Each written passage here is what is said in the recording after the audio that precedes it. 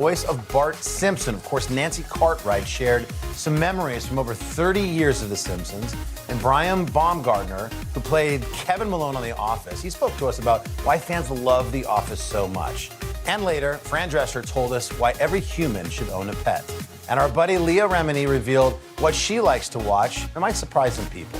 All right, that was a good teaser for you. Let's get to today's first item. It's Nancy Cartwright. She might be the most recognizable voice from The Simpsons because she plays Bart Simpson. She's the voice. She's been behind the naughty and rebellious Bart for 30 years in The Simpsons, and she told us what it's been like to be part of such an iconic show.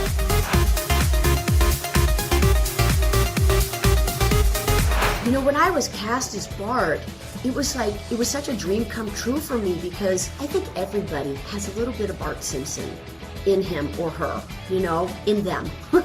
It's true. We all have these personalities. We're such a conglomeration of so many personalities. I describe Bart Simpson as being a 10-year-old school-hating underachiever and proud of it. That was the description that I read in the original audition when I went. And I was supposed to go in for Lisa, but I decided I wanted to do Bart, and he just seemed more interesting than an 8-year-old middle child. His description was so much more clear. So I went in, and Matt Groening was there, and I had an idea in mind, and I said, blah, blah, blah, blah, blah, blah, blah, blah, blah. He's like, oh my God, that's him, that's Bart. And I was hired, boom, on the spot. Eat my shorts. Eat my shorts. I'm Bart Simpson. Who the hell are you? I'm Bart Simpson. Who the hell are you? I think Bart Simpson's probably got the most catchphrases of anyone. It's, I'm Bart Simpson. Who the hell are you? Eat my shorts. Get bent. No way, man. Cowabunga. Whoa, mama. I mean, all these things are like, whoa. Score. It's such a hard question to answer about, like, what's my favorite. It's kind of like asking who's your favorite kid. There's a good handful of episodes that definitely rank up there. Some of my favorites are the musicals. I love the musicals, like Supercalifragilisticexpialidocious, you know, that's a really good one.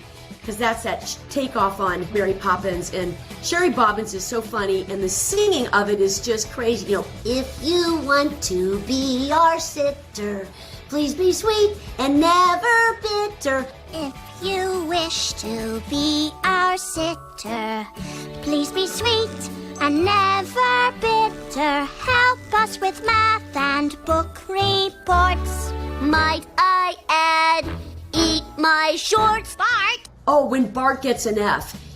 That's the title of it. It's the first show of the second season, and kind of humbly speaking, I guess, modestly speaking, that one, it got a lot of attention. And it takes Bart, it turns him into, from the first 13 that we did the first season, that episode really shows you a level of Bart Simpson that you had never seen before. And he goes into, he just gets really, really sad. And he's super sincere about how he tried to study. And he starts to cry because he feels like he's going to flunk the 4th grade.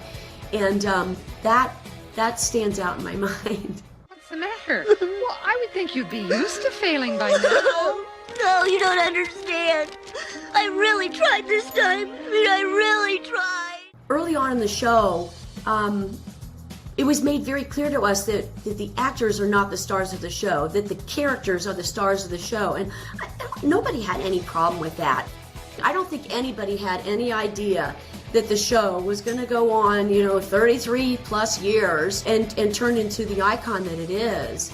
But instead, we're all like armpit to armpit, elbow to elbow in one little tiny booth that was not meant for recording in. So we had like moving carpets up on the walls because one big wall was all glass, and when we spoke it would vibrate, so they had to put a carpet in front of it, and we would all share the same microphone, armpit check, and here I am very pregnant. It was a lot of give and take from all of us actors, but it was, I look at that and like, that is such a humble, modest beginning for what came to be, It's pretty cool. When I meet fans, it's like it's pretty cool because most of the time I'm not recognized. Most of the time I'm just this anonymous celebrity, and it doesn't matter where I am. Nobody, because I don't look like him. My skin's not yellow, 9 spikes. I'm not a 10-year-old boy. But I can have more causation over revealing who I really am. And so if it's just a spontaneous thing and I'm talking to somebody and I ask them, so what's your name? And they say, oh, my name's Katy. And I'll say, oh, Hi, Katy. I'm Bart Simpson. Who the hell are you? and it is just like the jaw drops to the ground. And it's equally fun for me. It still is to this day. I love surprising people. And it's kind of a cool thing. It sometimes pops people out of their funk. And isn't that kind of what we need right now? We need some kind of enlightenment. We need some humor, some lightness, some aesthetics. One question that people like to ask me is, why is The Simpsons so successful? How has it lasted this long? And I think it actually doesn't even matter what, this is funny to say this, what decade you look at, because we're in our 3rd decade. That's crazy. But no matter what decade you look at, The Simpsons has a consistency in the business model, in the way that it's done. It's got this family that has its own kind of rules or lack of rules, and they're kind of a nice quote unquote normal family. And I do think they represent a lot of people that can say, wow, that's us. Whether it's The Simpsons or all the citizens of Springfield, it's like people can find things that they can relate to. And that has been such a success, and the tip of the hat to the writers and the executives on the show. Thanks to Nancy for sharing all those memories with us. Next up, we're revisiting the Dunder Mifflin Paper Company with The Office star Brian Baumgartner. Let's go. This is a critical choke point for this fire.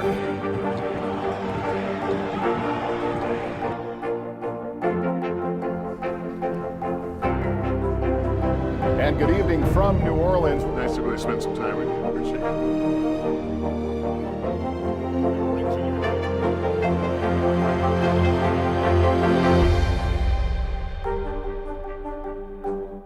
Top Story with Tom Llamas, weeknights at 7 on NBC News Now. Tonight, I interviewed Secretary of Transportation Pete Buttigieg about the ongoing delays. You seem to be pointing the finger at the airlines. They're pointing the finger back. Mr. Secretary, when is this going to get better? These are our missing daughters and sons. We need anyone who saw something to come forward. She was wearing a black jacket, a black top. I'm going to bring my son home alive. Dateline Missing in America. Listen now wherever you get your podcasts. Today is now a podcast, available every morning. Listen wherever you get your podcasts.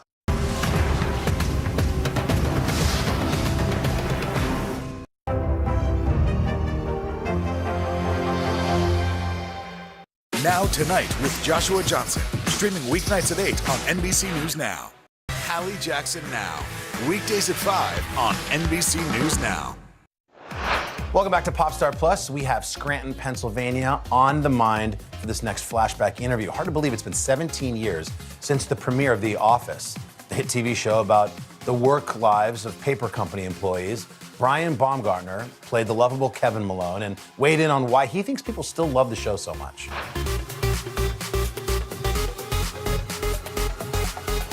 At least once a year, I like to bring in some of my Kevin's famous chili. At least once a year, I like to bring in some of my Kevin's famous chili. I want to eat pigs in a blanket. In a blanket. Nope, it's not Ashton Kutcher. It's Kevin Malone. Equally handsome, equally smart. Well, Kevin Malone, how would I describe Kevin Malone? I think Kevin Malone is a man of some unique skills, who is misunderstood in a way. His childlike sensibility fits into the rest of the ensemble of The Office very well. I had such a blast playing him and continue to be delighted by how fans react to him. I do think that of all of the other actors and characters on The Office, I do think that probably I'm the most dissimilar to mine. My Kleenex shoes were a huge conversation piece, but man, my dogs are barking. But, you know, look, I loved his ability to be in the moment. I used to say he has no memory of what happened before or any ramifications for what might happen in the future. But in the moment, if he enjoyed a moment, he was willing to show it.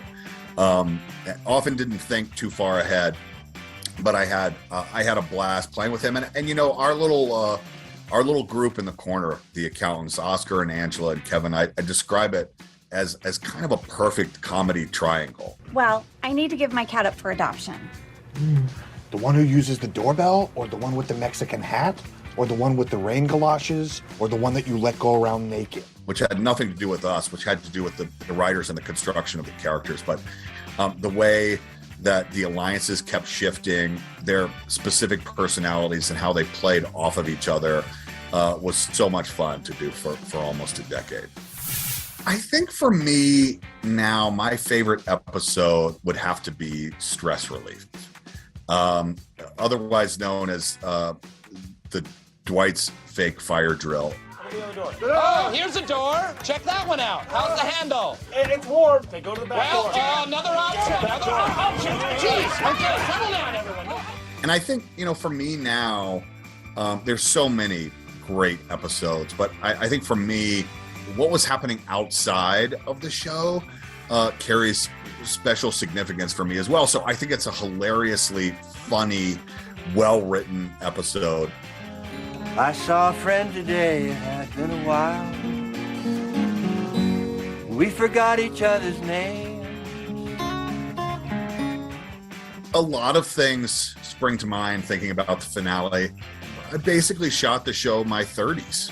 My whole 30s was dedicated to being together, which is high school and college, and then 2 more years, spending a lot of time with those people. So, you know, it was really knowing that whatever happened, the friendships would be there, relationships would remain, but we wouldn't be spending 60 to 70 hours a week together anymore. And that was going to be a huge change for us. So a huge feeling of loss, but also tremendously proud of the journey that we had and the fact that we chose to end it. We had a story that we wanted to tell, and we made sure that we got that story in and told it, you know, largely with the original people who were cast. I mean, I don't think anyone who was on the show could have ever guessed that the show would end up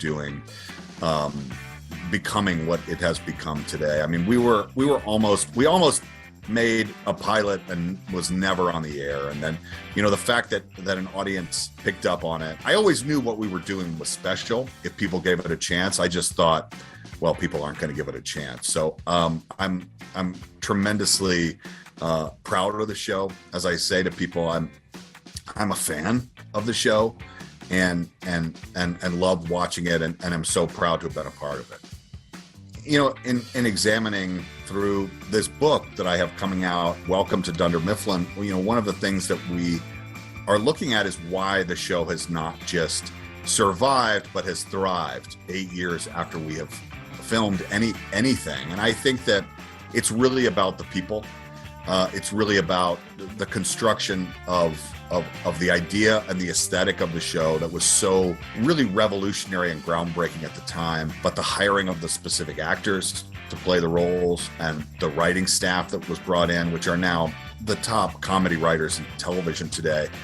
You know, it was just a special and unique collection of people led by Greg Daniels, who, you know, created the show, and his genius in finding the perfect people for their job. That's really why I think.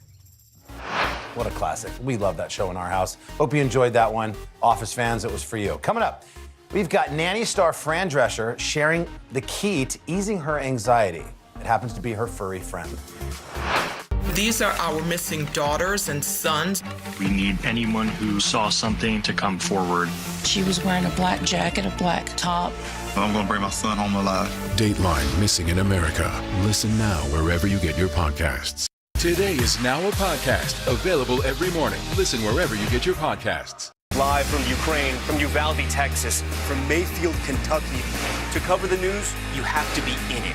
This is how so many towns and cities are protecting themselves. You can actually see they're pushing the gates open. Was there a school officer on campus? That's what we've been told. No. Do you remember any tornado as bad as this one? You look at this and you're thinking, we're not going to have power for weeks, if not months. Exactly. Every night, it's your news playlist. Top Story with Tom Yamas. Weeknights at 7 on NBC News Now. Let's go.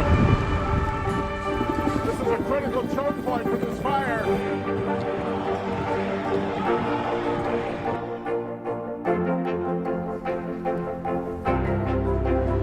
And good evening from New Orleans. Nice to really spend some time with you. Appreciate it.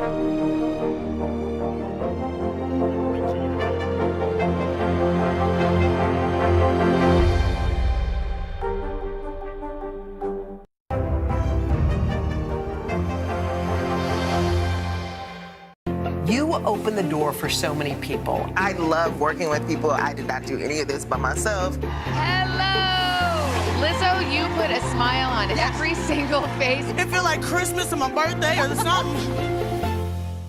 Now Tonight with Joshua Johnson. Streaming weeknights at 8 on NBC News Now. What do you love about fatherhood? The chaos, the learning. Is climate change one of your top priorities? What's your message to girls who want to make a difference in their own communities? Believe in yourself. And welcome back to Popstar Plus. Did you know that Fran Drescher is a huge, huge dog lover? She's even had a famous dog of her own. Get this, Chester, that's the dog on The Nanny, was actually Fran's real-life dog. She told us all about that and how her pets have shaped her life in this episode of our series, My Pet Tale.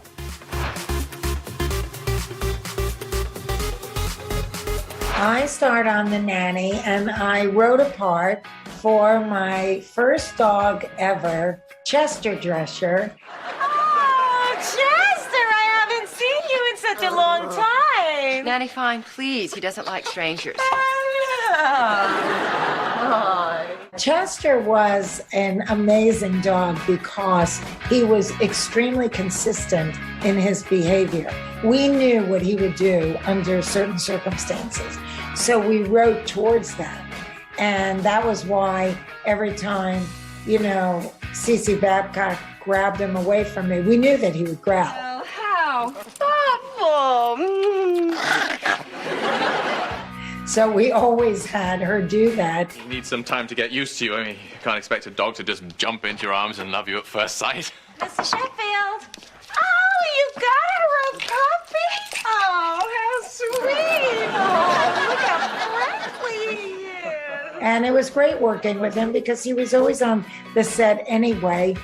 I'm always of the camp must love dogs. I have a dog now, Angel Grace, and I rescued her just days before lockdown, and then she rescued me.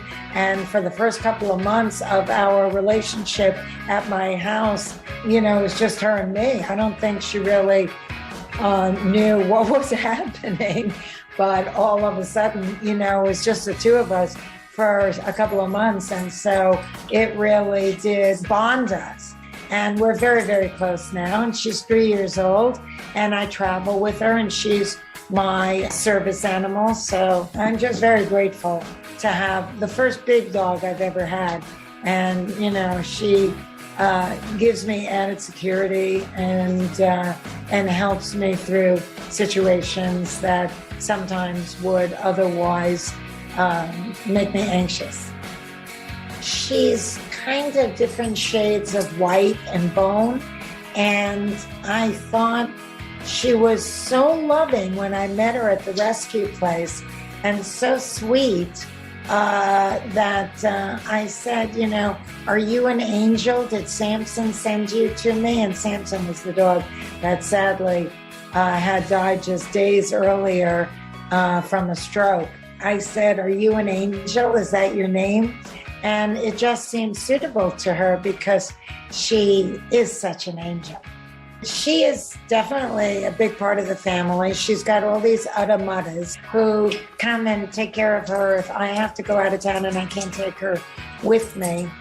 Dog is God spelled backwards, and I think that dogs are here to teach us unconditional love, to remind us that there's room in our hearts to love another, even if you've loved and lost.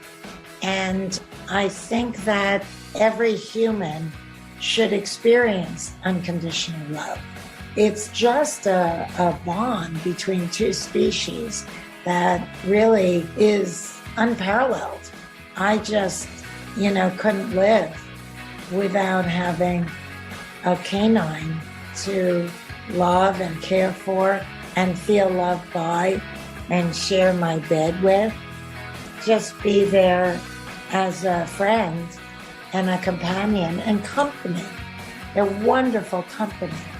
In fact, as a cancer survivor, I always tell other people recently diagnosed, make sure your pet sleeps in the bed with you, because at night is when your imagination and fear starts to run wild because you don't have the distractions of the day. And if you don't have a pet, get one. Well, it's really nice to hear people's pet stories. They mean so much. All right, still to come, Leah Remini breaks down her must-watch list. To cover the news, you have to be in it. This is how so many towns and cities are protecting themselves. They're pushing the gates open. Was there a school officer on campus? That's what we've been told. No. Top story with Tom Yamas. Weeknights at 7 on NBC News Now.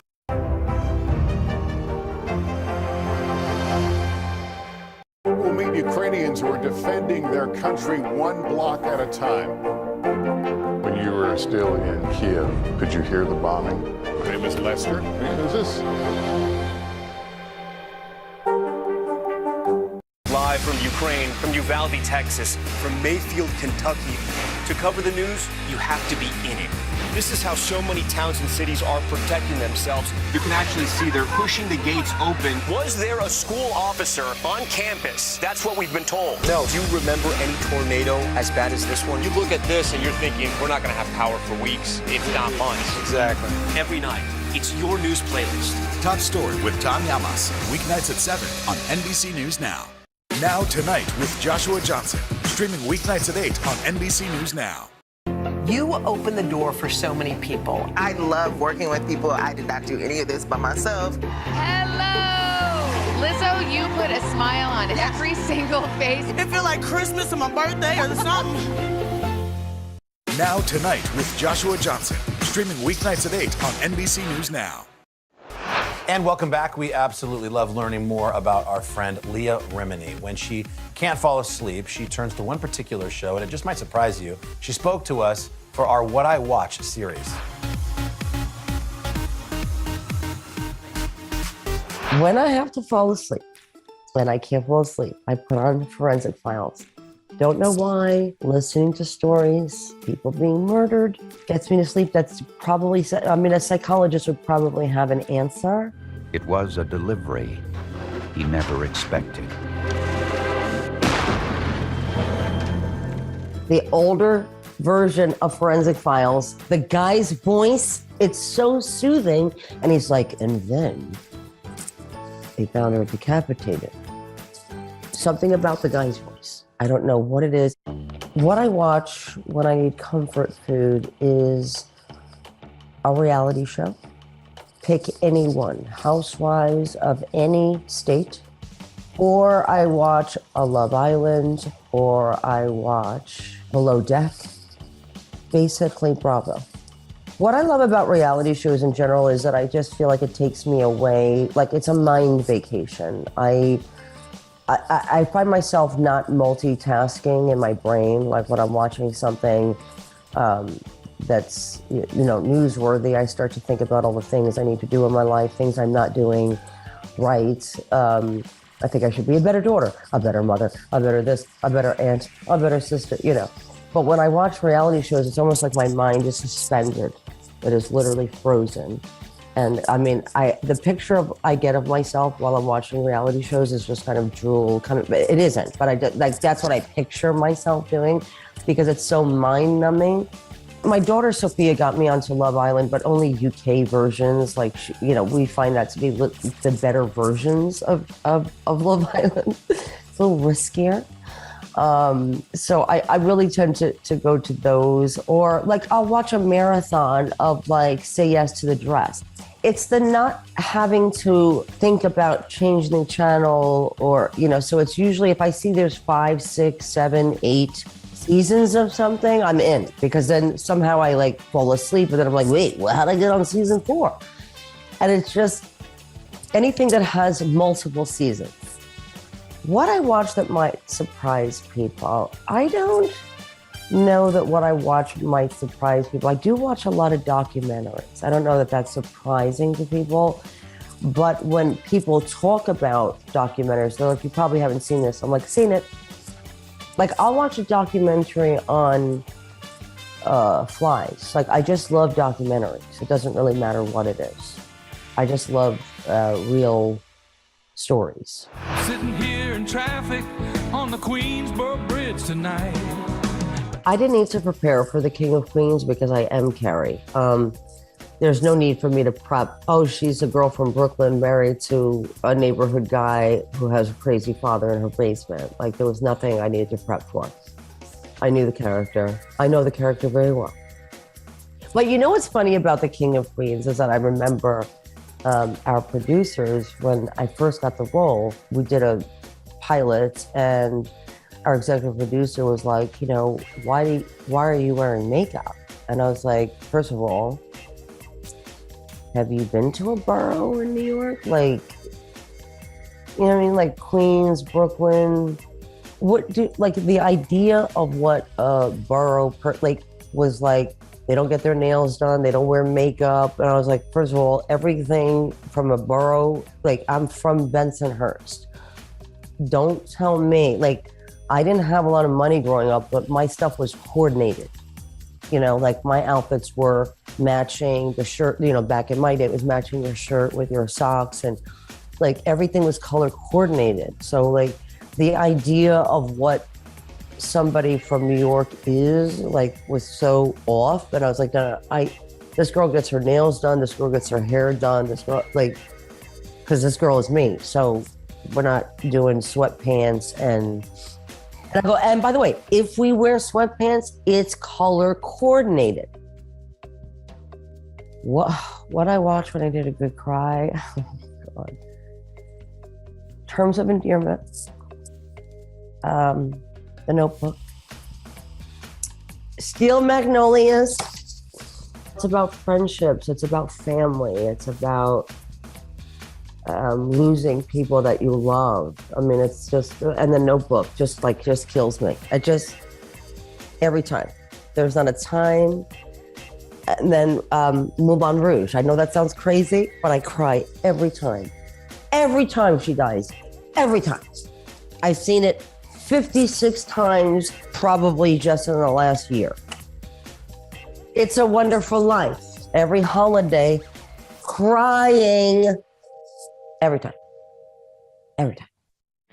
What I watch with my family is anything my daughter wants to watch. It's not done by votes or even what her parents would want to watch, because as they get older, they have their own rooms, they have their own computers, they can watch whatever they want to watch. So if my daughter says, I want to watch such and such with you guys, I'm like, Kay, doesn't matter. Doesn't matter. Whatever she wants to watch, I'm like, I will watch. Thanks to Leah for hanging out with us. We appreciate it. Well, there you have it. That was today's Pop Star Plus. Thanks for being here and join us again tomorrow. We'll see you then. Bye.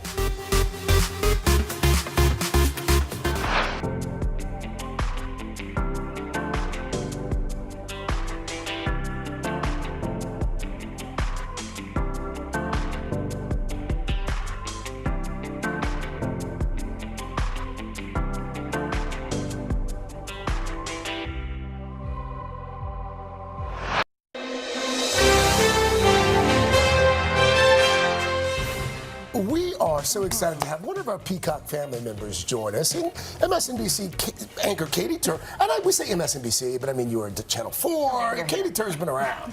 Certainly, yes, I have. You're also a New York Times best-selling author. Her book, Unbelievable, followed former President Trump on the campaign trail. Well, now she's out with a new book. It's called Rough Draft, and this one is much more personal. I can't wait to talk about it. Katy, good morning to you. Good morning, guys. Thanks for having me. I'm so happy that I'm here. I know, worlds are colliding, and I love it. I know, it's great. It's awesome. I admire you so much. And I think, Carson was just talking about the fact that sometimes people see people on TV and they just think, oh, life is perfect, they're perfect, end of story. You have such a story to tell, but it's one that you have to be open to giving. Why now? And you know what I mean? What was your motivation? So, I don't know about you guys, but during the pandemic, when we all were sent home and forced to do our jobs from our own basements, at least in my case, the separation and the isolation kind of got my head spinning. And I felt like, what am I doing? Everyone hates me. Should I be a journalist? Am I helping anything? Right.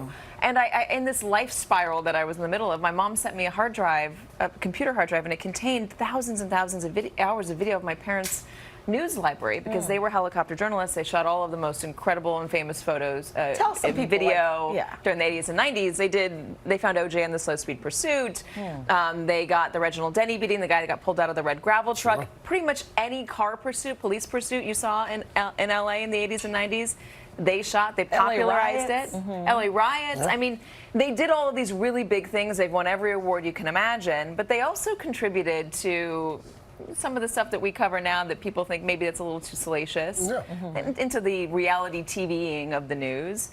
And along the way, it was tumultuous. I mean, it's a good way to say it. And I've been running from that past for like 15 years. And my mom sent me the hard drive. I realized that in order to answer the question of who am I, what am I doing, where am I going, I had to go back and look at my past. And talking about your parents and how they impacted you, especially as a journalist, I mean, you remember moments where they would get up and go in the middle of the night covering a wildfire and they just dragged you along with them. Yeah, I mean, it was fun at times. It was certainly a different childhood. There was one where there was a horse stuck in a ravine, which was a very important story, and they needed to get down farther into the ravine, and my brother and I were in the helicopter, so they landed it, dropped us off at just some random people's house on the ridge, and said, just stay here for a little while, we'll be right back. Oh my goodness. And they came back eventually. We had ice cream and everything was fine, but it was an alternative childhood. A topic that you really sort of cover extensively throughout the book is what we'll describe as a tumultuous relationship with your father, Zoe Tur, who came out a number of years ago as a trans woman. And you write about your father's rage and how she punched holes in the walls, threw objects, would even fly downward spirals in the helicopter to scare your mother if she messed up while filming. Why did you feel it was important to share that part of the story as well? Because in order to tell the story, to really understand it and to be honest about it, I had to tell the whole story. And you can't just tell the glossy parts of it. You know this. You've written a book just like this. The glossy parts are not everything, and they're not honest, they're not authentic. People don't identify with it. And most of all, I wanted my kids to have an honest record of who I was and who their grandparents are. We reached out to Zoe Tur for comment. We should point out she did not respond to our request. Did you find the process itself cathartic? I did. I mean, I go back and I read it, and there are some chapters where I am having so much fun, and it thrills me about being a journalist, and it makes me so excited about my childhood. And then I go into another chapter, and I'm like, oh my gosh. So I want to run and hide. But it was cathartic going through the process of getting it all there. So if you were to soul search, would you say that's why you're a journalist now? I mean, did that lead you to this point? Definitely. I mean, they showed me that the world is a more interesting place than an office. And there's so much to learn out there. There's so much to cover. There's so much that's happening in front of us that people need to know. And it's all about chasing the truth. And that's what I did here. I tried to chase down the truth. Katy Bear Tur. That's her middle name, by the way, for real. It is. Bear. Oh, it is? Yes. Bear. Oh, yeah. Bear. It's a whole chapter about why it's Bear. It's funny. Such a good read. I'm not finished with it yet, so just don't tell me anything else. It's such a good book. You're such a good writer. Thank you so much. Thank you for stopping by, Katy. The day's biggest political stories with trusted insight now. and expert analysis now. A daily look at the politics behind the headlines. Meet the Press Now, streaming weekdays at 4 p.m. on NBC News Now. Tonight, I interviewed Secretary of Transportation Pete Buttigieg about the ongoing delays. You seem to be pointing the finger at the airlines. They're pointing the finger back. Mr. Secretary, when is this going to get better? For breaking news in our changing world, download the NBC News app. Mr. Secretary, when is this going to get better? You came into this job saying you were to fight crime. Have you been successful? Found a way to put that. Can you update us on the status of negotiations? Top Story with Tom Llamas, weeknights at 7 on NBC News Now. Welcome back to Today. We got a lot to celebrate on this Wednesday morning. It's good to have you along with us. You don't know when your moment's coming, but when it does, you take it. Everybody's good, and that's it. Today is now a podcast available every morning. Listen wherever you get your podcasts. Hallie Jackson Now, weekdays at 5 on NBC News Now. For breaking news in our changing world, download the NBC News app. Now Tonight with Joshua Johnson, streaming weeknights at 8 on NBC News Now. Uzo Aduba is already a 3-time Emmy winner for her roles in Orange is the New Black and Mrs. America. And just last Sunday, she attended her first Tony Awards right here, right across the streets, nominated for her recent run in Clyde. Oh, you look like a dream. She's also starring in one of the most anticipated movies of the summer, Lightyear. Uzo plays Alicia Hawthorne, Buzz's best friend and commanding officer. Take a look. You know how I feel about rookies. The same way I feel about autopilots. How may I assist you? Is there anything I can do, sir? They don't help, they just overcomplicate things. I'm better off just doing the job myself. Which is why I brought the rookie. Hello? No. Buzz, protocol requires we bring him along. He's gonna have sad eyes. Buzz? You know I can't deal with sad eyes. Look at the rookie, Buzz. Nope. Look at the Look. No. Lightyear. Nope. Look at him. Not looking. Look. Nope. Look. No. Look at the rookie. Look at the What? This is awesome. We can't wait to talk about this film in just a sec. But we are here at Rockefeller Center, and as I was walking in and then reading about your background, we know that there's a restaurant like right around the corner. Yeah. What was it called? City Lobster. You were a waitress. You worked there. I mean, does that seem like a million years ago? Yeah. Well, I mean, light years ago. Like a million light years ago. I mean, yeah, it does. It was my first job when I moved here to New York. I think it's closed now, but you can still see the faint print on the outside, and it's crazy pulling up here, and you know, I'm turning right to come in to see y'all, and on a normal day back when I first got here, I would have turned left to go to that restaurant. So you were working that restaurant and just trying to get some gigs? Is that what you were doing? That's it. Just the working, you know, starving artist, typical New York story, moving here, trying to become an actor, trying to live out the dream, you know, and I am living it, you know, now. I mean, that must feel like some sort of like living dream, like a daydream. And then to add to it, you were a theater kid growing up, and then you got to be nominated. You got your first nomination at the Tonys Awards. So like the same car would have driven you to the restaurant. You got out at Radio City. It was crazy when I got out, literally when I got out of the car, 49th Street across, I'm looking up at Radio City, and my sisters and I, we were talking about it as we were pulling up 6th Avenue. It's like right there. That's where I used to work. My sister, the first time she ever tried lobster bisque was at that restaurant, and because I had tried it. When you were a kid, and you talked about how when you were in theater, it was like the first place that you feel like you fit, like a puzzle piece that just clicks in, and you're like, I'm home. Tell us about what that feeling was for you.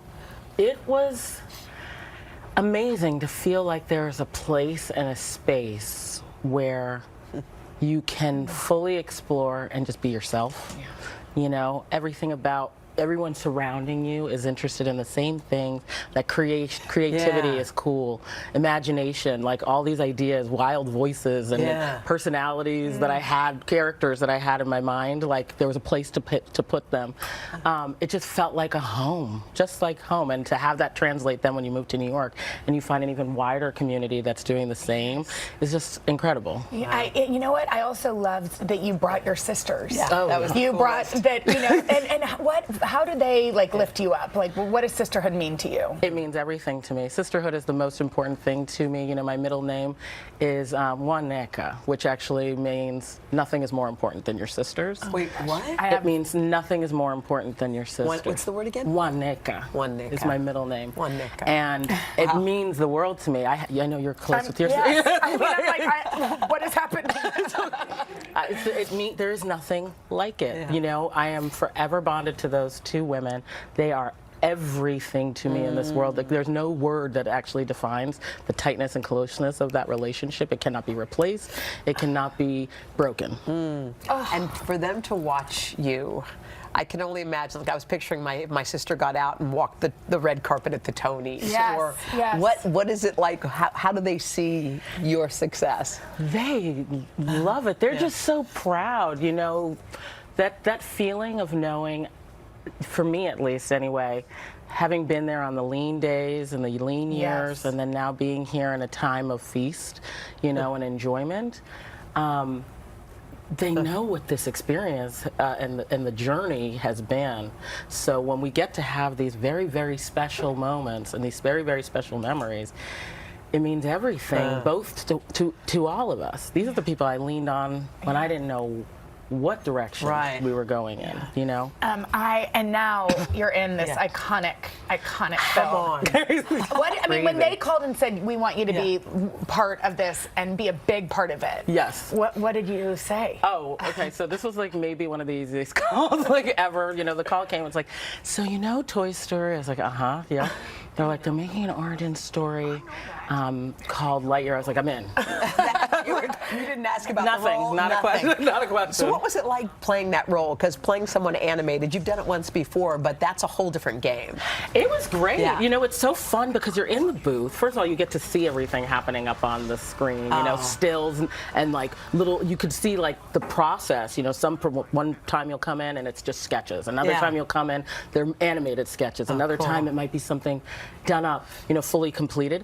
And then you have to sort of like try matching your voice to what's going on screen, and that feels really exciting. And then the challenge of not having your physical body to necessarily help express exactly, but then you have to like figure out how to put that into your voice. It's a nice exercise as an actor. Yeah, really incredible. We cannot wait to see what you're going to do next. We're such fans of yours. If you can't tell by our weeping, adore.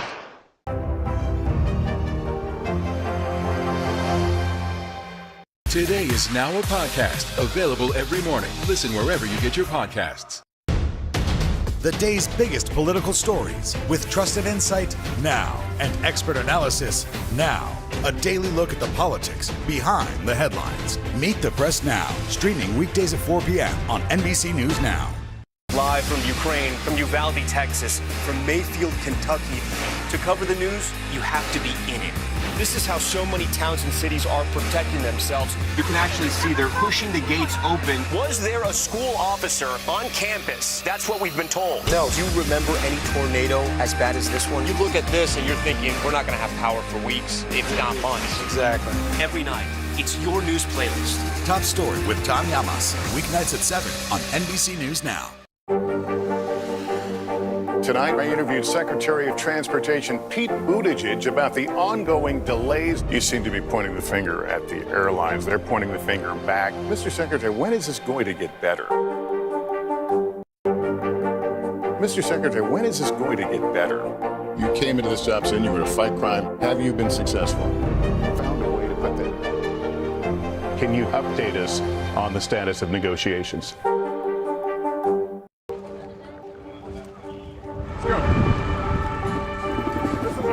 Choke point for this fire.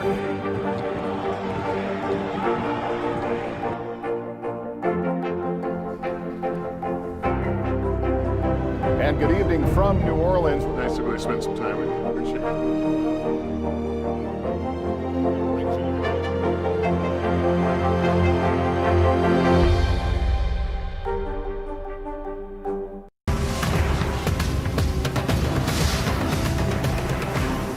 To understand this mystery, we need to go back to a time when television was black and white and when astronauts, male astronauts, drove cool cars like this. But then in 1962, a young woman by the name of Miss Kelly said that she wanted to become an astronaut. But as you'll see, the times then were oh so different.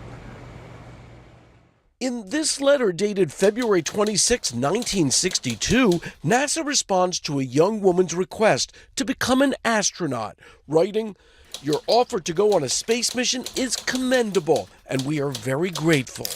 This is to advise that we have no existing program concerning women astronauts, nor do we contemplate any such plan."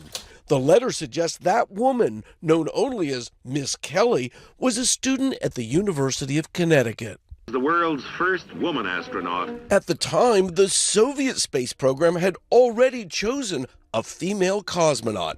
June 16, 1963, exactly 59 years ago tomorrow, Russian Valentina Tereshkova became the first woman in space. It could have been Miss Kelly or other American women who dreamed of space travel, but the times then were so different.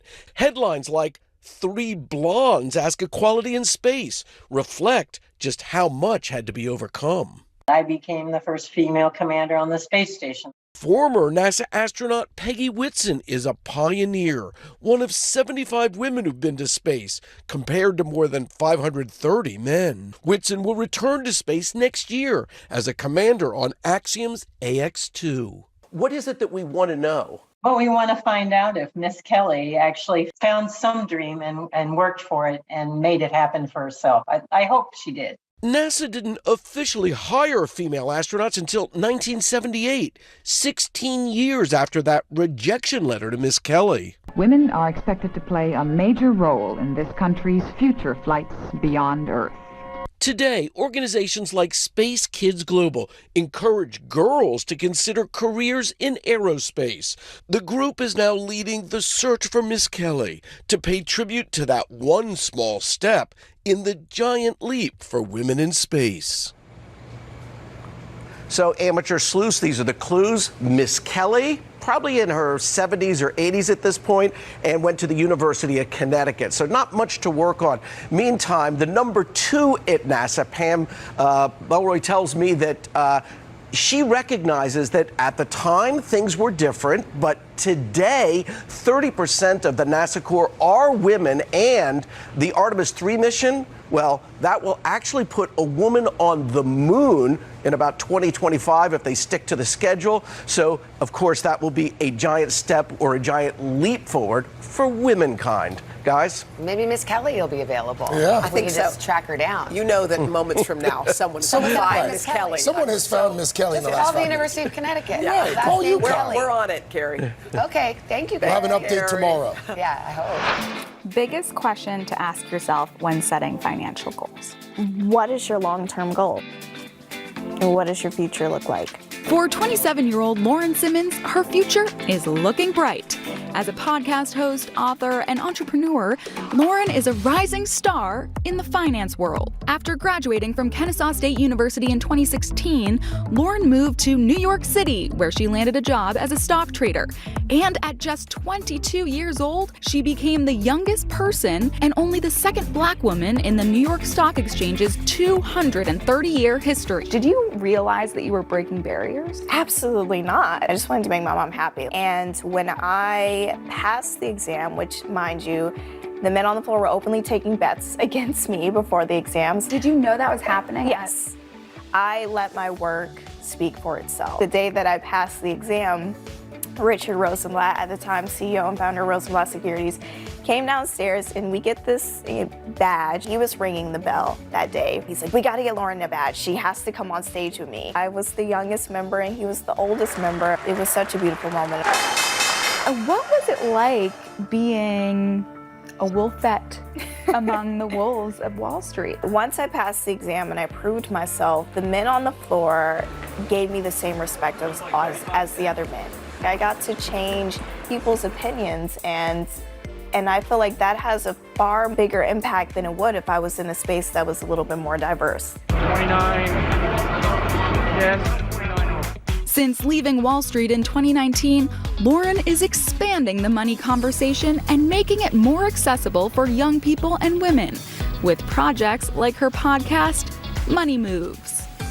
Why do you want to make financial literacy so available to everyone, but specifically to younger people? I think the early that we can be transparent about salaries, credit, money, what we want financially in relationships, the more empowered we can be in the long run for our future. What would you tell young Lauren? What would I tell her? Oh my goodness, you're gonna make me cry. I, would tell her everything happens for a reason and it's gonna work out just fine. Okay, let's get cozy on the couch and get out of my comfort zone, talk some finances. Yay, I'm excited. to talk about finance. I'm gonna ask you some quick spitfire financial questions. Okay. Best tip to save? Budgeting. Can you tell me about the 50-30-20 budget rule, by the way? Yeah, so 50% goes to your expenses after taxes, because people seem to forget that. 30% goes to your future, 20% goes to your wants. And what is the best way to budget? Understanding where your money is going and not being afraid to check your bank account. That is sometimes scary. Very scary. You better get out of that. Most important argument to have when negotiating a raise? Understand what it is that you want and what you're willing to compromise on. And realizing that negotiating a salary is not all about money. It can be time off. There's so many other different options. And should you always be over negotiating? Yes. Okay. Let them knock you down, don't under. I feel like, honestly, I feel like a little weight is lifted off my shoulder. Like I should be able to take better control of my finances and what I want. Not you should, you will. I will. I will. You will. Cheers. Cheers. I know, I love her. I know. She's going to be running so many things. Really She's is. an amazing human being. But and part of what she does, if you follow her, which I hope that you do, is she gets you out of your comfort zone when talking about finances. Because sometimes I felt like, it's almost like a little bit rude talking about it with certain people. Yes. But she makes it easy in a way and more commonplace. Just one quick anecdote. When she was trading on the New York Stock Exchange, she was making $12,000 a year when other traders were making $120,000 a year. And now, guess what? She is set to be a millionaire this year. Oh, Good amazing. for her. She's Good incredible. for Thank you, her. Donna. That was awesome, Donna. She's awesome. Live from Ukraine, from Uvalde, Texas, from Mayfield, Kentucky. To cover the news, you have to be in it. This is how so many towns and cities are protecting themselves. You can actually see they're pushing the gates open. Was there a school officer on campus? That's what we've been told. No. Do you remember any tornado as bad as this one? You look at this and you're thinking, we're not going to have power for weeks, if not months. Exactly. Every night, it's your news playlist. Top Story with Tom Llamas, weeknights at 7 on NBC News Now.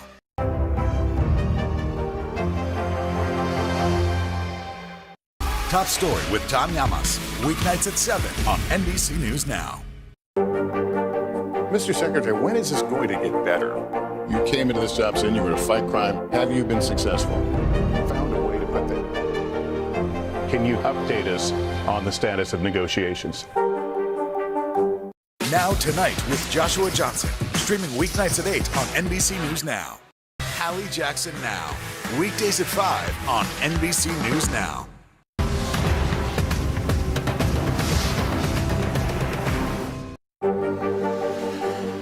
Tonight, I interviewed Secretary of Transportation Pete Buttigieg about the ongoing delays. You seem to be pointing the finger at the airlines. They're pointing the finger back. Mr. Secretary, when is this going to get better? For breaking news in our changing world, download the NBC News app. They're called Gen Z, but many young adults proudly embrace 5 other letters, LGBTQ. I'm a lesbian. I'm gay. I'm bisexual. I'm transgender. I'm queer. A recent Gallup poll found that among Gen Z adults, those between the ages of 18 and 25, about 21% identify as LGBTQ. 21%. That's 1 in 5. When you heard that number, what was your reaction? I really wasn't surprised. Our generation isn't really scared to actually say that we're part of the community and we're actually proud of who we are. With the help of Campus Pride, a national group supporting LGBTQ college students, we gathered this group of Gen Zers: Eddie, Nick, Marcus, Sierra, and Mary.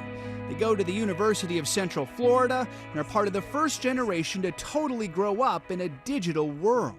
Social media, how important was that to you when you were younger? Oh, social media, it was like everything to me because it really helped me form a sense of myself. I remember writing in my diary as a kid that I had a crush on a boy just over and over and over, just to pray that eventually I'll convince myself that I do.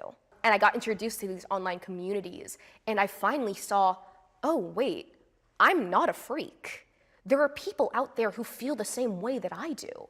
And that realization saved my life. And I don't want to add more stress to your day, but I love you.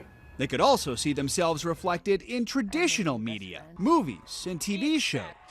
Growing up and seeing even the smallest bits of representation in like LGBTQ plus characters and everything of that sort is just made me feel, like not alone. And it made me feel like kind of understood. And perhaps no endorsement had a greater impact than the one delivered by the Supreme Court in 2015.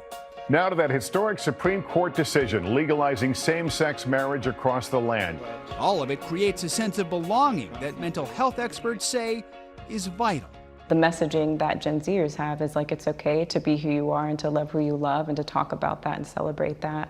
A majority of LGBTQ Gen Zers say they're bisexual, and among those 5 letters, a growing number of young people identify as queer, which is perhaps most simply defined as not straight. I present as a boy, but I love pink or I love like feminine things, but at the same time I could also like masculine things, and I don't need to be in that set like binary. For your generation, it's easier to come out than, say, my generation, but it's not easy, is it? No, definitely not. For me, coming out was always sort of like bouncing off a brick wall and bouncing off the brick wall and bouncing until eventually I can make a dent. I feel like there's this huge disconnect. Oh, being queer is like a trend, but these are people's identities. These are people really putting themselves on the line and putting themselves in a place where they could be in danger. All of them grew up in more conservative communities in Florida. It's a state that's making headlines this year for passing legislation that prohibits classroom instruction on sexual orientation and gender identity for many younger students. We're going to make sure that parents are able to send their kid to kindergarten without having some of this stuff injected into their school curriculum. What critics call the Don't Say Gay law. Now you're just trying to control and minimize us and just kind of shove us back even more, but I think it only just kind of makes us push back harder. So when you look at the future, do you have optimism? Yes, definitely. We have always been here, and now we are saying we're here. We are letting the world know that we accept ourselves, we love ourselves, and we're not going to back down. Another major reason it's easier for younger people to come out is that society is simply more accepting. 70% of Americans now approve of same-sex marriage. And here's a really important stat about acceptance that I want you to think about. LGBTQ youth who have at least just one accepting adult in their lives were 40% less likely to report a suicide attempt. Wow, That was that's a one big number. difference. It's the most important stat. Yeah. That was fascinating. Thank you, Joe. Welcome to Today All Day. All day? Today, all day. All day. This is a long way of asking who's your favorite character you've ever played? The unicorn. The unicorn. You gotta have the unicorn. What is she right there? That's why you're saying all these nice things? Yeah, she gave me the look. Sorry to disturb your day. Everyone's mad at you, Willie. Better make this fast. I don't want the rap of Luna. When I see you, I always think, I wonder what his quote would be. Give us 6 minutes and we'll ask as many questions as we can. Welcome to Cold Cuts. Cold Cut. Cold Cut. My buddy Cal cooking with me. Dads don't babysit. It's called parenting. What was the first book you remember loving? Heart Smart Today with simple exercises to strengthen your heart. Make the most of your beach days. It's all about the tracksuit now. How good do they look? I now pronounce you husband and wife. Kiss the bride. This morning, a story of people helping people. You've received tons of letters from people who have been inspired. Let's do the weather out. Okay. All you gotta do is say, it's cold, it's warm, it's raining, it's snowing. That's it. One of our most favorite franchises ever, Ambush Makeovers. Okay. Look at it. It doesn't look so good. No, it doesn't look good. Will you judge us in a cook-off? I will, and you Okay. guys will definitely win something.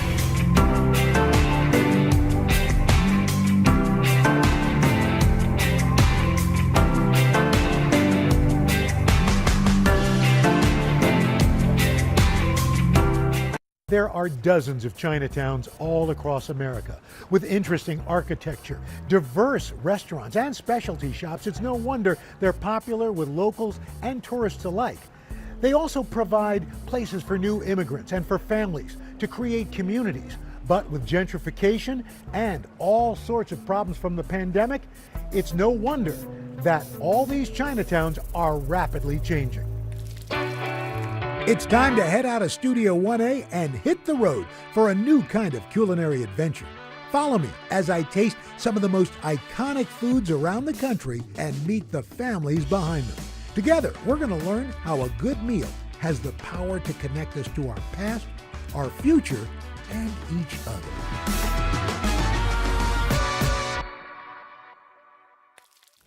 Okay, so it's no surprise. There's incredible food to be found here in Manhattan's Chinatown, folks lining up all the time.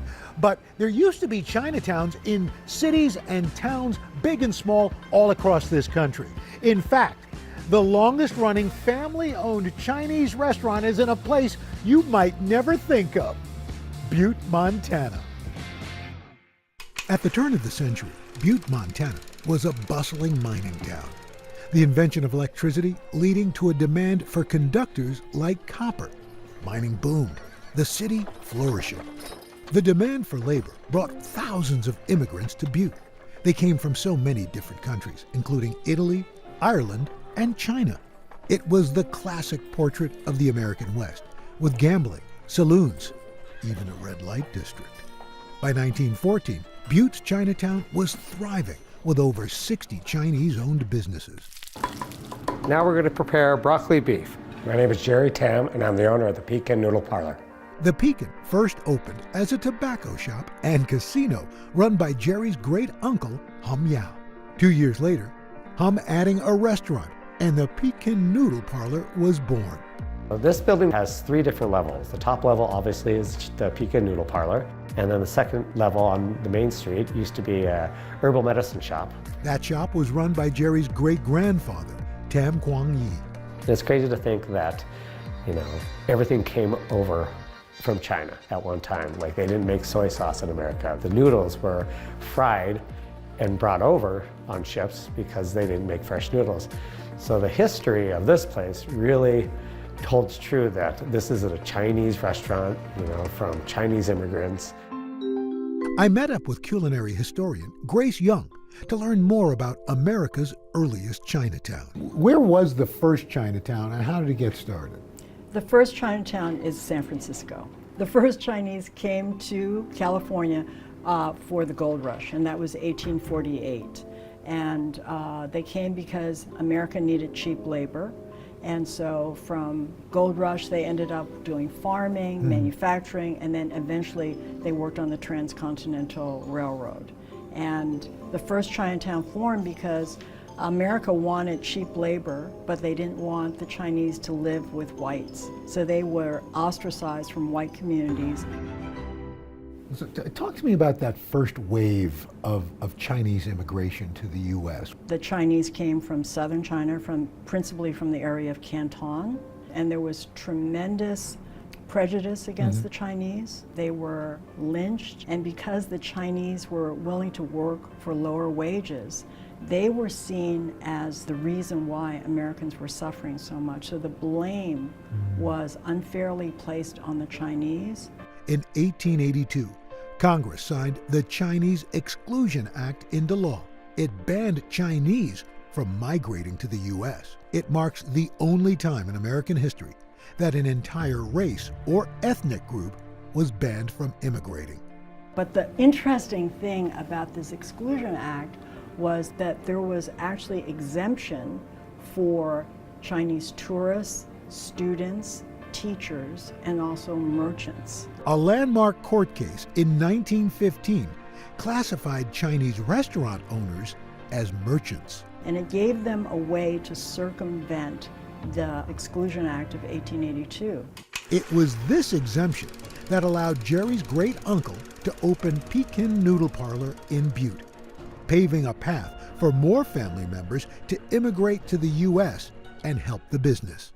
Jerry's father, Danny Wong, arrived in the U.S. in 1947 as a teenager. Ever since he was 14 years old, he's been working at the Pekin Noodle Parlor, and he just started with the simple roles of washing dishes, and then he learned how to cook, and then he slowly just started integrating himself into, managing it and working with the waitresses and the staff. Danny taking over the restaurant in the 1950s, spending years turning it into a pillar of the local community. Well, I've been coming here for at least 50 years, and they give me plenty of food. I never walk away hungry. I love coming to work because of all the people I work with. Like, they choose really nice people. And my father probably employed over 10,000 people at this, throughout his whole entire life. So it's interesting to know that there's nearly 5 to 6 generations of people that, have worked here. The menu at Pekin Noodle Parlor hasn't changed much over the years. We do a thing called chop suey, and what chop suey is tidbits of leftover vegetables that were kind of mixed together in its own gravy and served on top of chow mein noodles. We've been serving it for over 110 years. Chop suey is in large part why Chinese food became so popular across the United States. Chop suey was the first time America experienced a culinary craze, a food craze. Mm-hmm. And it's starting at the end of the 19th century that there are Americans who are venturing into Chinatown. The way they got them to even experiment with Chinese food was to make a stir fry that was actually quite bland. Mm-hmm. So they used bamboo shoots, water chestnuts, onions, oftentimes there was celery. For many years, Chinatowns were the only places where non-Chinese Americans could sample Asian flavors. Americans were going into Chinatown, some were curious, they wanted to experience curio shops, Chinese operas. With increased tourism, Chinatowns in large cities grew, but it was a different story in Montana. Like many mining towns, Butte lost many of its workers as production slowed in the 1950s. Once the copper ran dry, then the people just started to pick up and just kind of move on and move back to their families and the bigger states. As miners left Butte for new opportunities, its Chinatown disappeared. In the early 1900s, there were 7 chop suey restaurants listed in the Butte City Directory. Today, only the Pekin Noodle Parlor remains open. We'll meet Ukrainians who are defending their country one block at a time. When you were still in Kiev, could you hear the bombing? My name is Lester. Who's this? Now Tonight with Joshua Johnson, streaming weeknights at 8 on NBC News Now. You open the door for so many people. I love working with people. I did not do any of this by myself. Hello! Lizzo, you put a smile on every single face. It feels like Christmas or my birthday or something. What do you love about fatherhood? The chaos, the learning. Is climate change one of your top priorities? What's your message to girls who want to make a difference in their own communities? Believe in yourself. Welcome back to Today. We got a lot to celebrate on this Wednesday morning. It's good to have you along with us. You don't know when your moment's coming, but when it does, you take it. Everybody's good, and that's it! Now Tonight with Joshua Johnson, streaming weeknights at 8 on NBC News Now. To cover the news, you have to be in it. This is how so many towns and cities are protecting themselves. They're pushing the gates open. Was there a school officer on campus? That's what we've been told. No. Top Story with Tom Yamas, weeknights at 7 on NBC News Now. Now Tonight with Joshua Johnson, streaming weeknights at 8 on NBC News Now.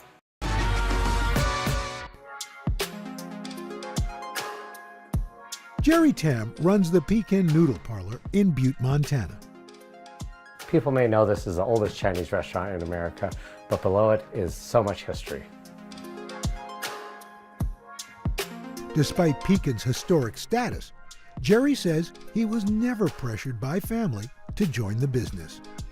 I never learned to cook until I came back in around 2009, because like Any Asian American, my parents wanted all of their kids to go to college, so we all went to colleges around the nation and to get a better education, to become a lawyer, a doctor, and what have you. But I went into fashion, and what was great about that is I got to see the world because of it. In 2004, Jerry even appearing on Bravo's Project Runway. But a few years later, family duty calling him home. And unfortunately, my mom had a stroke, so my dad needed help, taking care of her and taking care of the restaurant. I think it was really hard on my father because they were in a generation where they loved each other every day, and they were just best friends. After Jerry's mom passed, Jerry and his dad began operating Pekin together. He never stopped working, so he was working here all the way until 85, until he couldn't make up the stairs anymore. My father and I spent every day together. I made sure he was healthy all the way till the end, the best of my ability I can do. My father passed in November, and it was really, heartbreaking. He didn't want to say goodbye to my sisters or me or this restaurant or the community. He loved Butte, Montana. Jerry now runs Pekin Noodle Parlor with his cousin Nelson. Together, they're working to preserve a family legacy and keep a piece of Chinese American history alive in an unlikely place. I've been asked the question, what is the future of the Pekin? And the best answer I can give you is, let's just keep it the same. Let's not change anything, because that's what people come here for. They have their parking spots, they have their booths, they have their favorite place to sit at the bar. I don't think they want any change, because this is a place that feels like home. Today is now a podcast, available every morning. Listen wherever you get your podcasts. What do you love about fatherhood? The chaos, the learning. Is climate change one of your top priorities? What's your message to girls who want to make a difference in their own communities? Believe in yourself. You open the door for so many people. I love working with people. I did not do any of this by myself. Hello! Lizzo, you put a smile on every single face. It feels like Christmas or my birthday or something. Tonight, I interviewed Secretary of Transportation Pete Buttigieg about the ongoing delays. You seem to be pointing the finger at the airlines. They're pointing the finger back. Mr. Secretary, when is this going to get better? Top Story with Tom Llamas, weeknights at 7 on NBC News Now. To cover the news, you have to be in it. This is how so many towns and cities are protecting themselves. They're pushing the gates open. Was there a school officer on campus? That's what we've been told. No. Top Story with Tom Llamas, weeknights at 7 on NBC News Now. Welcome back to Today. We got a lot to celebrate on this Wednesday morning. It's good to have you along with us. You don't know when your moment's coming, but when it does, you take it. Everybody's good, and that's it.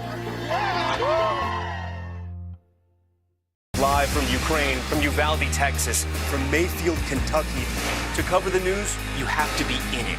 This is how so many towns and cities are protecting themselves. You can actually see they're pushing the gates open. Was there a school officer on campus? That's what we've been told. No. Do you remember any tornado as bad as this one? You look at this and you're thinking, we're not going to have power for weeks, if not months. Exactly. Every night, it's your news playlist. Top Story with Tom Llamas, weeknights at 7 on NBC News Now.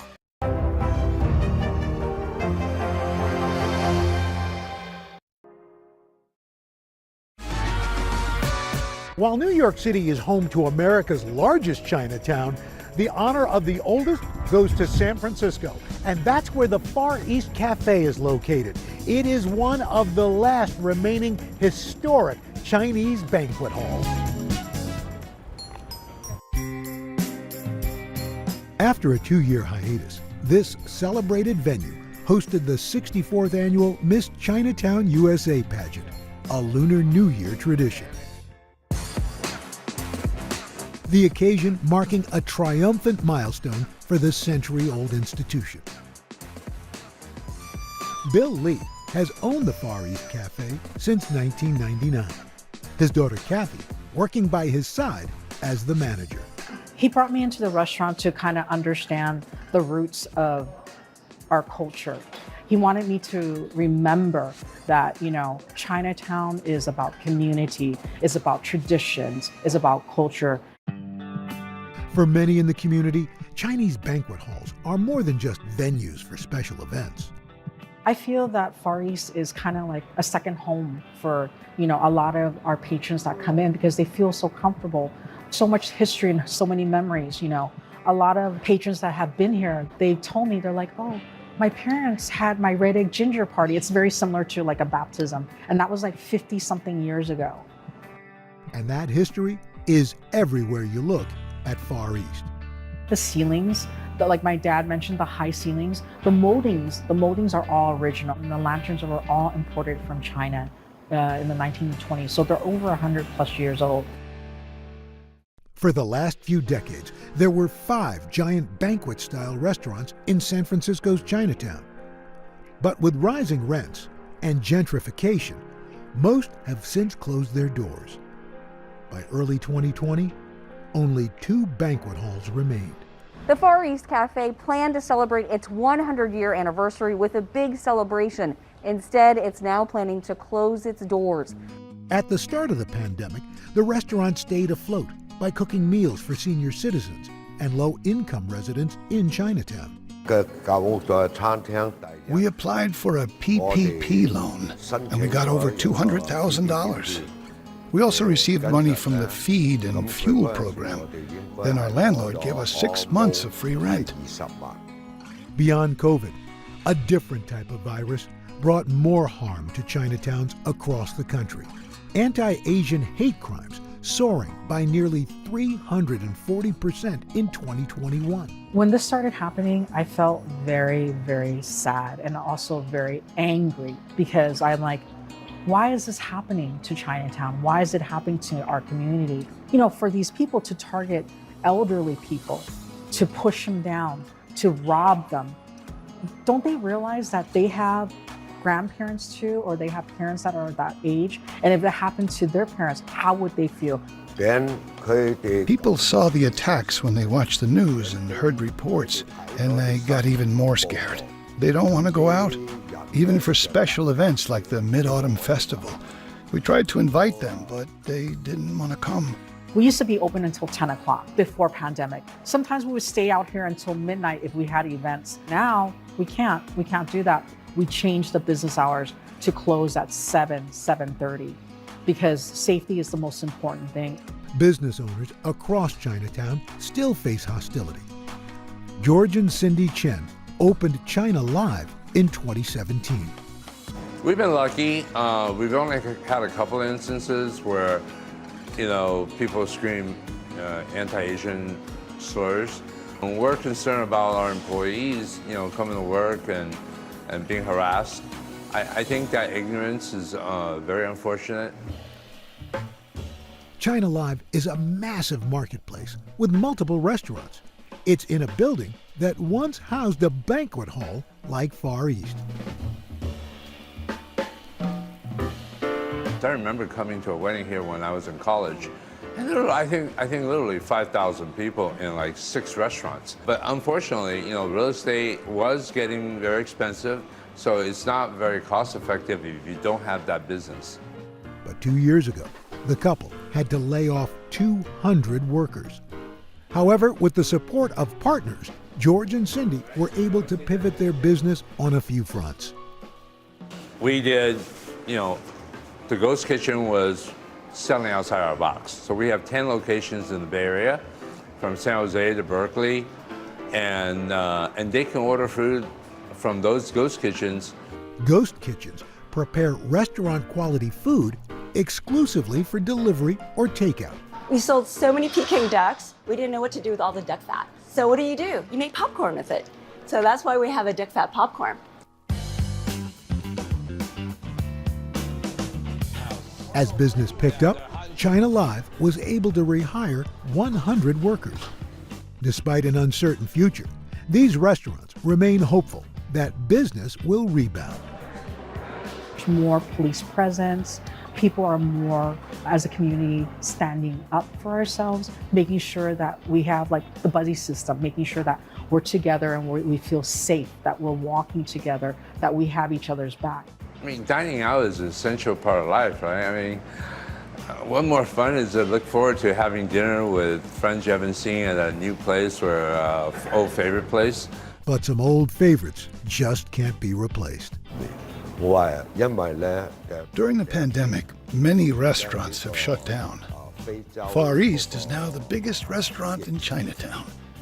If Far East closes, there won't be space big enough to host large events for the community. We were overjoyed having that Miss Chinatown USA event here, a press conference, and just being able to reconnect with the community. It warmed my heart. And my dad was just like so overjoyed that people were coming in just to celebrate.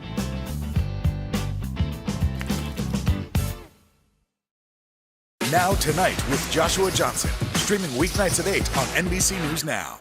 We'll meet Ukrainians who are defending their country one block at a time. When you were still in Kiev, could you hear the bombing? Her name is Lester. Hey, who's this? Now Tonight with Joshua Johnson, streaming weeknights at 8 on NBC News Now. You open the door for so many people. I love working with people. I did not do any of this by myself. Hello! Lizzo, you put a smile on every single face. It feels like Christmas or my birthday or something. Now Tonight with Joshua Johnson, streaming weeknights at 8 on NBC News Now. What do you love about fatherhood? The chaos, the learning. Is climate change one of your top priorities?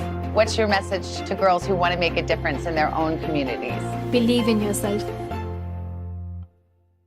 We'll meet Ukrainians who are defending their country one block at a time.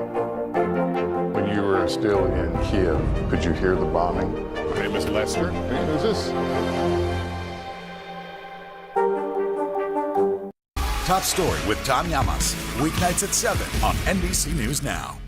Now Tonight with Joshua Johnson, streaming weeknights at 8 on NBC News Now. Top Story with Tom Llamas, weeknights at 7 on NBC News Now.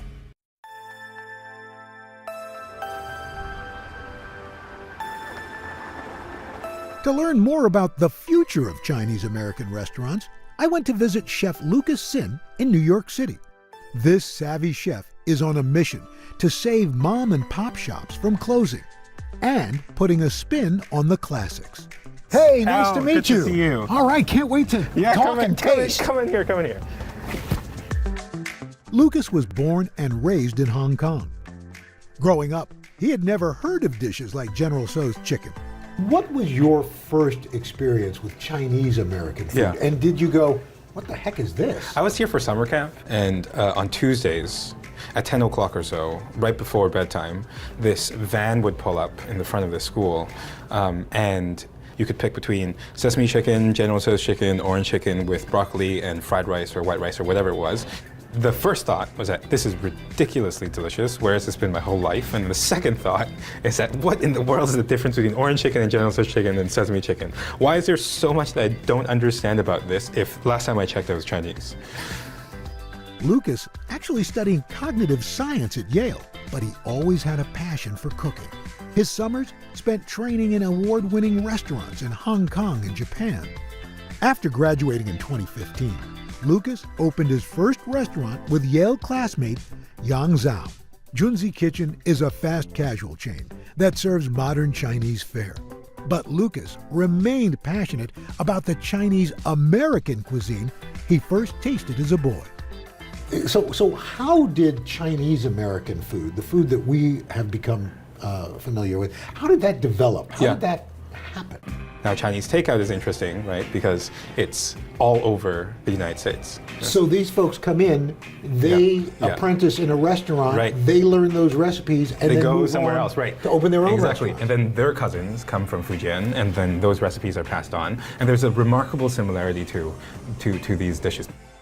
Despite the popularity of Chinese American food, many family-owned restaurants that once dotted Chinatowns and other urban areas have been closing for years. Opening restaurants is really difficult, and running restaurants is perhaps even more difficult. These moms and dads open these restaurants so that their kids can go to university and become lawyers and doctors and television hosts and whatnot. And now they're finally able to do that. They don't need to run these restaurants anymore, right? Suddenly livelihoods have changed. That's a good thing. Lucas and Young hatched an idea to help smaller businesses in 2019. Nice Day seeks out restaurants facing closure, then works with the owners to remodel the space and update the menus. The pandemic stalled the team's initial plans, but the second location in Long Island is slated to open this spring. It's important to me that these new Chinese American takeout restaurants that we're building called Nice Day work with the previous generation of owners, because they have a lot of knowledge that we don't. They know their customers, they know what sells, they know how to cook these dishes, they have recipes. You raise an interesting point, Lucas, in that you talk to these retired Chinese restaurant owners. Is that part of the sense of trying to memorialize what could be lost? Now, preserving recipes is part of it, but the other important part is preserving the way business is done. Chinese takeout restaurants are one of the few restaurants in the world that if they're open from, let's say, 11 to 10, the work hours are 11 to 10. They don't have any prep hours. The same cooks that do the wok stir fries are also prepping during the day. It's ridiculously efficient, and it's got to do with the setup and the way that the kitchens are run, but it's also important to us that we give back to this last generation and that we can make sure that owners who want to retire can retire well, and that legacy can be preserved in a new type of American Chinese takeout restaurant. While Nice Day pays homage to popular Chinese American recipes, Lucas has been celebrated for his innovative fusion dishes. In 2021, he was named one of Food and Wine's best new chefs. We serve a mapo mac and cheese here, which is a variation on that dish. It's fusiony and it's silly and it's just an attempt to do something ridiculous. It doesn't make any sense. It betrays every chef sensibility that I have, but unfortunately it's delicious and it's interesting and it gets people talking. Finally, it's time to eat. Lucas showing me how to make his signature dish. How do we get started? So the mapo mac and cheese, the mac and the cheese elements are rigorously American. This is elbow macaroni, right? Cooked halfway. And this is Velveeta. But the mapo element is going to be in the form of a mapo sauce, if you will. The last two elements that really sort of take this over the edge is Chinese sausage. Oh. It can function like bacon, and some dried shiitake mushrooms that we've rehydrated. So to start off with, we're just going to cut a couple of things. And this tofu we will then put into the deep fryer. This concludes the chopping portion of our program. Next, garlic and ginger are cooked till fragrant. Then, spicy bean paste and soybean paste are added to start the sauce. Mushroom broth is added, the mixture brought to a boil so the flavors infuse. Can I give that a try? Yeah, absolutely. Here you go. So your left hand's on the wok? Yeah. Yes. I can't get any altitude on this thing. Nothing's coming up. That's why the pros do it, baby. At this point, everything's smelling quite good. So the macaroni is going to go in, as well as the soup we just made.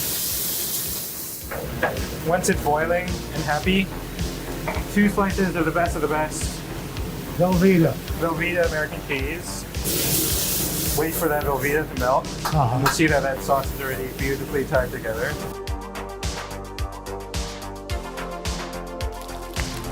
We like to play this dish in the Chinese takeout box. Oh, wow. Because it's silly. Why not? It's fun. Boom. Some fried tofu puffs as croutons go over the top. That's a little bit of texture and the homage to the original mapo tofu. These fresh scallions are actually really important because they cut through the heaviness of the original dish. Wow. There's a little spice, the creaminess, the crunch of the tofu. I hope you get a little bit of the Chinese sausage, yeah. Whoa, you've never had mac and cheese like this. Amid a global pandemic, changing family dynamics, and anti-Asian racism. Chinatowns across America and the communities that sustain them face a challenging road ahead. Every business that is open right now is still fighting for its life. And I think that the best way to fight the anti-Asian hate is to show our love for the community. Come to Chinatown or your local Asian American Pacific Islander restaurant, store, market, give them your business. We have lost so much during the pandemic, and I think it makes us all so much more conscious that we have to protect what we love.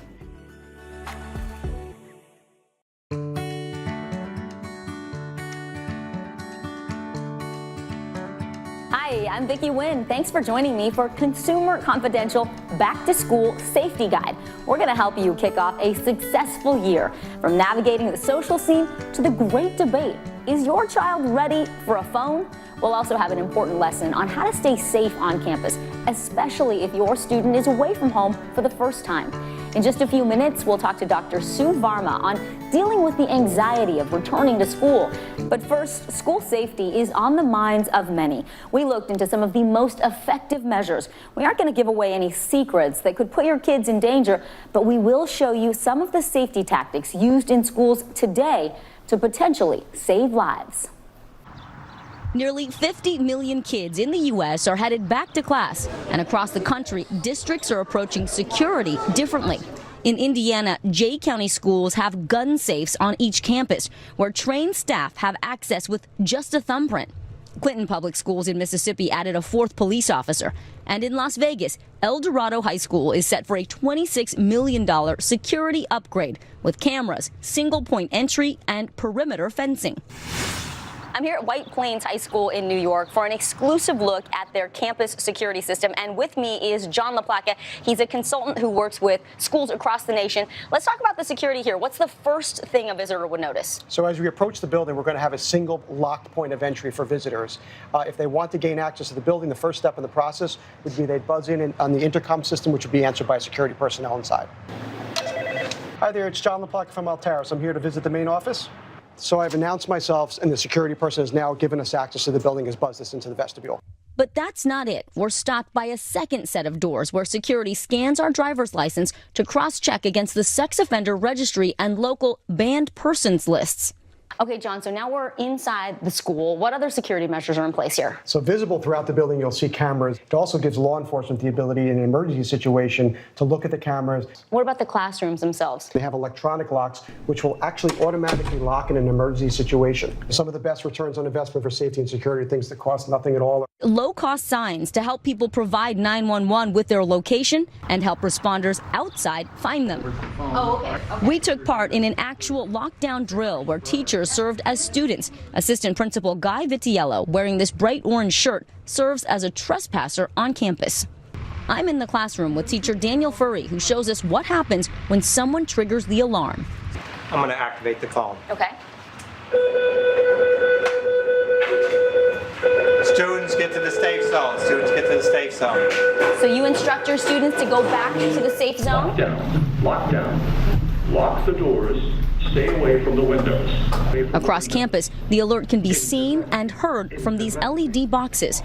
Furry is trained to quickly scan for nearby students before securing the room. So you go outside, make sure that there are no students in the hallway, or you grab them to get into the safe zone? Correct. Okay. Come in, get into the safe zone in the corner there. Lock down, go in the room. In an actual lockdown, only law enforcement can enter the building. Today, school resource officers from White Plains PD enter through a back door closest to our trespasser. Now, when you close that door, Mr. Furry, does it lock automatically? It does lock automatically. Police didn't want to reveal their tactical response, but told us the priority is to go straight to the trespasser and confront the security risk. White Plains Police, can you tell us why you're in the building? Inside, everyone remains in lockdown. Only police can unlock the doors and let them out. As you stand here in the corner, what kind of goes through your mind? Thinking about the students, and how they're feeling and how important it is to reassure them that when they're here, they're safe, that we have systems for them to ensure their safety and their comfort, and then reassuring them afterwards. White Plains Police Chief Joe Castelli says his department holds multiple training drills like this every year. These are decisions officers have to make in a split second. How important is training to that muscle memory? The more we do it, the more we will react in a crisis situation, a high-stress situation. The time to train is not the time when the crisis is going on. The chief says everyone in the community can make the difference. See something, say something. Look, we want to help anybody who may be in distress. Superintendent Joe Ricca says planning, practice, and communication is the critical first layer of security to keeping any campus safe. At the core of any strong security plan is always going to be the training, training, training.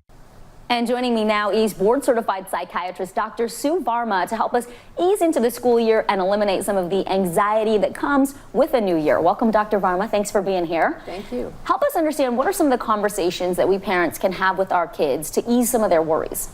So, you know, school safety is number one on everyone's mind, and the child may say, like, how can I feel safe with all that's happening in the world? And I think it's really important for parents to have age-appropriate conversations. Depending on the kid, you may want to keep it very simple if we're talking about 5 to 7-year-olds, and older kids may want a little bit more information. But really having open-ended questions where you leave it to them to say, what are you worried about? So we're not projecting our fears and anxieties onto them, and then providing some level of support and reassurance to say, it's going to be okay, we'll figure this out. Because really that's what kids want to hear at the end of the day, that it's all going to be okay. What are some action statements that we can use if a kid says, you know, I'm kind of worried about my safety at school? Yes. What is something you can tell them that's concrete? Yes. So I would say, listen, like, let's have a safety plan. You know, I know that the idea of kids having cell phones is a big topic, and maybe we can talk about that another day, but, you know, if the kid is age appropriate, like somewhere between 9, 10, 11, like, I want to give my kids phones, like, as they're nearing that age. So say that you can contact me when you're in school if you don't feel safe, if the school allows for it. Or, for example, if you're going to, like, an event and you're at a parade, to say if we got separated at the parade, where's the meeting point? What is your address? Do you know your phone number? Because a lot of young kids don't know.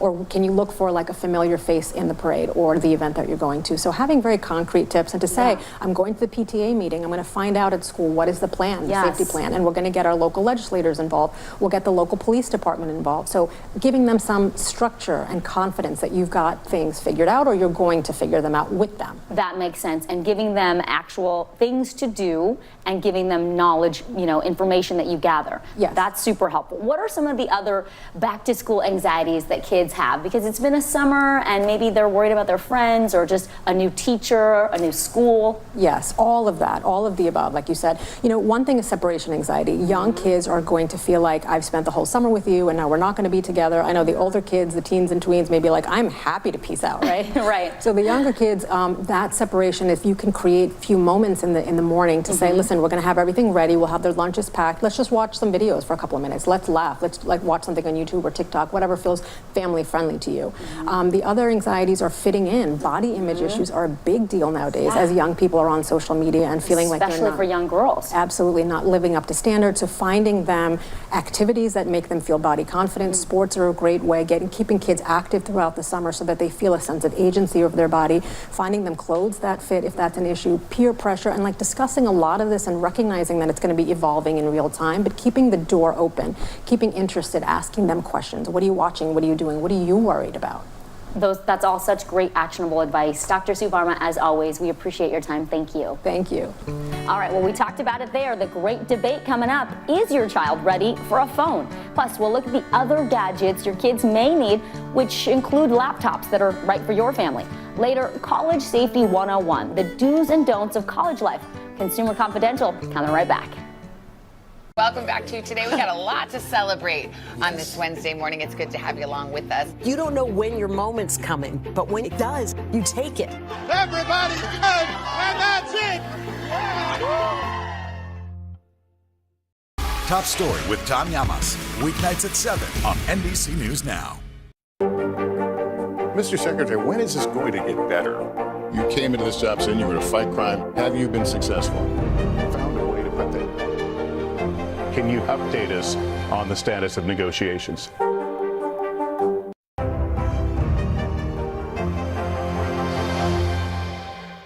For breaking news in our changing world, download the NBC News app.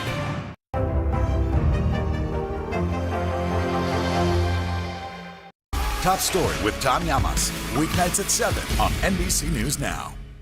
These are our missing daughters and sons. We need anyone who saw something to come forward. She was wearing a black jacket, a black top. I'm going to bring my son home alive. Dateline Missing in America. Listen now wherever you get your podcasts. We'll meet Ukrainians who are defending their country one block at a time.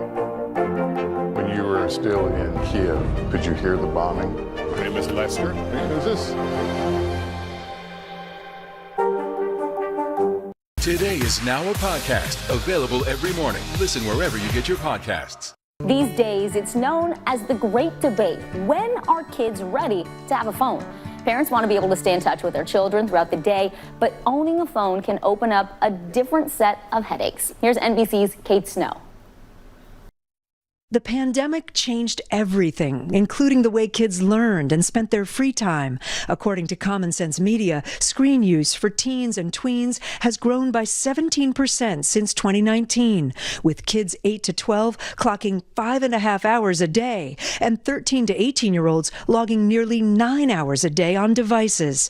Now, many parents are pumping the brakes. For mom of 4, Adriana Stacy, the family policy has always been firm. We don't buy smartphones for our children. She's a psychiatrist who's seen the effects of increased screen time in her practice. I'll get a patient in my office, usually a teenager, who all of a sudden started to really struggle with anxiety and depression. Pretty much every time we can trace that back to when did you get a phone? But her oldest, Annalise, a 10th grader, often feels left out. It's definitely hard sometimes because I have been left out of decisions because I haven't been on a group chat or something. It's also been a struggle in the classroom. Some of Annalise's teachers ask students to use their smartphones to do classwork. We do feel like we're standing alone on an island. But the island is getting bigger.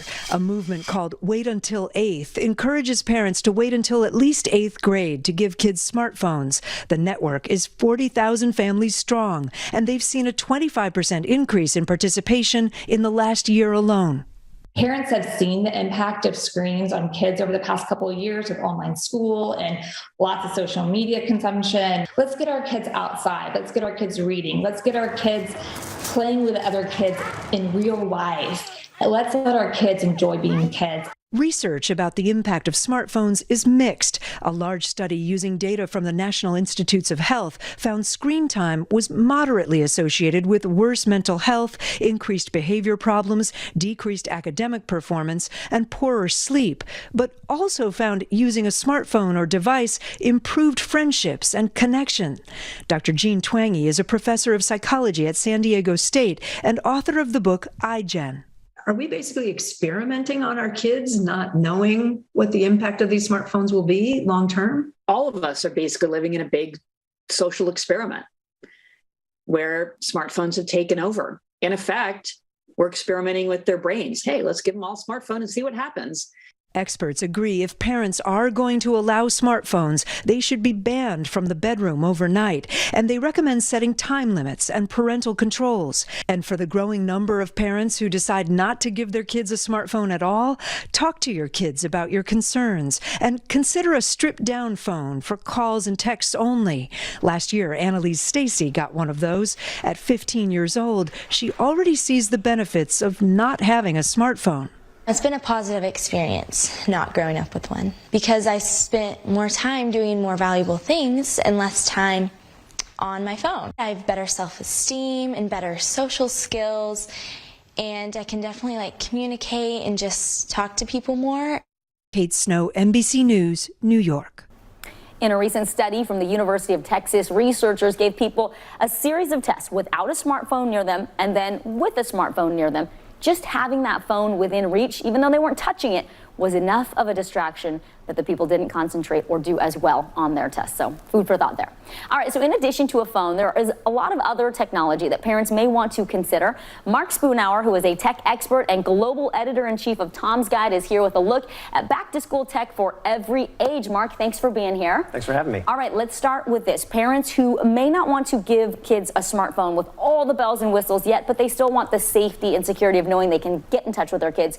What are we looking at? So think of this as like a smartphone training wheels. Okay, I like it. So the first device is the GyroBit. And the idea behind this device is being able to track your kids and know where they are. It's really light. It's $139, so fairly affordable. Okay. You can attach it to their backpack, their clothes. And the idea is that if your kid is coming home from school or leaving, you will get automatic notifications on your phone based on location. Yes. Okay. Okay. And what about this guy right here, this little watch So device? this is kind of like the Dick Tracy watch is making a comeback. So this is called the TikTok 4. Okay. It goes for $199. And unlike the Apple Watch, there's actually, not only can you make phone calls through it, but there's a 5-megapixel camera built in. So you can have video calls with grandma or whoever you like. You get to set the contacts. Okay. The other good thing about this watch is that with kids, a lot of people with screen time increasing, people are worried about, are my kids staying active? There's an activity tracker built in, and there's some gamification features, so your kids will want to be active. Moving on to the next item, laptops are very pricey. What do we need to know about, the best ones to get for our kids? Sure. So we do a lot of testing at Tom's Guide, including battery life. And what we love about the new MacBook Air M2 in particular is that it lasts for 14 hours on a charge, where we just continuously surf the web. So it does really well in that regard. It's also very well built, and we think that students are going to like the new colors, including the blue model that you see here. The performance is great, and it has a high-resolution Full HD webcam built in, because a lot of us are doing more video calls with parents at home, but even interacting with our professors. Okay, so let's move on quickly to the laptop bag. Some of them actually have locks built in. Yeah, so this is from Mancro. It's only $26 on Amazon, and there's a couple of great features. One is that you can order one with a combination lock built in, which is really good for protecting your laptop. The other thing that you see right here is that there's a USB cable, and if you want to, you can have it snaking outwards, and there's a USB port right here. So all you have to do is put in your own portable charger. So let's say you're at class and you're running low on juice, you can charge up your phone or your laptop using your backpack. Okay, I'm running out of time, but let's talk about these trackers. These are so important to keep track of all of your devices, right? They're made by Apple, and who else? So this is Tile and Apple, and the best way to look at these trackers and to think about them is that one is for Apple and iPhone, and the other is for Android. Okay, very good. And then if you are a student riding a bike, got to get a helmet. Why is this one special? This is great because it has LEDs built in, and it gives you full visibility when you're on the road, and there's a remote control built in, so if you're riding your bike, you can actually let people know if you're about to turn left or right, and you can control that with a remote control on the handlebars or using your Apple Watch. Okay, I'm going to challenge you real quick. 10 seconds. What's this? Okay, so the Nest Video Doorbell is one of our favorites because it gives you a very tall aspect ratio, so not only can you see people, but packages that are at your door, which is really great for college students. Mark Spoonhour, our tech expert. Thank you, Mark. Thank you. Still to come, how to talk to kids about peer pressure. But first, College Safety 101, how to avoid becoming a target for criminals. Consumer Confidential is coming right back. The day's biggest political stories with trusted insight now and expert analysis now. A daily look at the politics behind the headlines. Meet the Press Now, streaming weekdays at 4 p.m. on NBC News Now. Tonight, I interviewed Secretary of Transportation Pete Buttigieg about the ongoing delays. You seem to be pointing the finger at the airlines. They're pointing the finger back. Mr. Secretary, when is this going to get better?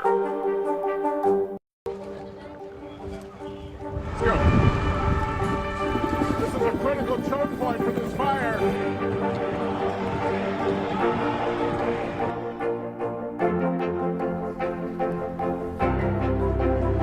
And good evening from New Orleans. Nice to really spend some time with you. Appreciate it.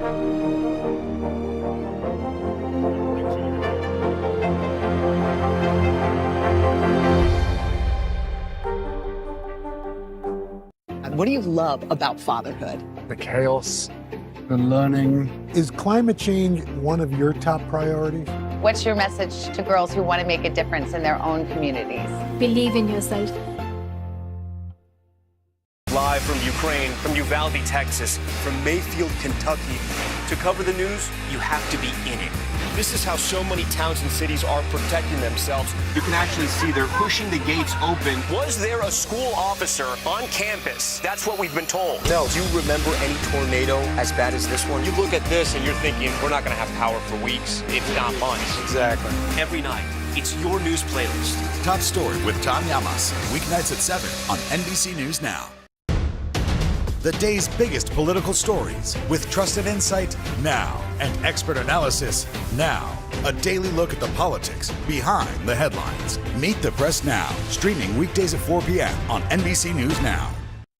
College is a special time for so many young adults, but that independence also comes with new risks. So how do you avoid being a target for criminals? I went back to school for a refresher course on campus safety. At college campuses across America, it's back to school. Each year, around 20 million U.S. students attend college. For some, it's the first time they're on their own, and safety may not be their first priority. Fortunately, crime on college campuses has been on a steady decline for years. According to the most recent numbers in 2020, there were a reported 28,000 crimes.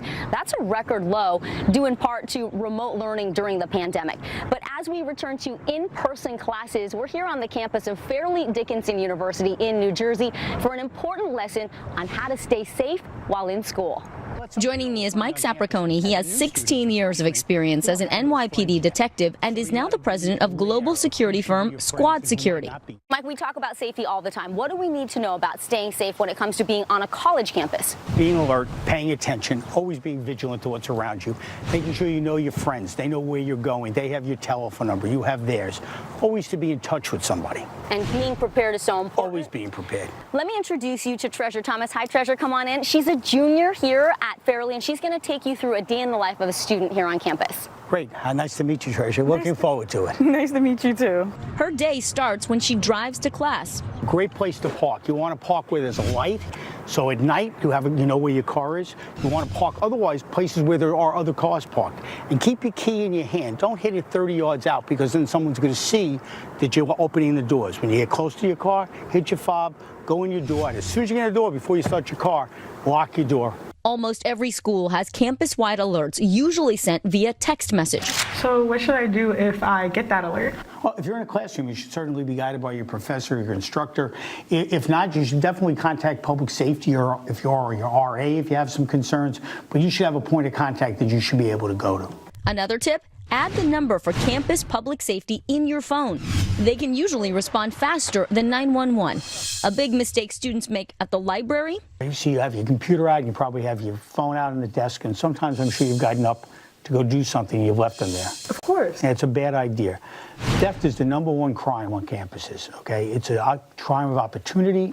While walking around, Mike says to use the buddy system, and if no one is available, call campus public safety. They usually will provide an escort. What if someone's making me uncomfortable and I'm nervous and I'm all by myself? That's important. A lot of people are afraid to say anything, but you should maybe change direction. Walk to where you might see more people, and never be afraid to scream. Screaming is good. Screaming scares people, it alerts people.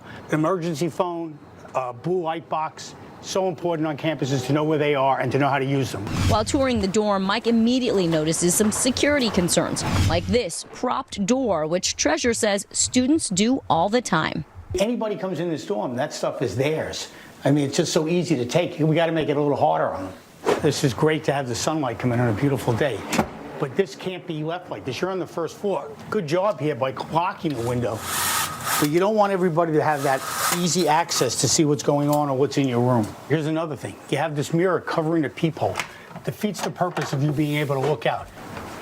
At night, always use the buddy rule. Never accept drinks from strangers, and wait until the next day to post on social media so no one can track your whereabouts. We covered a lot of stuff today. Good luck in school in this next semester, and spread the word to all your friends. Thank you. Our thanks to Mike and Treasure for all those great tips. And Mike says the buddy system, it works best when you designate one person who will look for you if you don't come back to your dorm or you haven't checked in. All right, up next, dealing with tricky topics from drinking to consent. How to talk to kids about social pressure. You're watching Consumer Confidential on Today All Day. Live from Ukraine, from Uvalde, Texas, from Mayfield, Kentucky. To cover the news, you have to be in it. This is how so many towns and cities are protecting themselves. You can actually see they're pushing the gates open. Was there a school officer on campus? That's what we've been told. No. Do you remember any tornado as bad as this one? You look at this and you're thinking, we're not going to have power for weeks, if not months. Exactly. Every night, it's your news playlist. Top Story with Tom Yamas, weeknights at 7 on NBC News Now. Now Tonight with Joshua Johnson, streaming weeknights at 8 on NBC News Now. Hallie Jackson Now, weekdays at 5 on NBC News Now.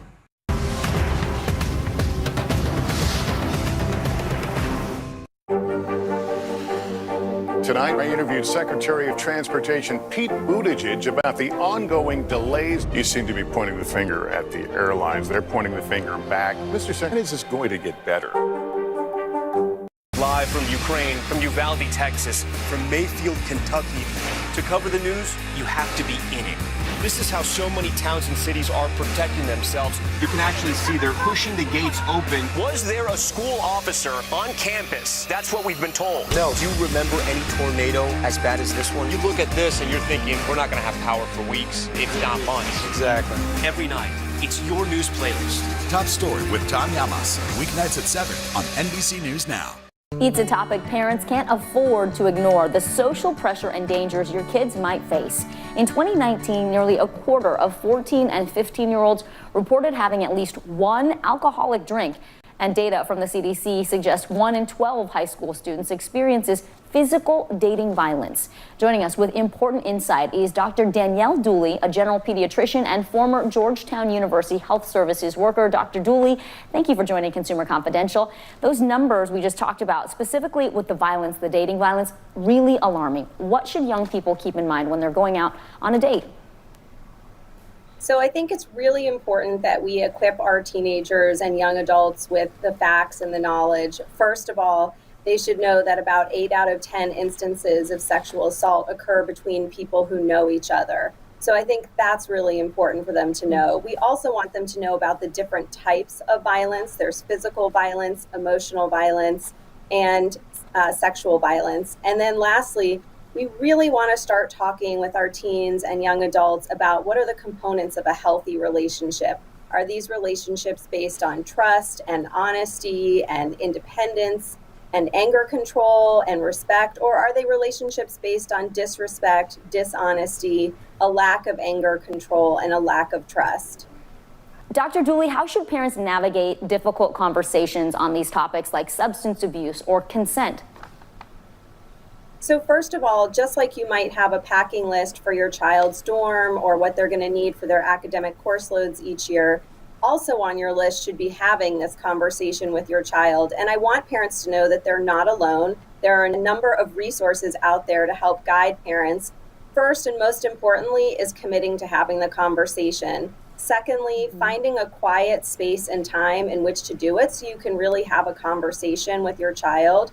Third, you might want to use something that's been in social media or current events as a way to open up the discussion and find out what your teenager knows. Where are they in their thinking and their knowledge about these topics? What are they seeing amongst their friends? And then finally, commit to being non-judgmental and really hearing your teen and hearing what they've been seeing and experiencing are some great ways to open this conversation and navigate these difficult topics. And these aren't just one and done conversations, right, Dr. Dooley? Should you revisit this over time?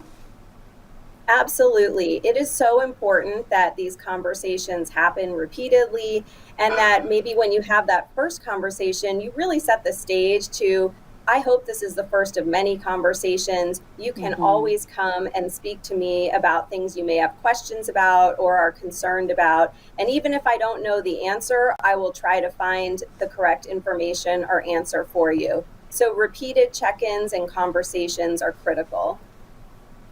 Thank you. I love that actual language that you're equipping parents with. What are some basic do's and don'ts when you are talking to your kids about these social dangers?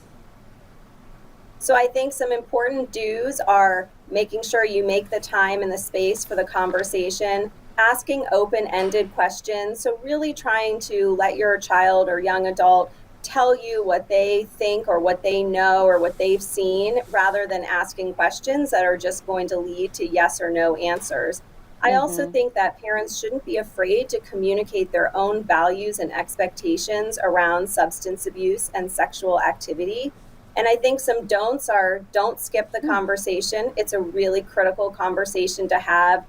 Children are seeing a lot about relationships through social media, and I think it's really important that they see and learn and hear about relationships from their own parents as well. So don't skip the conversation and try not to get emotional. You may hear things that are hard to hear, but you really want to create that open atmosphere for your teenager. Hold the judgment, as you said earlier. Dr. Dooley, what about some red flags that your child might be in trouble?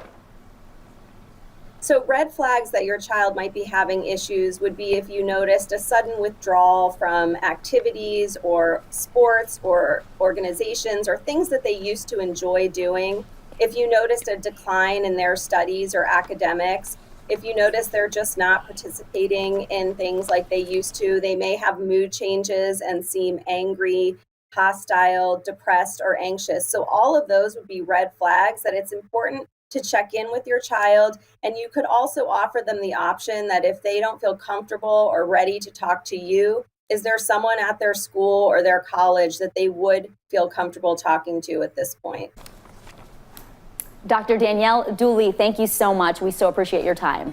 And that is our time for now. For all of us at NBC News, I'm Vicki Wynn. Be sure to join me for another edition of Consumer Confidential right here on Today All Day.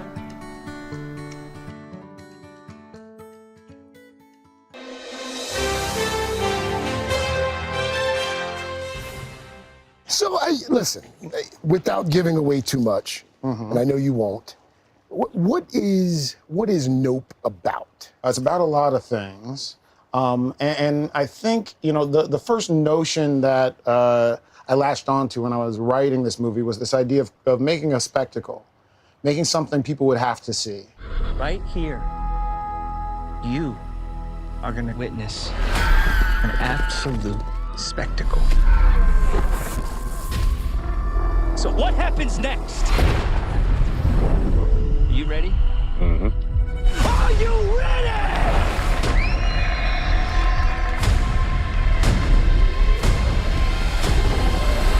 Here we go. And I felt like I was fighting for cinema. I was fighting for the theatrical experience when I was writing this film. So it's about spectacle. And from there, I explored that and started to sort of uncover what I think is like the dark side of our relationship with spectacle. You could make the argument, I watched it last night, you could make the argument that the film, at least on its face, seems to be about this idea that spectacle can consume us, does consume us, quite literally in some cases. Is that part of what we were going for? I mean, we are, I like what you did. Look, this is a society of the spectacle.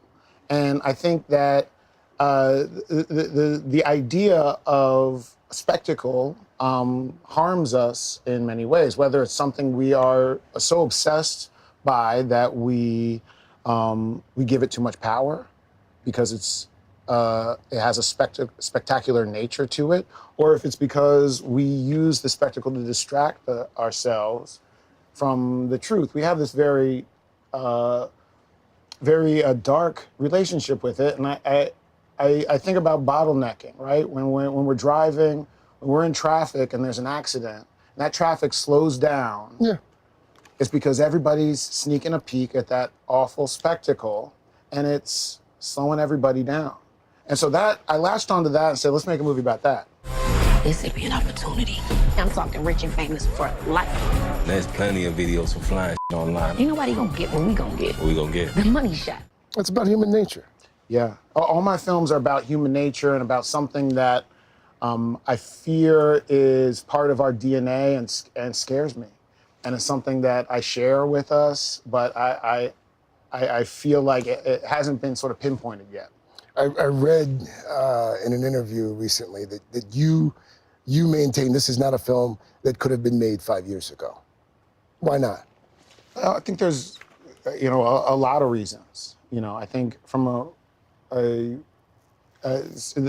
the standpoint of representation, I think this idea of letting a Black director put his vision into a film and commit to it, and into the Great American Flying Saucer film. Let's put it this way: 5 years ago, I didn't think they would ever let me do that.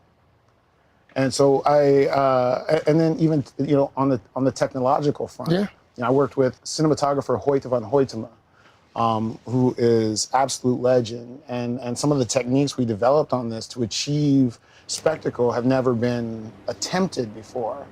And so I'm just very proud of what we pulled off in that way. A couple times I'm watching, I'm thinking, this is expensive. This is really expensive. They gave Jordan Peele the checkbook, and I'm like, go do what you want. Hey, yeah. I mean, look, that's another piece of this puzzle is that so much of my career before I became a director was marred with this internalized sense that I could never be allowed to do that no one would ever trust me with money, enough money to do my vision, the way they would trust other people. I felt that was true, and so here I am, Universal Studios. They've proven me wrong. Get Out. The social commentary on race is obvious. We have to wait for the tram to go by. Yes, these are folks who are going to be coming to see. This is monumental. This is what I'm about. This is what it's about right here. Right now, them over. They think that I am. Jordan Peele. Yeah. Mr. Peele. It's his set. Welcome. Welcome. They'll come back next week. They'll think I'm an animatronic that's just here, and they'll come back. So Get Out, obviously. I mean, the social commentary there on race it's pretty obvious. Do you find being African American has more advantage or disadvantage in the modern world? It's a tough one. Yeah, I don't know, man. And I think you can make the argument that us is sort of about what human beings, like what we're capable of, the sinister nature of our behavior. This doesn't seem to be as much about race. Is that by design? Yeah, it's certainly not as much about Get Out, where the very fabric of the plot machinations were about this racial dynamic. I feel like it's impossible to make a movie with people of color in it and have it not be about race. I mean, hell, I think it's impossible to make any movie without it being about race because race is all around us. I think what is interesting and sort of where the notion of Nope and the title came from, which on one hand is something that Black people recognize as our point of view in horror situations, is this acknowledgement of this thing we're talking about, where you can't have Black people in a flying saucer film and just have it be the same experience. It's not. There's a different relationship.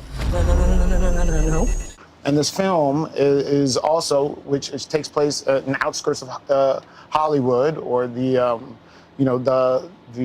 industry of the spectacle, is also so wrapped up with this idea of representation and erasure, which those themes are in there, but to your point, it's an adventure and a horror spectacle about human nature. These days, it feels like the news never stops. So let's get into it. What's happening right now, what it all means for you for an hour every day. It can be hard to keep up, so let's get started together. Hallie Jackson Now, weekdays at 5 on NBC News Now. Top Story with Tom Llamas, weeknights at 7 on NBC News Now. Tonight, I interviewed Secretary of Transportation Pete Buttigieg about the ongoing delays. You seem to be pointing the finger at the airlines. They're pointing the finger back. Mr. Secretary, when is this going to get better? Now Tonight with Joshua Johnson, streaming weeknights at 8 on NBC News Now.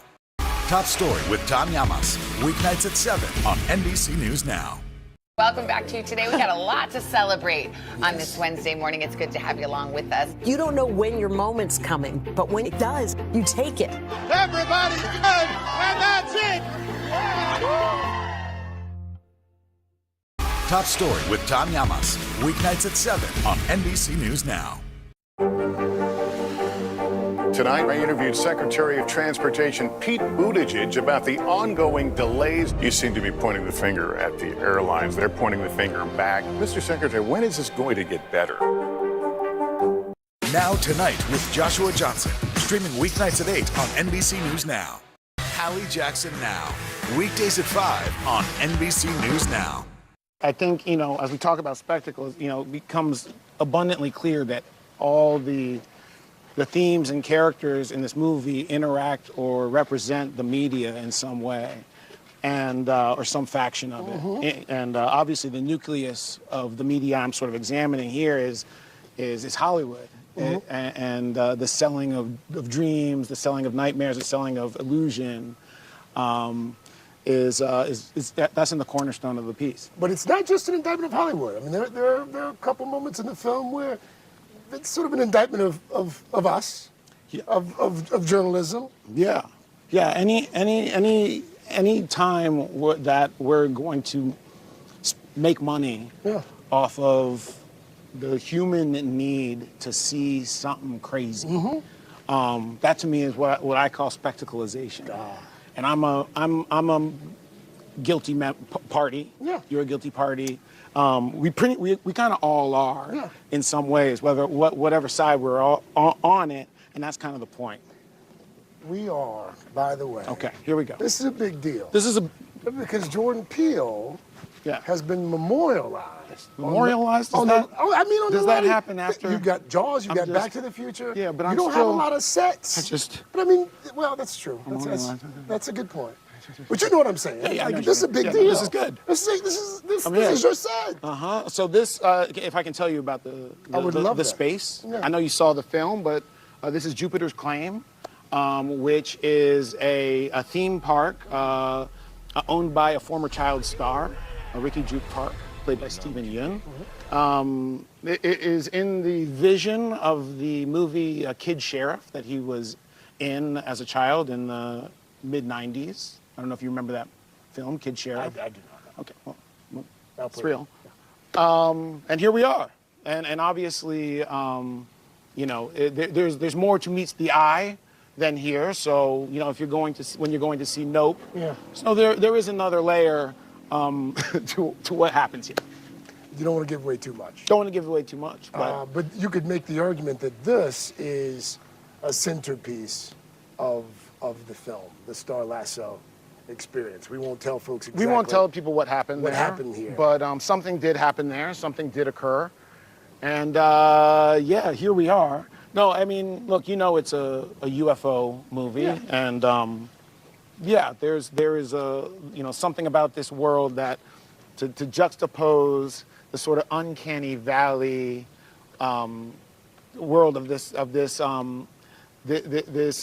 sort of mom and park theme park, right in the middle of a sort of UFO hotspot. It was just the kind of juxtaposition it was very me, I thought. If someone had said to you 10, 15, 20 years ago that Jordan Peele, one of his films would have permanent space here on the lot at Universal, what would you have said? I would have said, well, then it would have worked. My plan would have worked. This is part of the grand plan all along. I mean, yeah. Okay. I don't know if I knew to really dream this big, but I did. I did. I mean, when I first came to Universal Studios as a kid, I was very enamored with movie making and the idea of being in a space where people actually make movies. Yeah. And I just want to, and so, to have a home on a lot, let alone this lot, is just very special to me. To cover the news, you have to be in it. This is how so many towns and cities are protecting themselves. They're pushing the gates open. Was there a school officer on campus? That's what we've been told. No. Top Story with Tom Llamas. Weeknights at 7 on NBC News Now. The day's biggest political stories with trusted insight now and expert analysis now. A daily look at the politics behind the headlines. Meet the Press Now. Streaming weekdays at 4 p.m. on NBC News Now.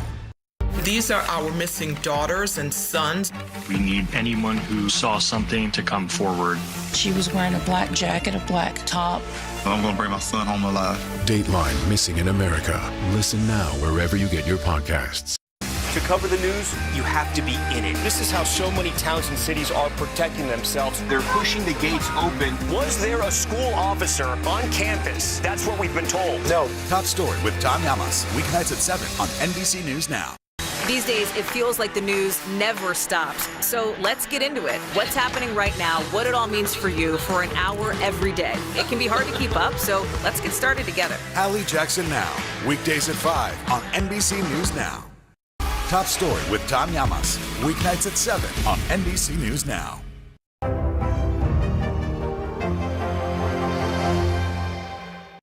To cover the news, you have to be in it. This is how so many towns and cities are protecting themselves. They're pushing the gates open. Was there a school officer on campus? That's what we've been told. No. Top Story with Tom Llamas. Weeknights at 7 on NBC News Now. Mr. Secretary, when is this going to get better? You came into this job saying you were to fight crime. Have you been successful? Found a way to put that. Can you update us on the status of negotiations?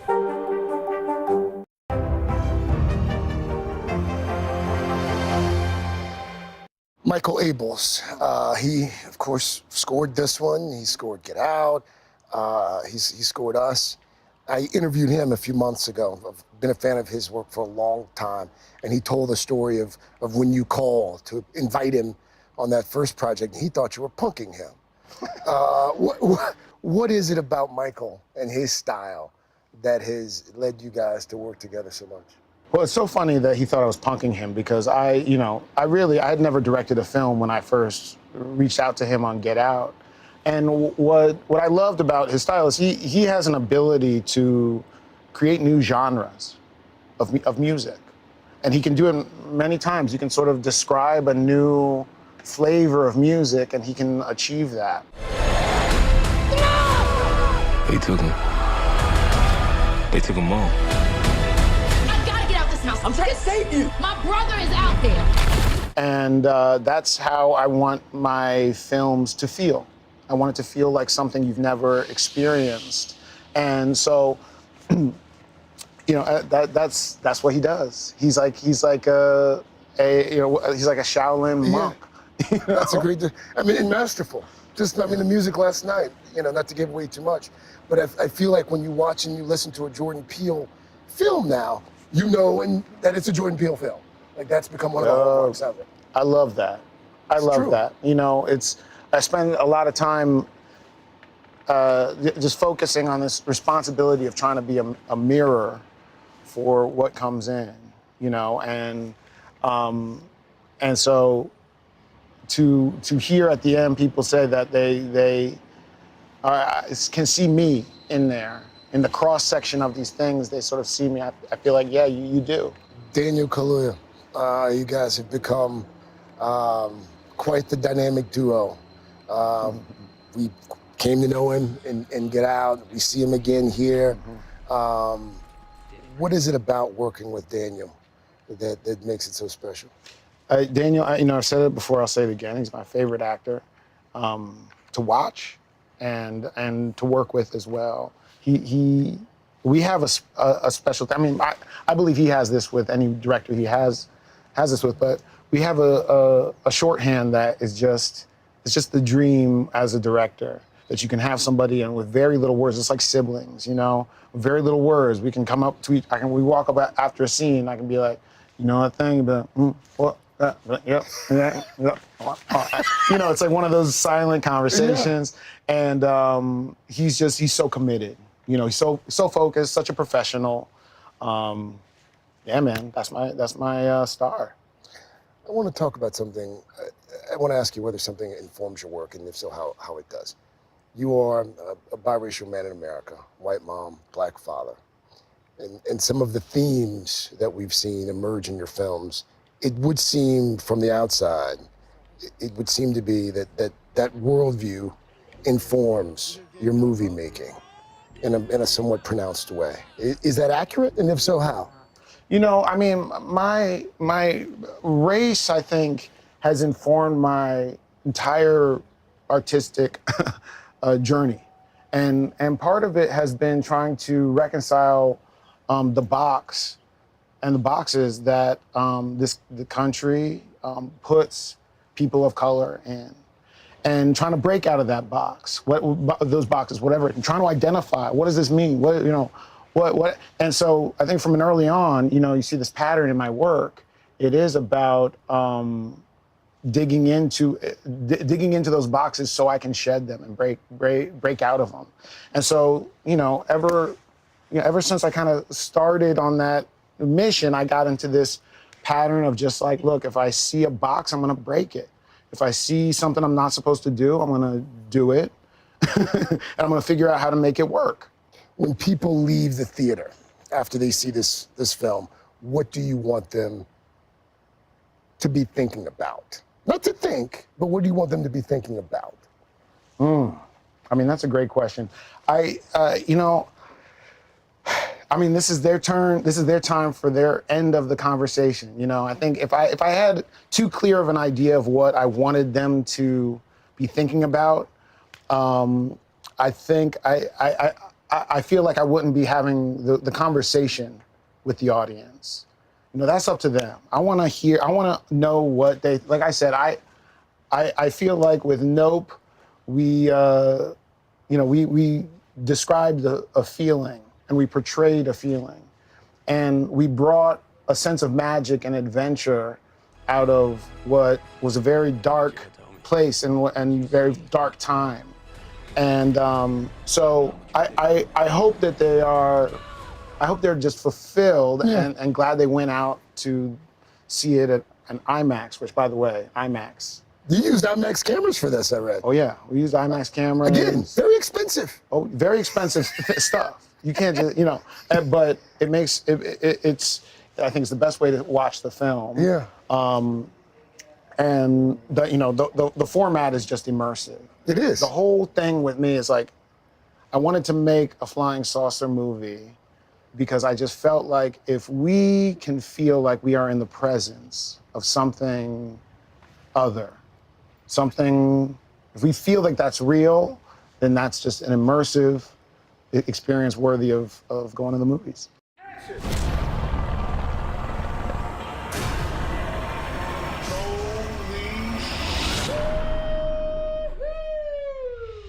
When Get Out came out, I read that at the time you said you had 3 or 4 more films like that of the horror genre. You had 3 of those, 4 of those, you had them in your pocket. But as you sit here now, you say there are more. So you weren't supposed to say it? I'm kidding. Did I give it away? Oh, no. No, you good. Look, I've got more. I'm not gonna have just one more film. Okay. I've got more now. No, it's of the horror genre. It's funny you bring up the horror genre. I would say yes, because I'm always gonna be having scary things in my film. But I do like this. I do like expanding. And I like working with the comedy. I like working with the adventure. Yeah. Genre is a thing to subvert. You like to bend the genre. Yeah. It's funny you mentioned that because there were a few times last night where I thought, this is funny. This is thrilling. Do you consider this a horror film? Well, like I said, I think it's Nope. I do consider it a horror film in that horror it's my favorite genre, and I hope it honors horror. I hope it's scary enough to make people talk about Nope. At the same time, I want people to feel some other things besides fear as well. Let's put it that way.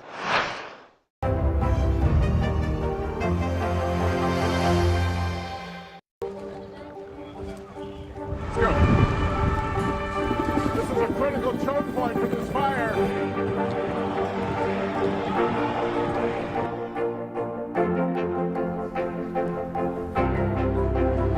And good evening from New Orleans. Nice to really spend some time with you. Appreciate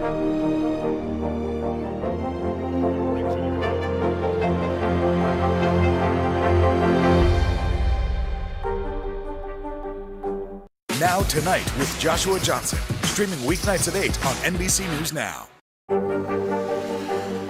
Tonight, I interviewed Secretary of Transportation Pete Buttigieg about the ongoing delays. You seem to be pointing the finger at the airlines. They're pointing the finger back. Mr. Secretary, when is this going to get better? To cover the news, you have to be in it. This is how so many towns and cities are protecting themselves. They're pushing the gates open. Was there a school officer on campus? That's what we've been told. No. Top Story with Tom Llamas, weeknights at 7 on NBC News Now. Mr. Secretary, when is this going to get better? You came into this job saying you were to fight crime. Have you been successful? Found a way to put that. Can you update us on the status of negotiations?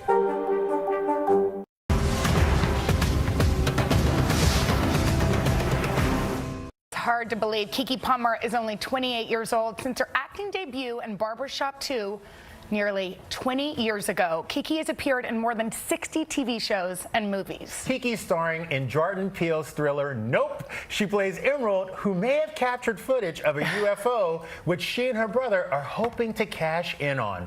Take a look. We don't just go for the quick cash in, okay? We go to the most credible platform to do the story. What's that, like Oprah? Yeah. Like Oprah, for example. After that, everybody want in. Well, I'm saying there's plenty of videos of flying online. I saw one the other day that wasn't on Oprah. I didn't say Oprah. You said Oprah. You love Oprah. Like, all I'm saying is all that online is fake, low quality. Ain't nobody gonna get what we gonna get. What we gonna get? The shot. What shot? The shot. The money shot.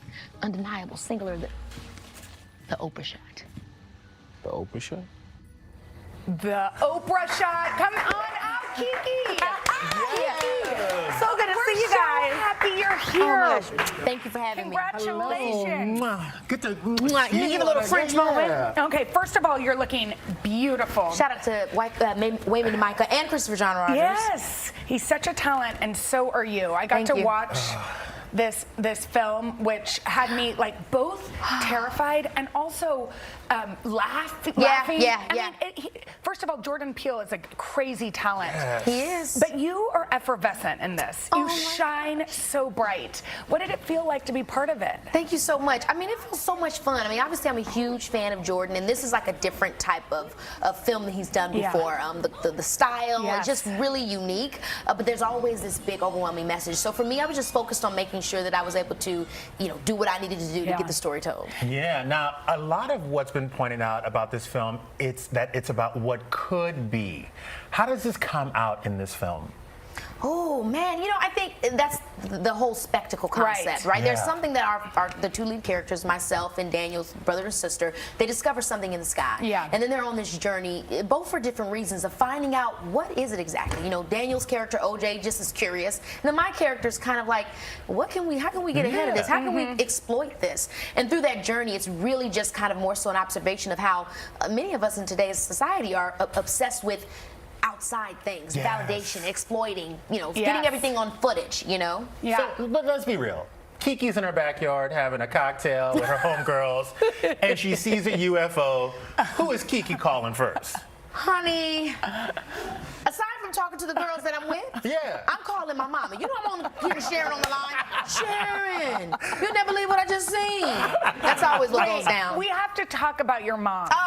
We have this picture of you all in front of the Nope billboard somewhere, hopefully. But also, I've read so much about how she's there we are. Yes. Like how she made you feel like you could do anything. Absolutely. My mother, my family they've been such a great support system for me. And my mom specifically, she and I both were always on this kind of road together, thick as thieves, battling throughout every ups and downs of this industry. And so just for us to continue to have these new moments, even after 20 years, I think we're just feeling so blessed. I read your Glamour cover story, which was so profound because you talked about saying no. Yeah. And the power of it. And also like that you feel comfortable now being like, listen, like I'm gonna put up my own boundaries. Yeah. Like how has that changed? I think it could just get hard for us, right? I mean, especially as a child entertainer, you just always want to be so agreeable. I think, I think it's a part of a woman. And you know what I mean? I think it's a part of maturing and saying, it's okay to say no, I can't do this. And it's like a big part of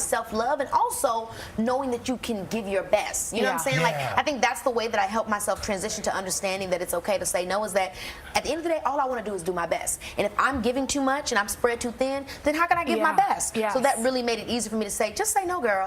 But how do you, like, because I know a lot of actors in Hollywood go into it like this could be the last job. Exactly. And how do you get over that fear of, like, if you take a break, that it's not going to come back? Well, I'll tell you, I think it's just faith. It's faith. You know, and that's something that we all are on our own personal journeys with, whether it's a spiritual thing or just faith in yourself, and to know that what's for me is truly for me. I remember there was something that Daniel said recently, I think it was a GQ or Essence that he was talking to, about how he had, thought he was going to take a break from acting right before he did Get Out. And he took that break, and then he met with Jordan, ended up doing Get Out, and so I think it's, again, everybody should follow their instincts and know that if it's time for you to take a break, take a break. Just know that what's for you is always going to be for you. Yes. And do you feel like, I mean, you said in this article that you're sort of in this next phase of your life, where you want to be with your nephews and your nieces, and you're thinking about like your personal life in a way that you've never thought about it before. Absolutely, because again, I started so young, and kind of it's like a kid that starts doing football, or basketball. This is all I care about. But then as time goes on, you get more interests. You think about love, you think about family, you think about, oh, I missed a graduation, or I missed so you start. No, Keke, don't get baby fever around those kids, okay? So it's so true that you start caring about things that you really didn't, you didn't look at before. And I think, again, it's about balance. I think that's what I want more than anything in my life, is to have the balance of all the things I want. Ooh, so you're going to show us a picture of that man in the commercial break? Oh, my God. What you going to do, like? It's so much fun.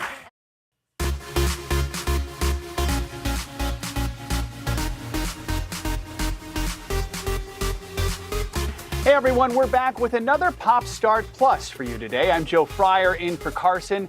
On the show today, 2 stars from the new romantic comedy on Netflix, Wedding Season, on the importance of authentic South Asian representation. And there's no crying in baseball, right? Well, dropping this week, a reboot of a classic, A League of Their Own. Actress Darcy Carden spoke to the Third Hour about what to expect. And any Spy Kids fans out there? Well, we've got a fun flashback interview with Antonio Banderas ahead of his 62nd birthday. But first, Jacob Soboroff has today's Pop Start headlines.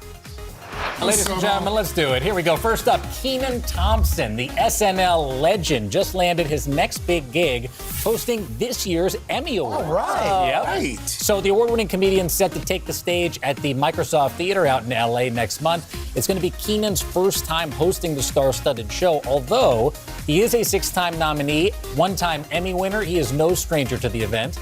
Thompson's only getting started with hitting some major career milestones. This fall, he is set to return to SNL for his 20th season. I know, it's nuts. Amazing. So that would cement his status, of course, as the longest-running cast member on the show. Longer than anybody in the history of SNL. Incredible. And well-deserved. Yes. Absolutely. Nobody more versatile or talented than And a Kenan nice Thompson. guy. I was just going to say, and off camera, So nice. the classiest of acts. I think he just got a star on the Hollywood Walk of Fame too a few weeks ago. Well-deserved. Kenan's having a well-deserved moment, if you will. No doubt about it. And so, Kenan, kudos to you. You can watch the 74th Emmy Awards September 12th. That'll be right here on NBC.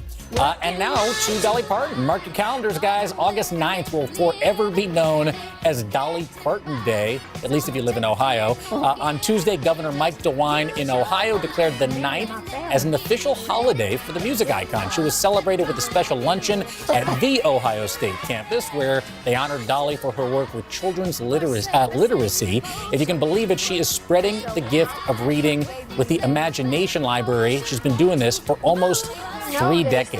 A program that I started in honor of my dad 27 years ago now, I think. And actually, my dad and I thought that this would be actually something that would go maybe a county, maybe 2 or 3 counties over.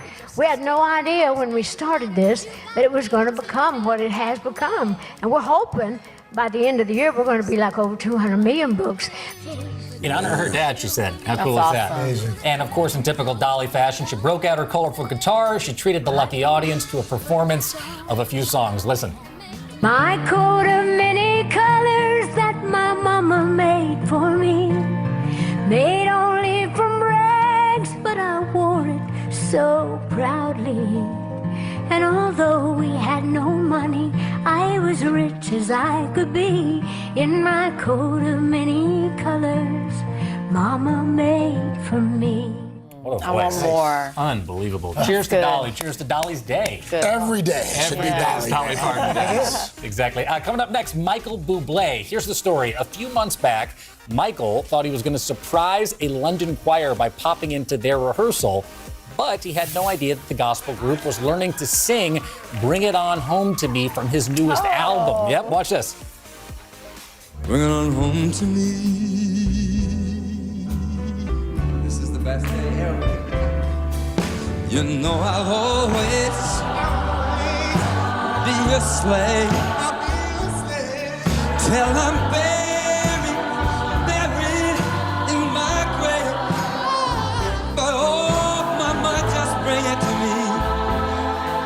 Bring that sweet loving home to me.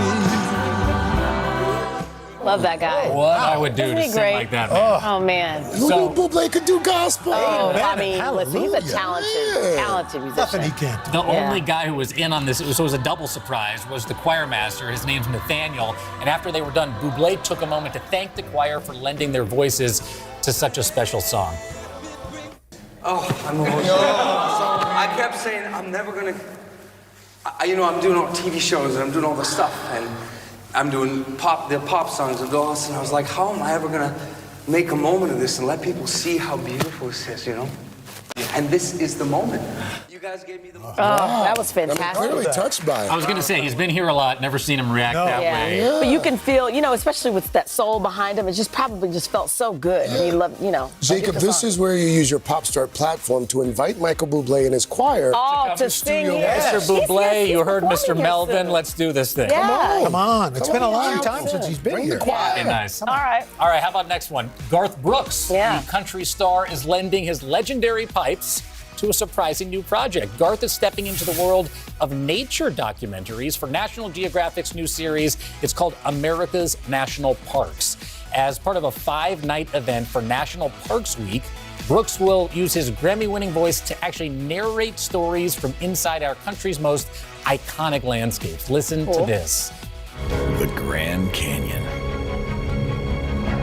A chasm 277 miles long.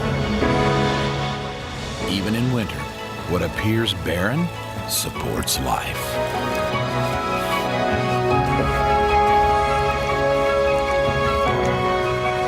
A female mountain lion shelters from the cold with her 8-month-old daughter.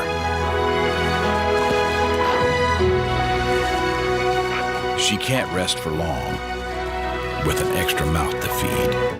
Oh my goodness, I love it so much. So good. Oh my God. I love that. There have been so many good national parks documentaries. Yeah, I cannot wait that's a actually good to watch one. this one. America's National Parks premieres on August 29th on Nat Geo.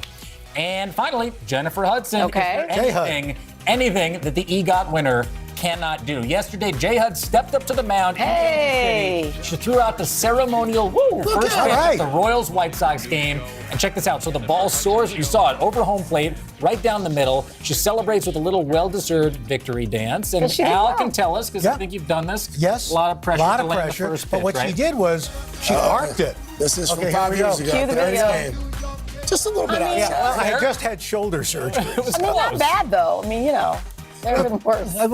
Still not as bad as 50 Cent. No. That was pretty good. That's okay. Nothing's as bad as the 50 toss. Got your pop. Everybody goes and looks it up on YouTube. And there is more to know today. This is Pop Start Plus after all. First up, the Royals. As a member of the world's most famous family, it makes sense that Prince George would get his fair share of invites to some pretty big events. But one little girl who sent the young royal an invitation to her 6th birthday party actually received a sweet response from George's parents, the Duke and Duchess of Cambridge. In a tweet reported by Hello Magazine, the girl's mother shared her RSVP note from a royal staff member. It read, "Their Royal Highnesses were extremely grateful for your kind invitation. Having given careful consideration to the possibilities, however, I very much regret that their Royal Highnesses reluctantly feel they have to decline. Nevertheless, I hope you enjoyed your birthday." Okay, so she didn't get a royal visit, but a personalized letter is a pretty cool surprise. And finally, Kate McKinnon, the former SNL star, stopped by The Tonight Show to catch up with Jimmy Fallon. Looking back at her iconic run at Saturday Night Live, she opened up about what went into all the crazy hair and makeup that transformed Kate into her many famous characters like Anthony Fauci and Jeff Sessions. And you'll never guess what she did with those prosthetics after the show. I started just for fun collecting the prosthetic items, the noses and ears and things like that. And I started making little art pieces with them in my office.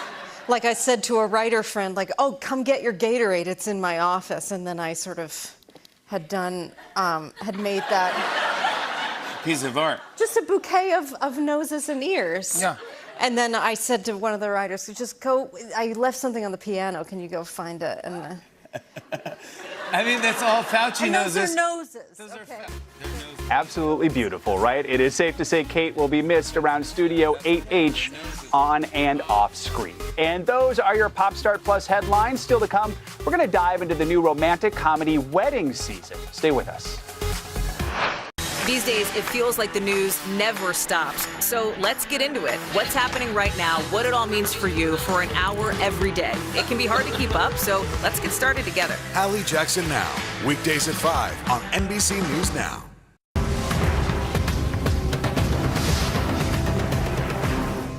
Hallie Jackson Now, weekdays at 5 on NBC News Now.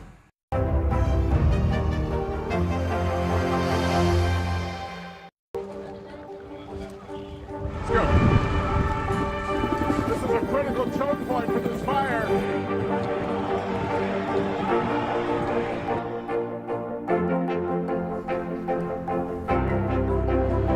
And good evening from New Orleans. Nice to really spend some time with you. Appreciate it.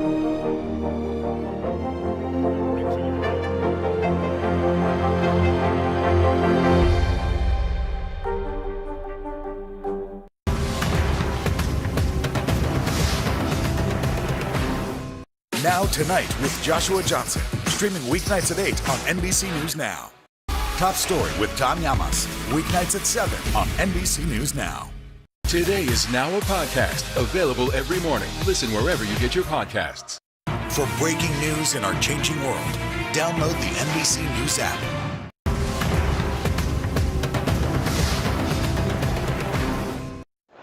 Welcome back to Pop Start Plus. The new film Wedding Season depicts what happens when two Indian Americans pretend to date during a summer of nuptials. Stars Pallavi Sharda and Suraj Sharma spoke to our Fourth Hour's Donna Farazan about highlighting South Asian storytelling.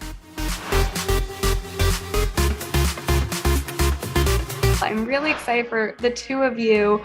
I want to get right into wedding season. Did this movie hit close to home for you two? Definitely after we shot the film, I started to notice things more. I was like, oh yeah, people are getting married. People are stressed about this stuff. Like, a lot of my friends are now married. Most of my exes from a previous lifetime are all married.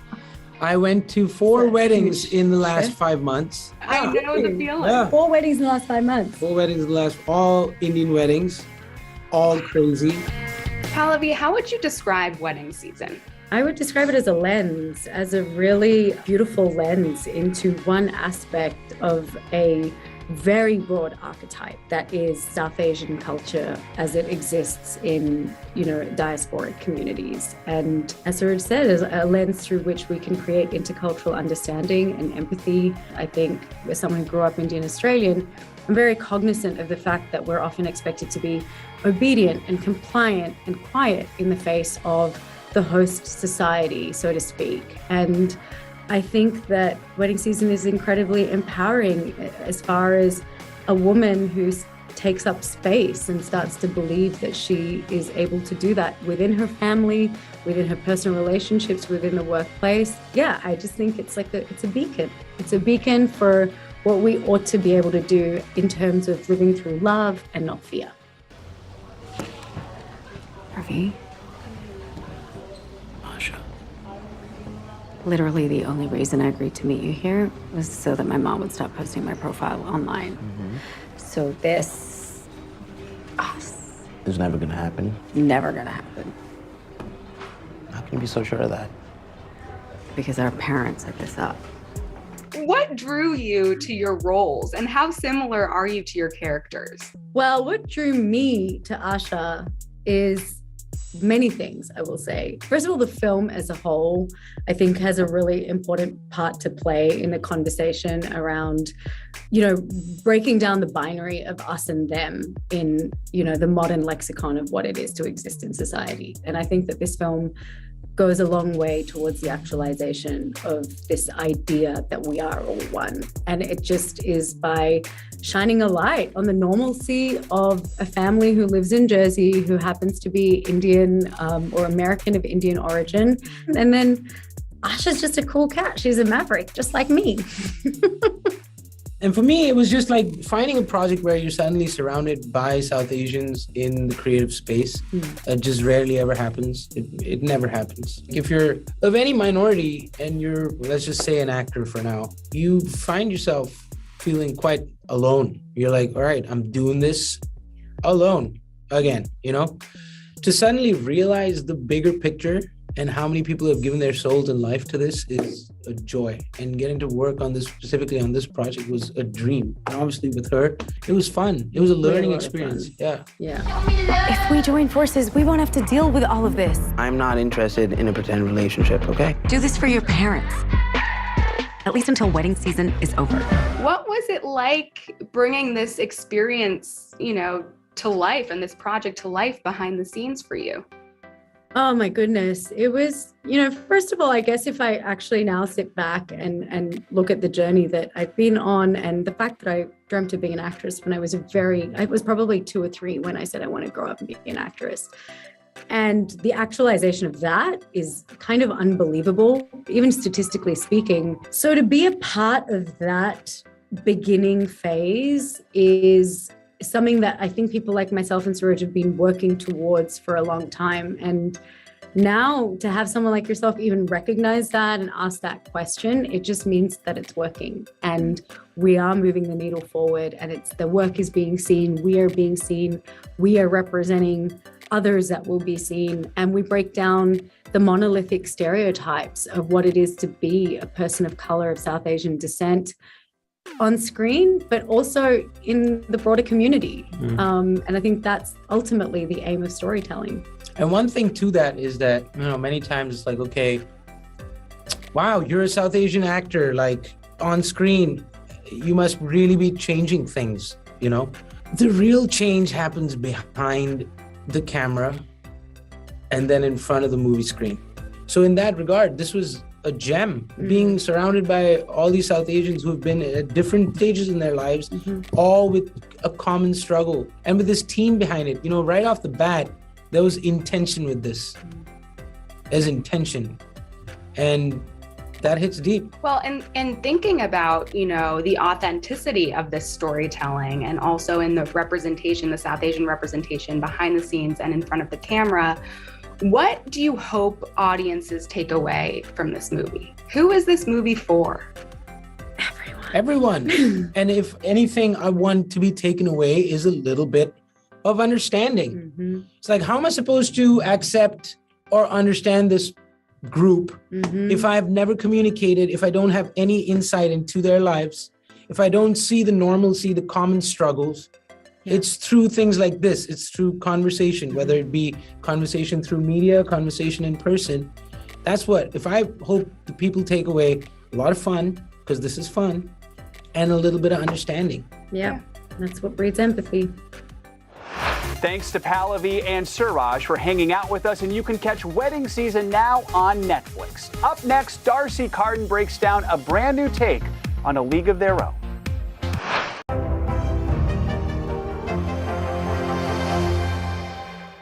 These are our missing daughters and sons. We need anyone who saw something to come forward. She was wearing a black jacket, a black top. I'm going to bring my son home alive. Dateline Missing in America. Listen now wherever you get your podcasts. For breaking news in our changing world, download the NBC News app.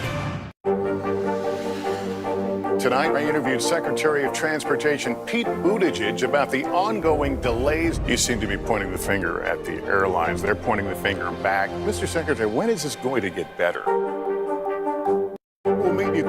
Chinatowns who are defending their country one block at a time. When you were still in Kiev, could you hear the bombing? Her name is Lester. Who's this?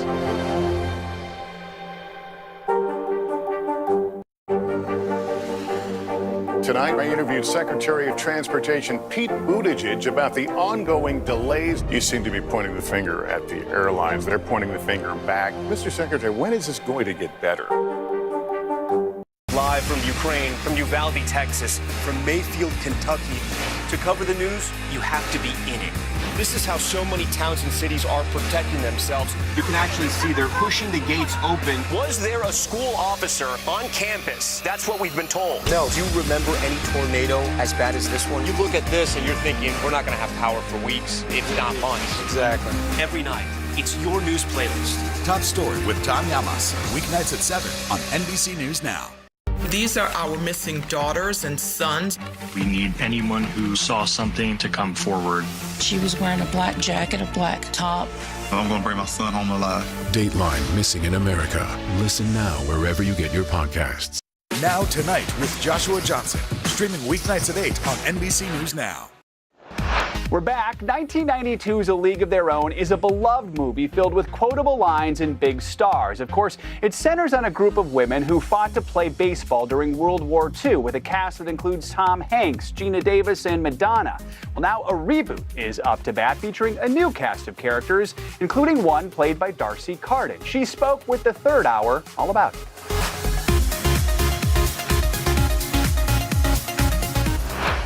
We are so excited because this morning we are catching up with a fantastic actor, Darcy Carden. She earned an Emmy nomination for her role as Janet in NBC's The Good Place. It was a great show, by the way. Awesome. Now Darcy is stepping up to the plate in Prime Video's reimagined version of A League of Their Own. She plays Greta Gill, the sophisticated yet playful first baseman. In the first episode, Greta helps a teammate craft a special letter to her husband who's away at war after they've had a few drinks.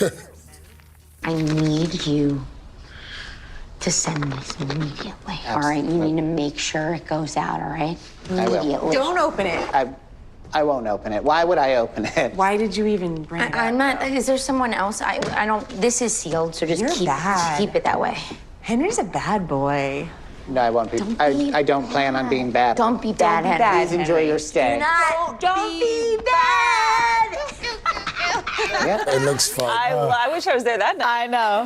Darcy, good morning. Hi. It's nice to meet you. Thanks for having me. So in that scene, that's actually Abby Jacobson, who you work together on Comedy Central's Broad City. Yes. You guys have a whole history. We do. We've known each other for like 15 years. So how fun was it to do this together? It was so dreamy. Look, that is Broad City. She's about to take that bat and like beat me in the face of it. For real.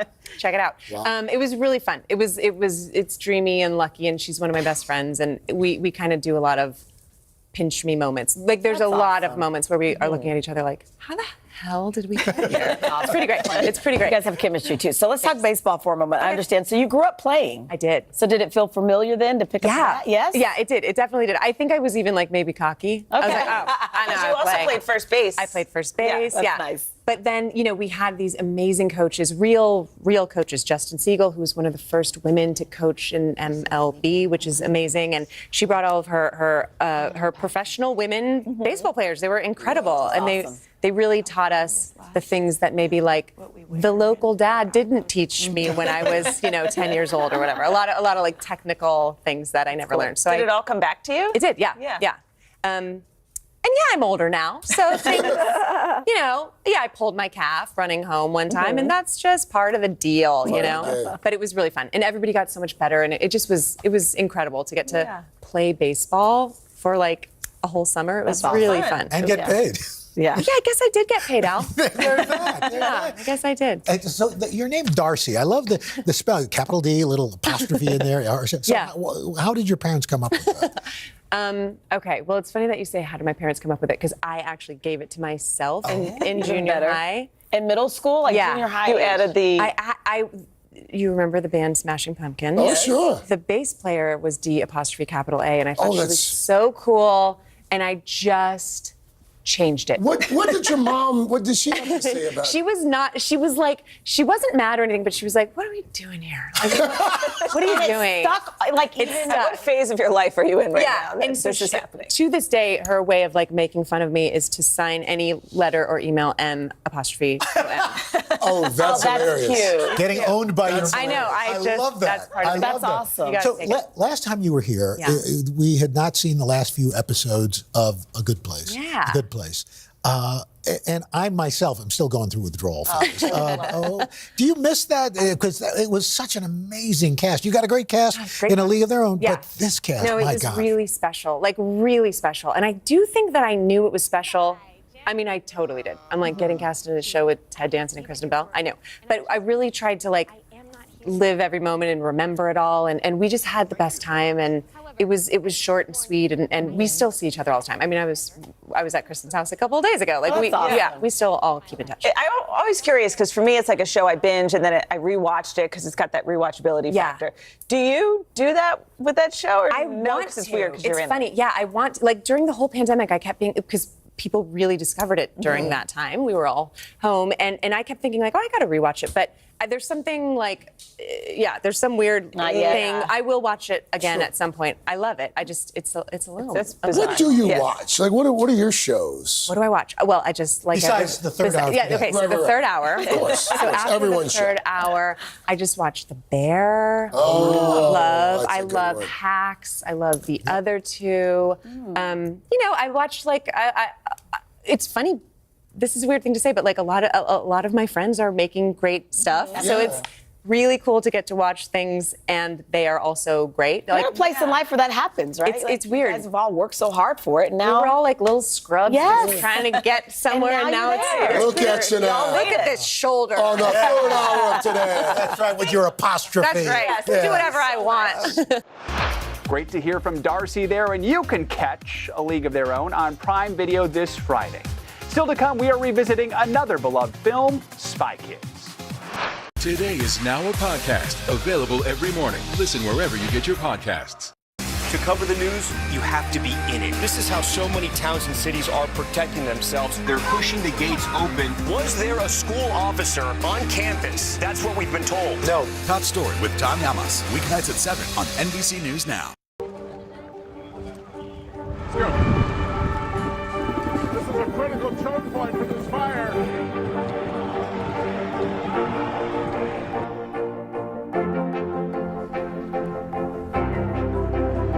And good evening from New Orleans. Nice to really spend some time with you. Appreciate it.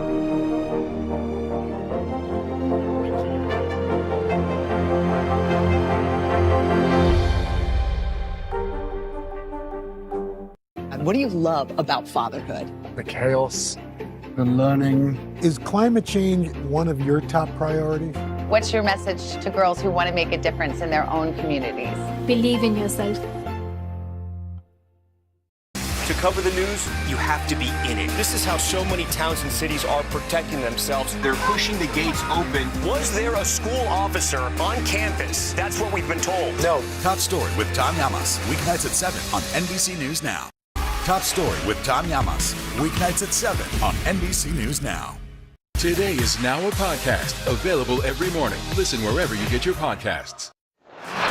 Welcome back to Pop Start Plus. All of you millennials out there might have fond memories of watching Spy Kids growing up. The film featured a family involved in a spy organization, and the dad, well, it was Antonio Banderas. He stopped by today back in 2001 to talk about the film.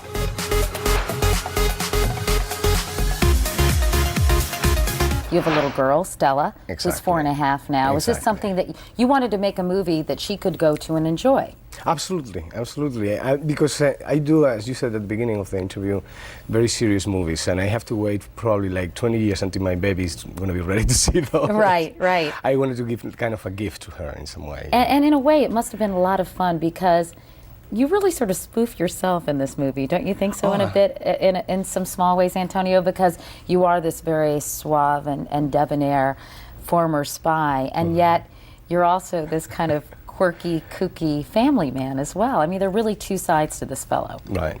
I think it's not only interesting, I think it's necessary for actors to have the opportunity sometimes of laughing off ourselves. And taking those things that make you probably famous in another movie, serious movies, you know, take them and just take a leap and make them funny. And have the capacity of laughing off yourself, I think is very healthy, always. Yeah. And with Robert Rodriguez, I will do that, you know, closing eyes, anytime, again and again. The special effects are really quite amazing.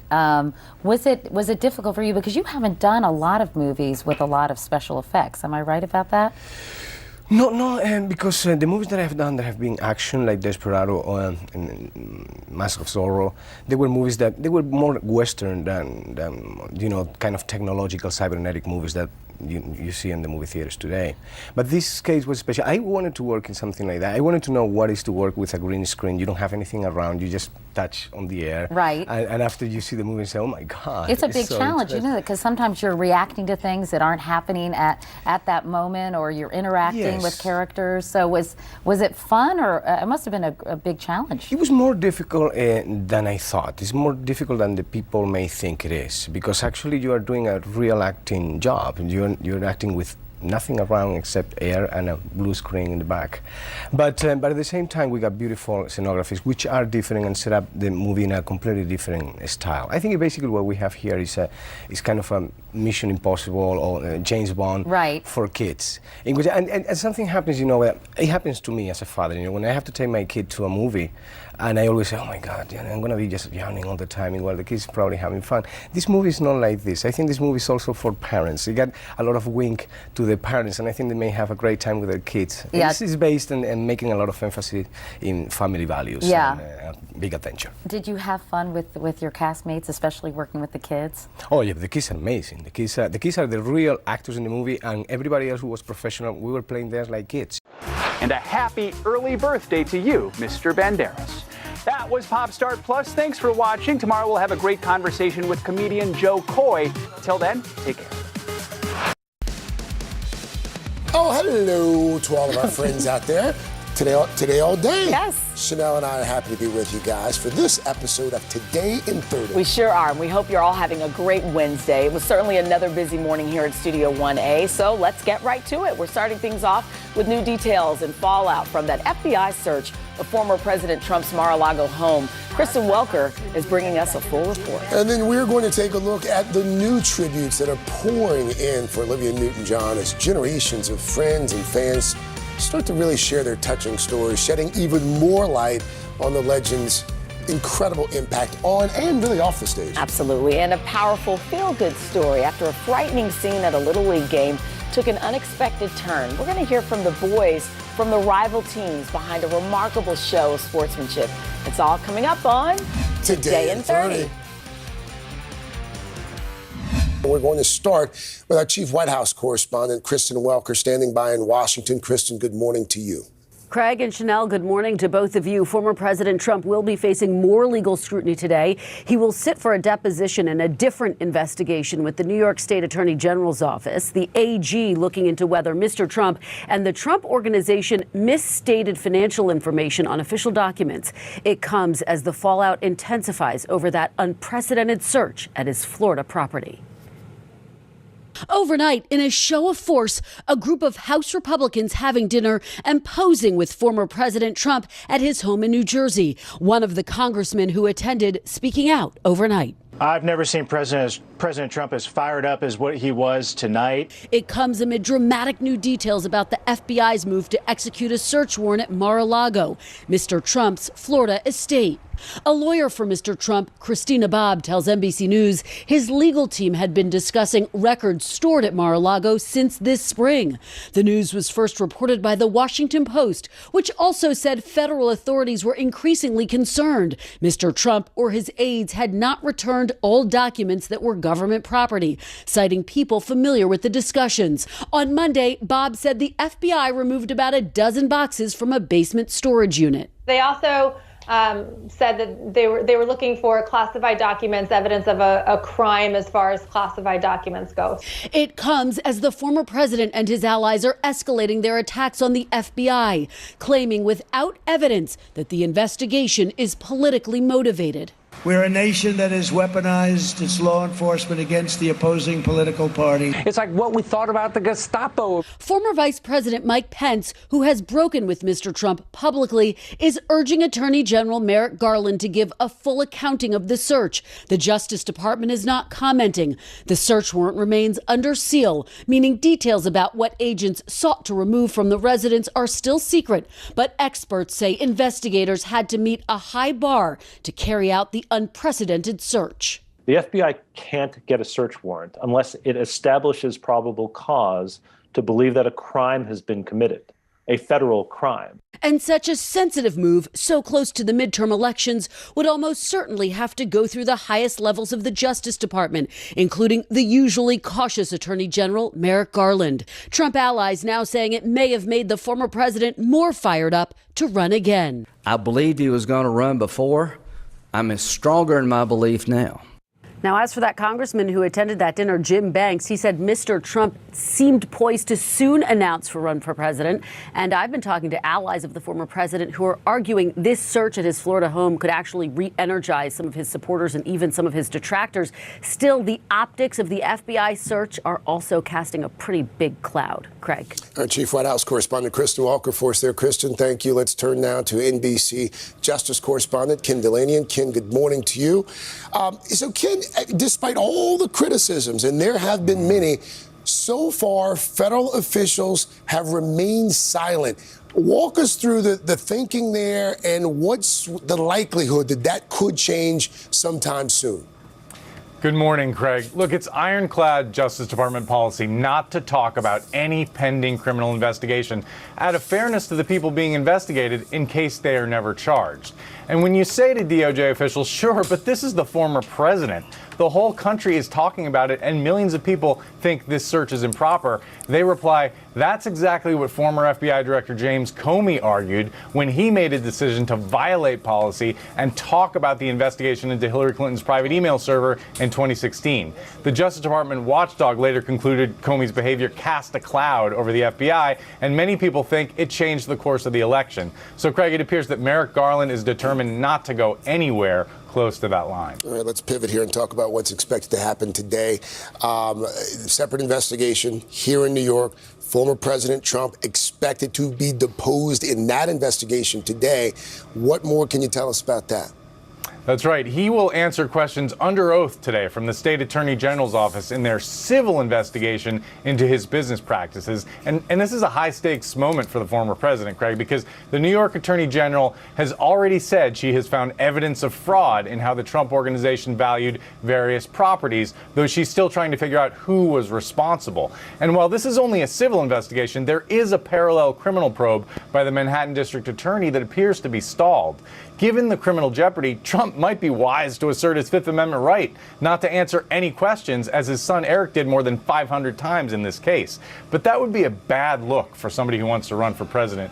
Trump himself has said that only guilty people take the Fifth. And Craig, this comes a day after a federal appeals court ruled that Congress has a right to obtain Trump's full tax returns. Now, Trump can appeal this ruling, and if he does, Democrats will have to hope a final decision arrives before next year, when they may lose control of the House, Craig. And to be clear, that appeal could potentially go all the way to the Supreme Court, correct? Absolutely. All right, our Justice correspondent, Ken Delaney. Ken, thank you.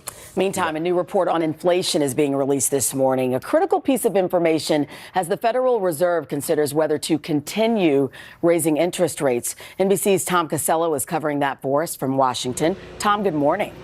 Yeah, the July inflation numbers just out, and it shows that we may have seen inflation peak earlier this summer. The month-over-month rate was flat, no change. Importantly, though, the year-over-year rate shows inflation running at 8.5%. That's better than the 9% rate we saw for the June inflation report. The bottom line, though, this now keeps the pressure on the Fed to try to raise interest rates to cool inflation as quickly as possible.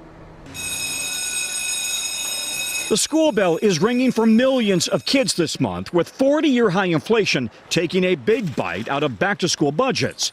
Clothes, sneakers, backpacks, not to mention family groceries, gas, and medications. The Federal Reserve has already raised interest rates 4 times this year, hoping to tame inflation. Today's report on July inflation and next month's report will be critical as the Fed decides whether it must continue raising rates and by how much. We'll be asking, do we see inflationary pressures declining? The good news, gas prices have already dropped more than $1 from their all-time highs in June. For the first time in 2 years, online shopping prices have also started to drop, while Walmart and Target have cut in-store prices amid an inventory surplus. But adding to inflation, wages are up 5% from a year ago. Ahead of the midterm elections, tackling inflation is a high priority for Democrats, passing their $430 billion Inflation Reduction Act. That's going to lower the cost of health care and energy and make historic investments to tackle climate crisis. While Republicans say the plan will only make inflation worse, Democrats insist their plan promises relief for millions of seniors struggling to pay for their medications by letting Medicare negotiate lower drug prices. Among them, Catherine Horan in Illinois. Hopefully that will keep a roof over my head and food in my refrigerator for a longer period of time. The Dems package also aims to cut household energy costs by offering tax credits and rebates for switching to more energy-efficient systems. For the typical American household, they'll see their energy bill fall by about $300 a month, a decade from now. But for millions of families like Michelle Diamond, back to school shopping with her kids in Maryland, inflation is a pocketbook issue right now. We are buying what we need and the very bare minimum. We are looking for sales. We are doing everything we can to save pennies right now.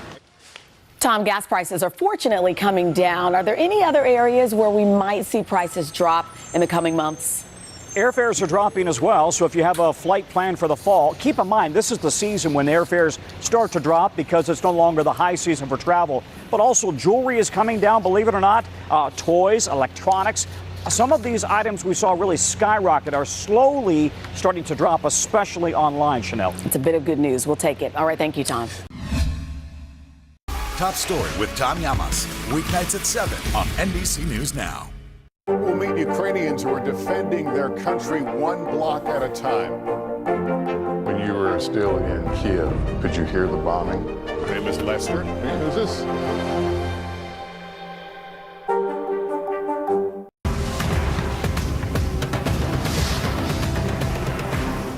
Live from Ukraine, from Uvalde, Texas, from Mayfield, Kentucky. To cover the news, you have to be in it. This is how so many towns and cities are protecting themselves. You can actually see they're pushing the gates open. Was there a school officer on campus? That's what we've been told. No. Do you remember any tornado as bad as this one? You look at this and you're thinking, we're not going to have power for weeks, if not months. Exactly. Every night, it's your news playlist. Top Story with Tom Llamas, weeknights at 7 on NBC News Now. For breaking news in our changing world, download the NBC News app.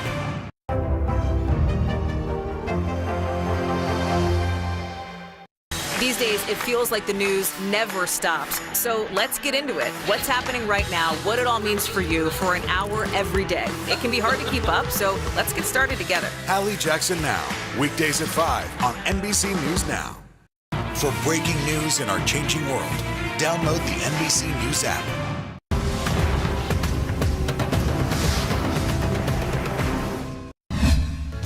We are back with new tributes to the lasting legacy of Olivia Newton-John. Her loss is being felt by so many generations of fans, now honoring her in truly touching ways. NBC News Now anchor Joe Fryer is back this morning with a little bit more, and the reaction really has been just overwhelming. Yeah, in all ages, really. So, I mean, think about this. Grease came out in 1978. That was 44 years ago, which means many folks either weren't born yet or just weren't old enough to watch the movie back when it came out. Yet, we all know the music. And we all know the star who made that music famous, Olivia Newton-John.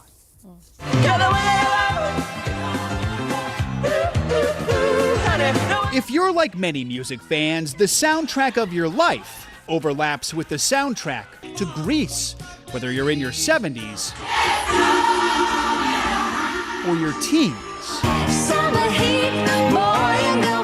Many of those timeless songs were sung by Olivia Newton-John.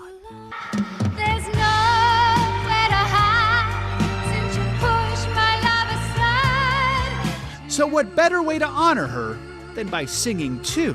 Hopelessly devoted. Like this a cappella version of Hopelessly Devoted to You by 28-year-old country star Kelsea Ballerini.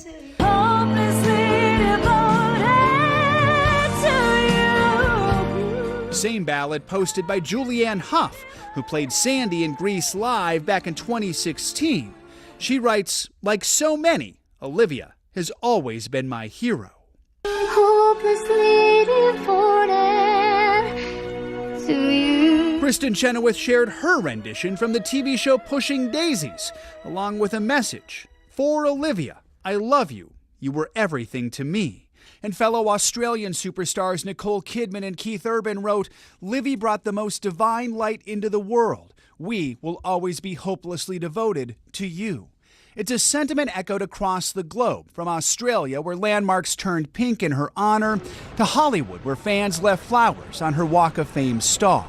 My mom was scared to even tell me the news this morning because she knew I would cry like a baby, and I did.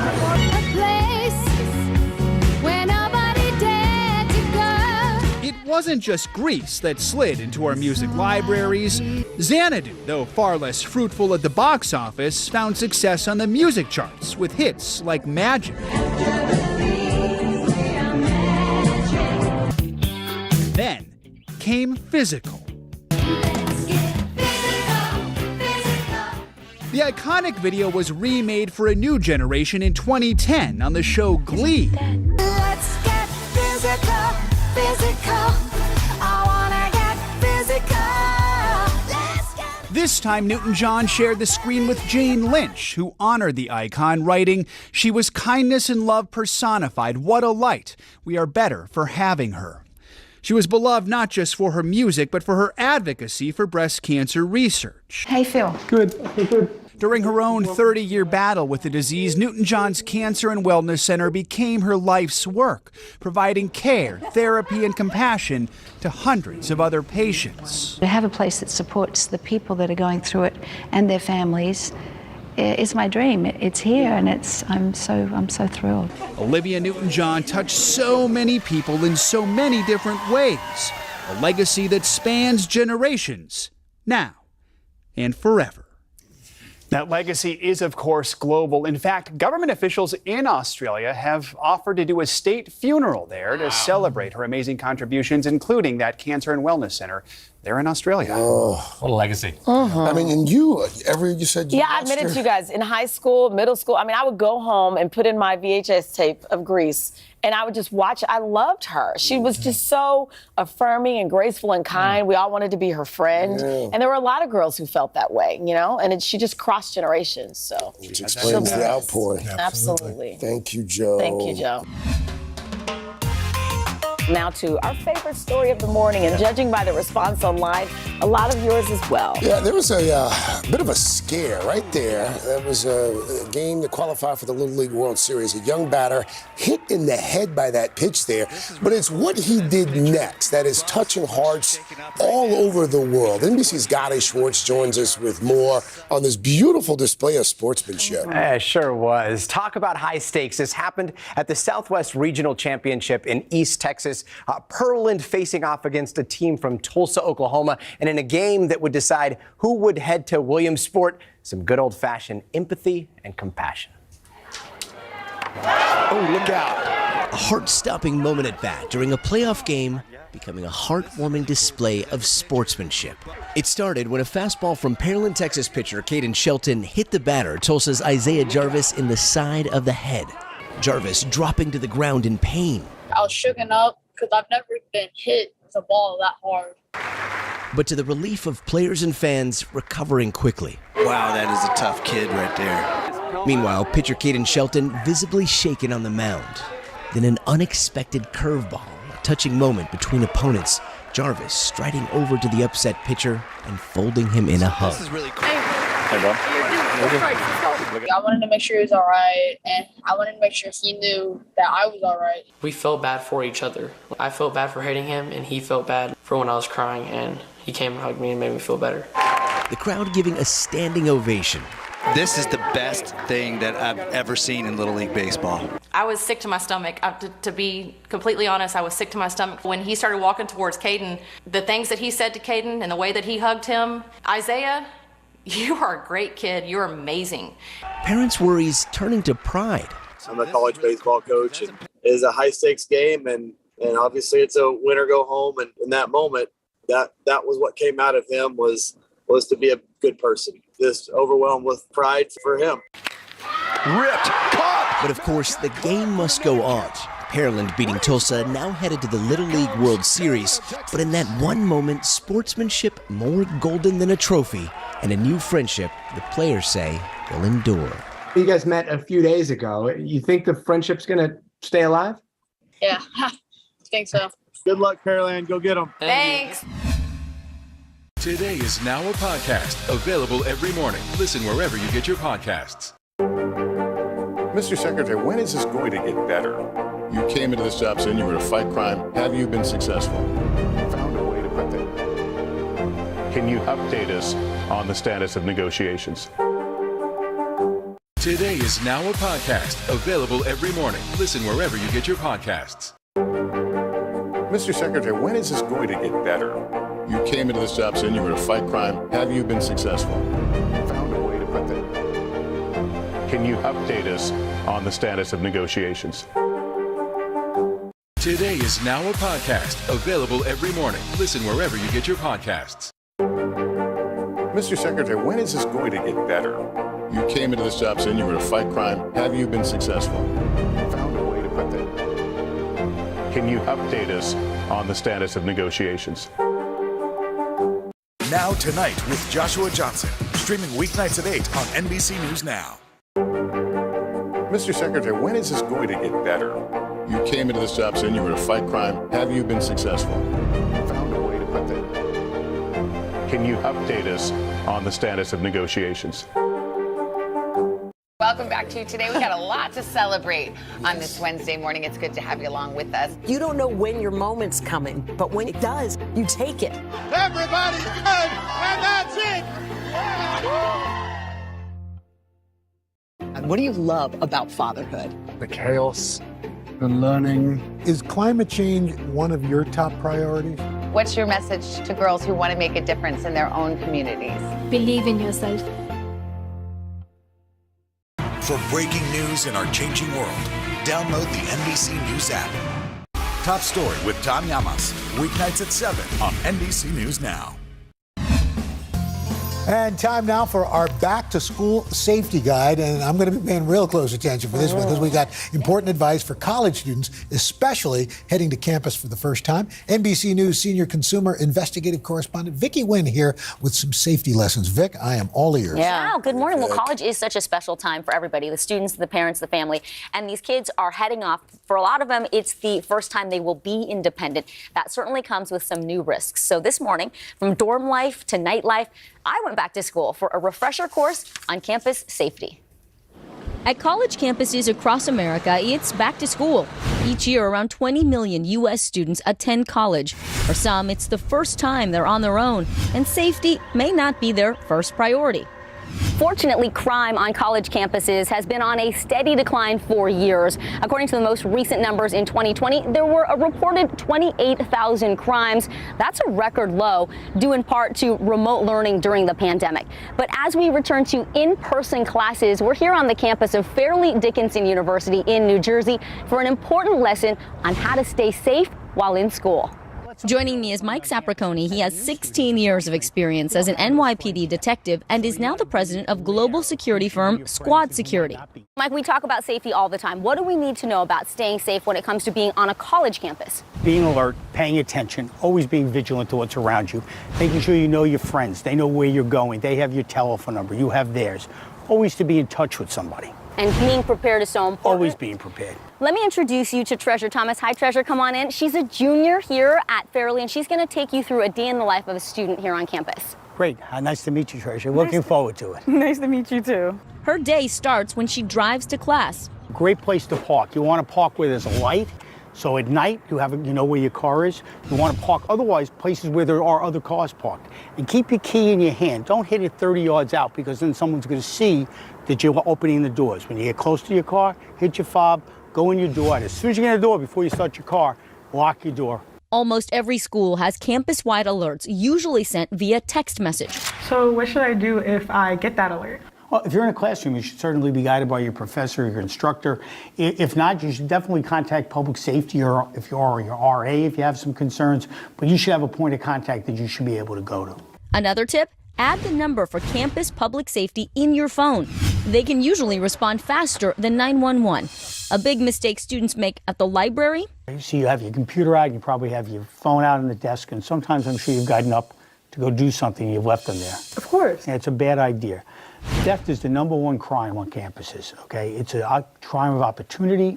While walking around, Mike says to use the buddy system, and if no one is available, call campus public safety. They usually will provide an escort. What if someone's making me uncomfortable and I'm nervous and I'm all by myself? That's important. A lot of people are afraid to say anything, but you should maybe change direction. Walk to where you might see more people. And never be afraid to scream. Screaming is good. Screaming scares people, it alerts people.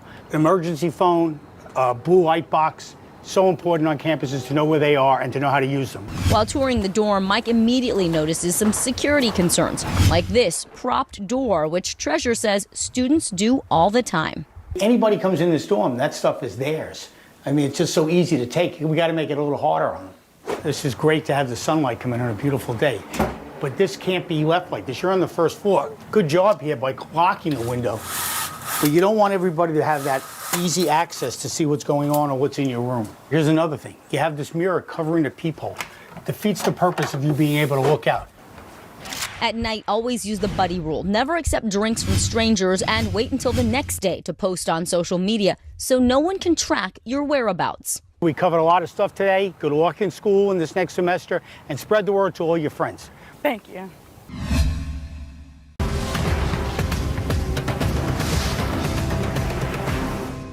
These are our missing daughters and sons.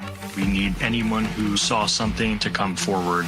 She was wearing a black jacket, a black top. I'm going to bring my son home alive. Dateline Missing in America. Listen now wherever you get your podcasts.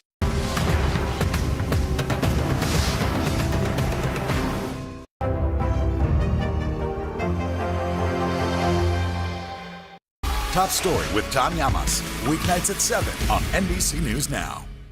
For breaking news in our changing world, download the NBC News app.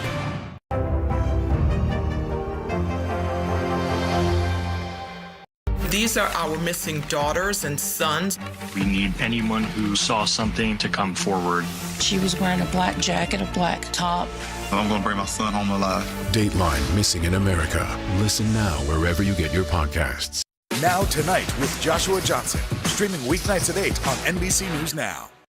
To cover the news, you have to be in it. This is how so many towns and cities are protecting themselves. They're pushing the gates open. Was there a school officer on campus? That's what we've been told. No. Top Story with Tom Llamas. Weeknights at 7 on NBC News Now. Hallie Jackson Now.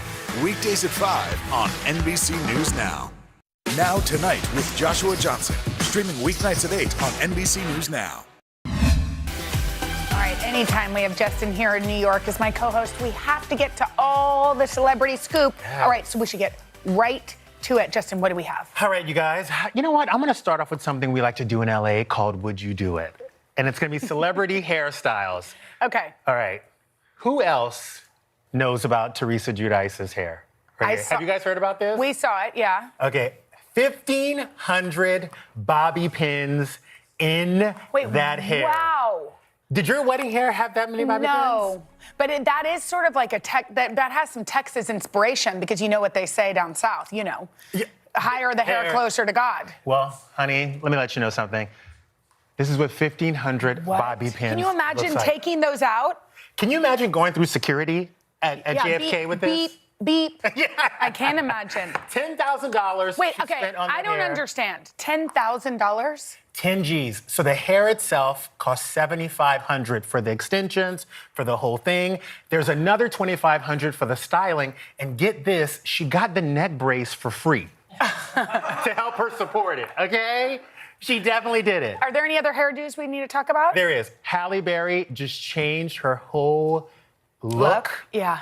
She added some purple to her hair, and I'm calling it right now. Ooh. I do love this. Yeah, I love it. I do like it, but when you do a drastic hair change, that means you're doing a drastic life change. Oh. Or a drastic role. So I want to know which one could it be? Yeah, what's the inspiration Would here? you do it? My daughter wants pink. I would maybe do a little pink tip. You should do it. But probably not. Yeah. All right, Okay. my last one for you. Doja Cat went ahead and gave herself a full bikini wax from head to toe, even taking off the eyebrows. Oh.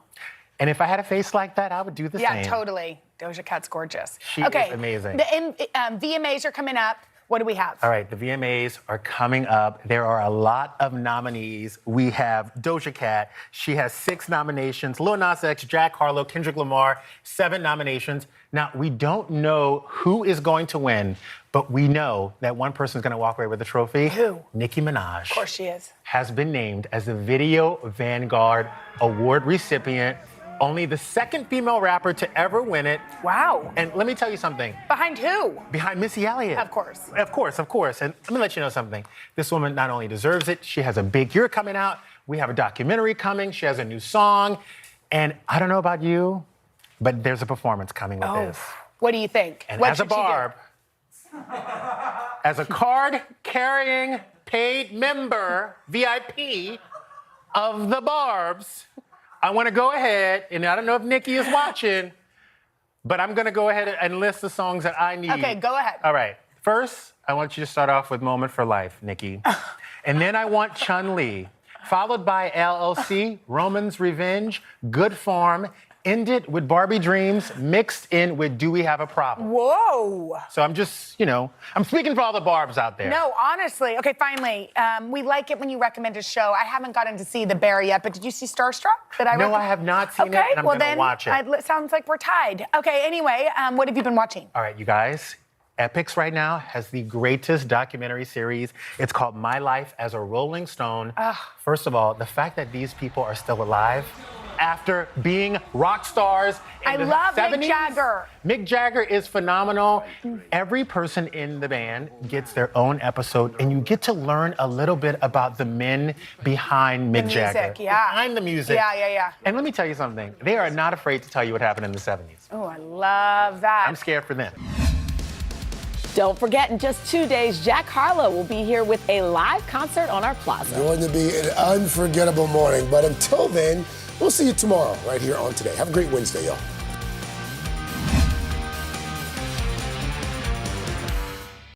When most of us think about Detroit, Motown, car manufacturing, even sports comes to mind. But when it comes to food, the folks here in the Motor City are all about one famous Frank, the Coney dog. And no, we're not talking about Coney Island in New York. In Michigan, a Coney is both a diner to locals and a hot dog smothered in chili, topped with onions, and finished off with a of mustard. Now, there are dozens of Coneys in the Detroit metro area. Some bear the Coney Island name, others don't. But you'll always find some type of sausage, a bun, and a signature meat sauce on the menu. So, what makes Michigan crazy for Coneys? Let's find out.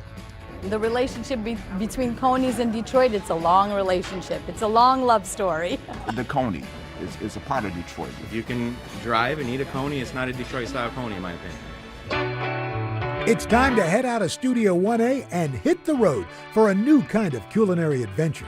Follow me as I taste some of the most iconic foods around the country and meet the families behind them. Together, we're going to learn how a good meal has the power to connect us to our past, our future, and each other.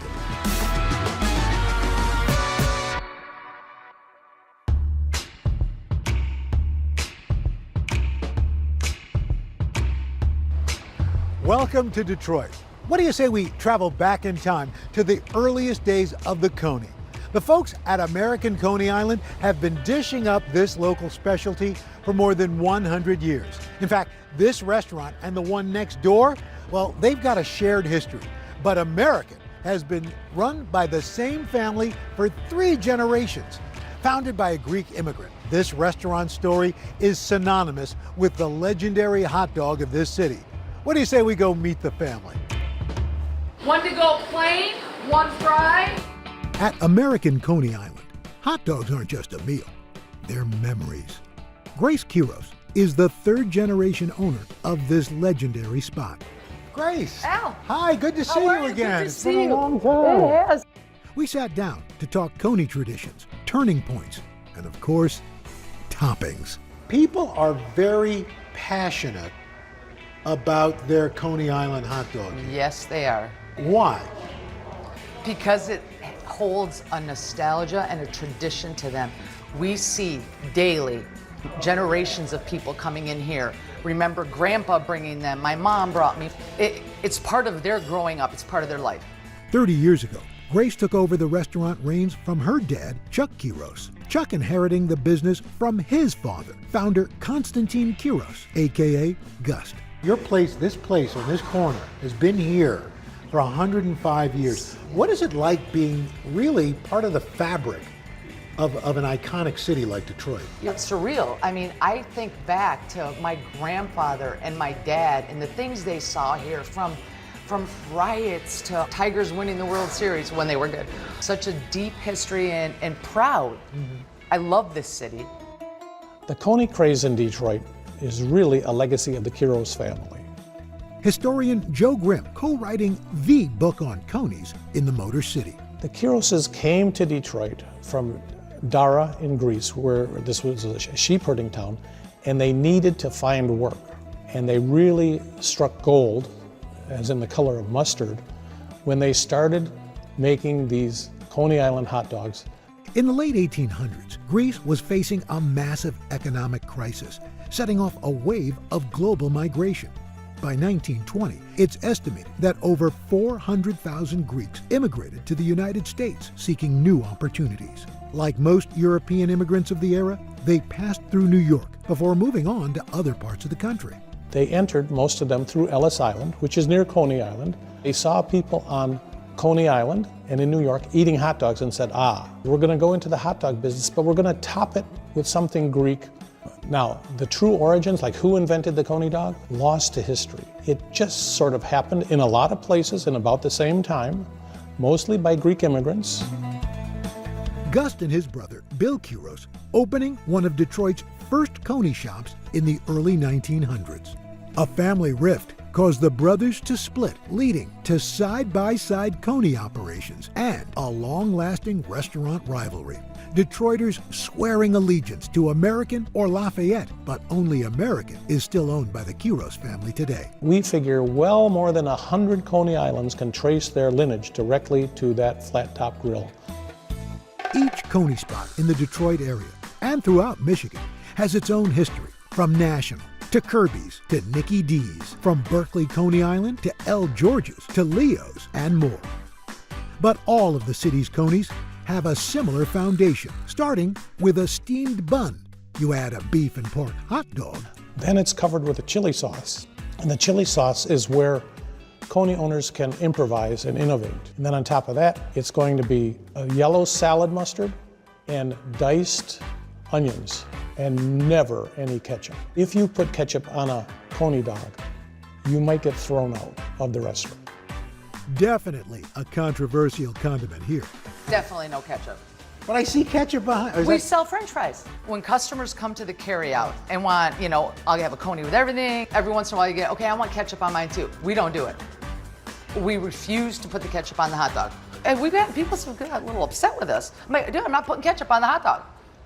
Your grandfather immigrates here from Greece. Why hot dogs? It was something that he had seen when he landed at Ellis Island in New York. He saw, the amusement park. You got to remember, he was a young man, came over with no money. Borrowed a pair of shoes.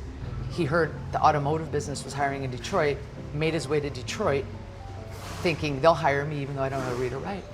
They didn't. On this little corner right here where we are now, he started a little push cart. We're Greek, right? We know food. So Grandpa remembered the hot dogs, made a Greek chili sauce. Our chili's a little unique. You hear about a Coney Island hot dog, you think Yes. about Nathan's in New York City. But here's the difference. I'm going to stop you. Okay. A Coney Island in New York is an amusement park Right. that sells hot dogs. In Detroit, a Coney Island is it's the hot dog with the chili, mustard, onions on it. That's the difference. And I got a lot of heated arguments with people about that. Really? In Detroit, it is the actual thing you're eating, thanks to my grandpa, because he named it American Coney Island. He was so grateful he was in America and all the opportunities were given to him. Grace now in charge of carrying on the family legacy. It's obviously been passed from generation to generation here. But each time you lose a member of the generation, it's got to be tough. You just lost your dad. Yes. Not too long ago. Yeah, 6 months ago. When you come in, do you feel him here? I do. Yes, I do. And I feel a sense of pride. I miss him a lot, obviously, but I just feel his presence. I feel everything he taught me. My grandpa did his thing. Then once my dad stepped in and took over, he took it to the next level. Then I took it to a whole nother level, with my brother's help included. Grace's brother, Chris Soteropoulos, helps run the business today. There's an American outpost at the Detroit Zoo, plus a new location in Las Vegas. They're also shipping Coney kits all across the country. You get everybody from all walks of life, every demographic, every racial component, You nailed everybody it, 100%. comes here. Yes. The American Coney is the great equalizer. I love the way you put it that way, Al. Exactly. We love our customers. I mean, our customers are like family. This is no joke. This is who made us. So we treat you like family. We don't know any different. Coming up, I learned how to make the quintessential Coney. One up! Right there, nice shot. These are our missing daughters and sons. We need anyone who saw something to come forward. She was wearing a black jacket, a black top. I'm gonna bring my son home alive. Dateline Missing in America. Listen now wherever you get your podcasts. Live from Ukraine, from Uvalde, Texas, from Mayfield, Kentucky. To cover the news, you have to be in it. This is how so many towns and cities are protecting themselves. You can actually see they're pushing the gates open. Was there a school officer on campus? That's what we've been told. No. Do you remember any tornado as bad as this one? You look at this and you're thinking, we're not going to have power for weeks, if not months. Exactly. Every night, it's your news playlist. Top Story with Tom Llamas. Weeknights at 7 on NBC News Now. Today is now a podcast, available every morning. Listen wherever you get your podcasts. Let's go. This is a critical choke point for this fire.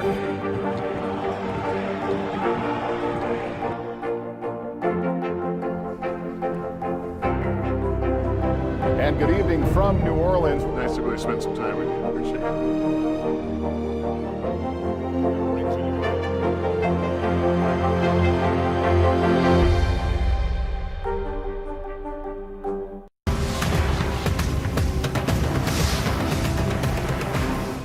Hallie Jackson Now. Weekdays at 5 on NBC News Now.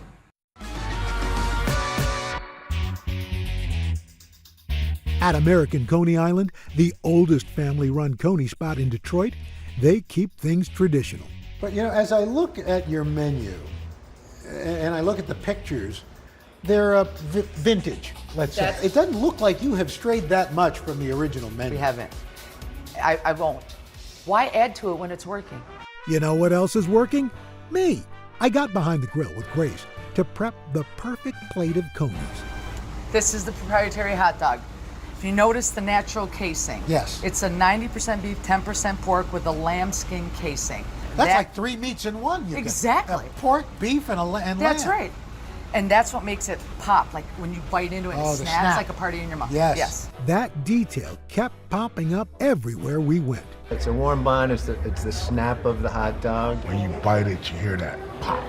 You can tell it's a natural casing because when you bite it, it snaps back at you. The steamer bun. And that's what we were taught. They're in a steamer. You know, there's just enough steam in here.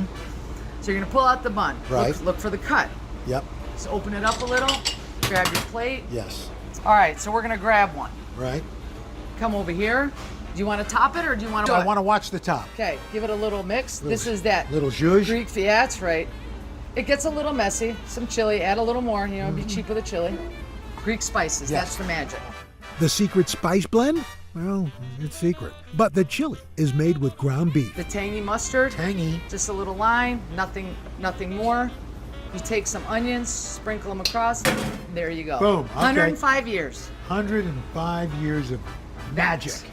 My turn. Get a plate. I need 1 up, which means I need 1 for a customer. 1 for a customer. Everything on it. Chili, mustard, onions. Get the split. Open it up a little more, El. All right, that's not too bad. Okay. Boom. All right, now I come keep over the bun here. open because you want the chili to go you want with the it. chili to go yeah, in. you want the chili. You want it, yeah. I want that You're chili. gonna chintz out on Get that a chili. little, don't chintz on the chili. Turn your dish a little so it's easier for you to pour over all it. right. Oh, that really, it does have a creamy See, consistency. it's really creamy, right? Exactly. Mustard. There you go. Ooh, that's heavy mustard. Did they order heavy mustard? No, they didn't. I'm making this for myself. Exactly. There you go. All right, 1 up. Ready? There, nice job. Yeah. Awesome. Woo! Good job, Al. Hey now.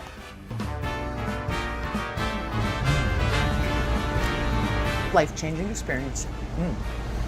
It's magic in your mouth.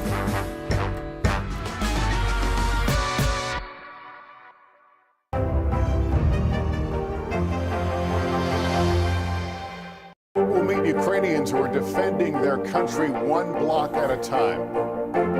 When you were still in Kiev, could you hear the bombing? My name is Lester. Hey, who's this? These days, it feels like the news never stops. So let's get into it. What's happening right now, what it all means for you for an hour every day. It can be hard to keep up, so let's get started together. Hallie Jackson Now, weekdays at 5 on NBC News Now. Tonight, I interviewed Secretary of Transportation Pete Buttigieg about the ongoing delays. You seem to be pointing the finger at the airlines. They're pointing the finger back. Mr. Secretary, when is this going to get better? These days, it feels like the news never stops. So let's get into it. What's happening right now, what it all means for you for an hour every day. It can be hard to keep up, so let's get started together. Hallie Jackson Now, weekdays at 5 on NBC News Now. Now Tonight with Joshua Johnson, streaming weeknights at 8 on NBC News Now. And what do you love about fatherhood? The chaos, the learning. Is climate change one of your top priorities? What's your message to girls who want to make a difference in their own communities? Believe in yourself. Today is now a podcast available every morning. Listen wherever you get your podcasts. And what do you love about fatherhood? The chaos, the learning. Is climate change one of your top priorities? What's your message to girls who want to make a difference in their own communities? Believe in yourself.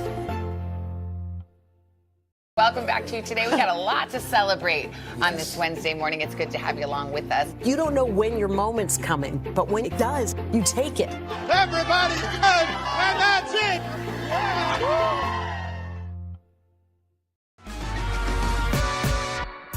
Every great Coney needs a great bun, but not just any bun will do. A few miles from downtown Detroit is another family-run institution that's keeping the Coney tradition alive. What started as a small baking business is now one of the state's biggest suppliers of Coney buns. And that bun is the Coney Island Steamer. That's a good bun. The Coney Island Steamer is a 6-inch hot dog bun. At Metropolitan Baking Company, they like big buns and they cannot lie. The Coney Island Steamer bun is our flagship item on the bun and roll line. Not to mention, they claim to have buns of steel.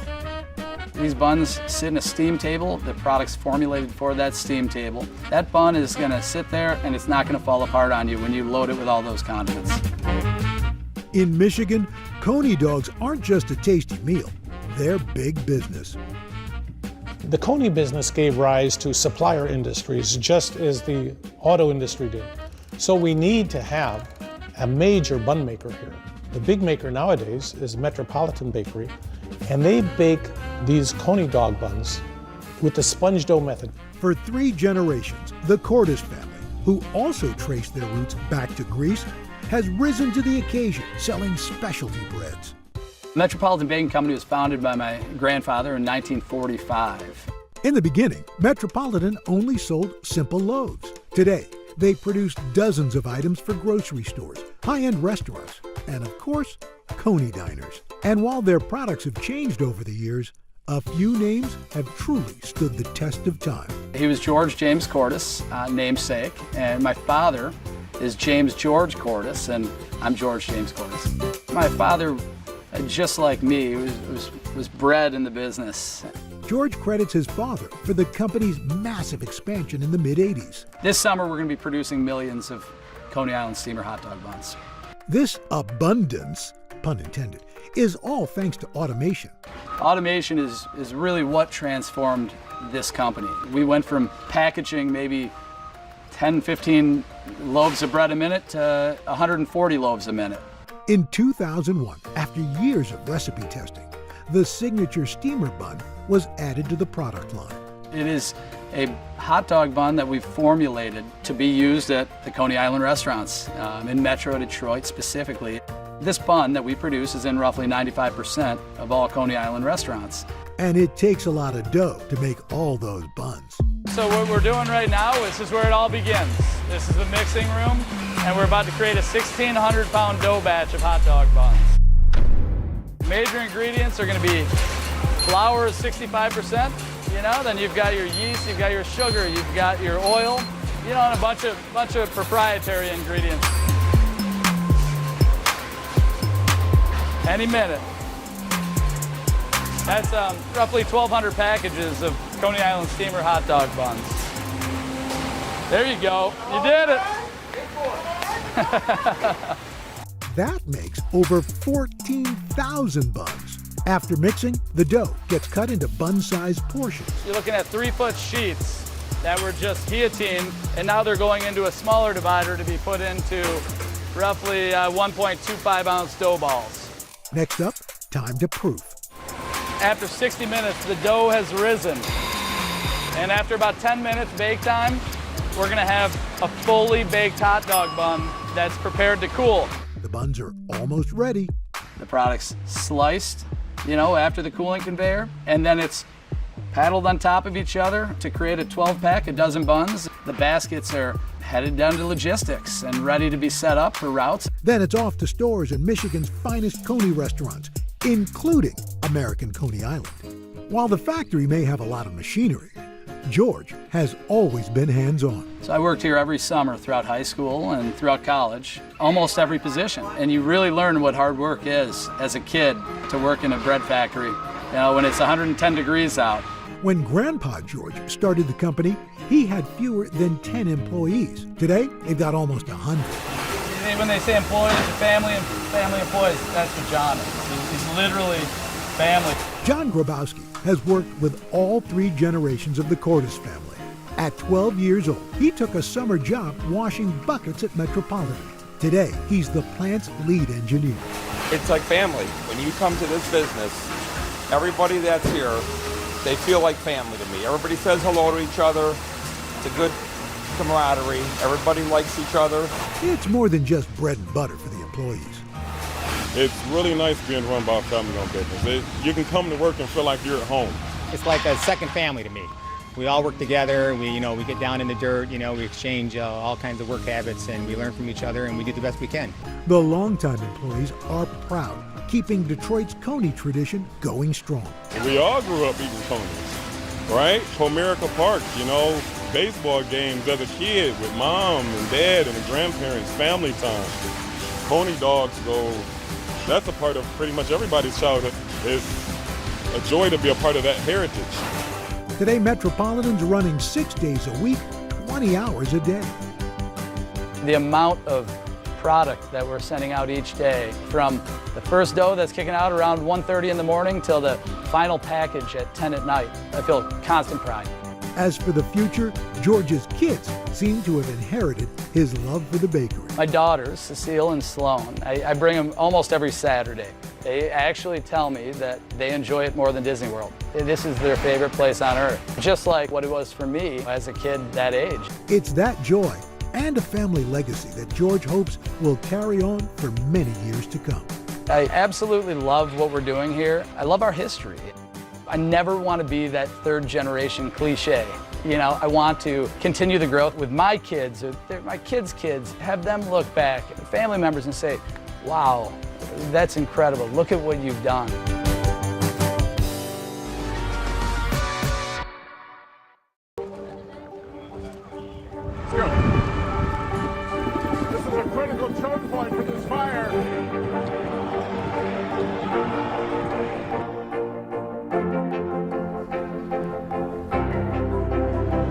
And good evening from New Orleans. Nice to really spend some time with you. Appreciate it.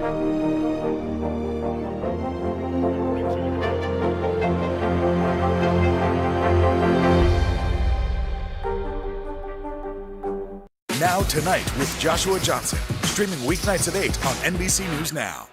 These are our missing daughters and sons. We need anyone who saw something to come forward.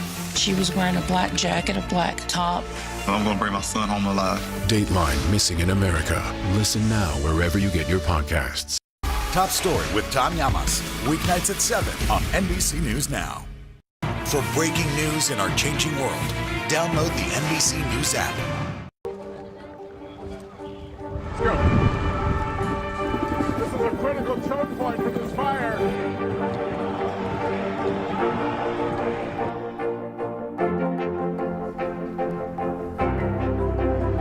And good evening from New Orleans. Nice to really spend some time with you. Appreciate it.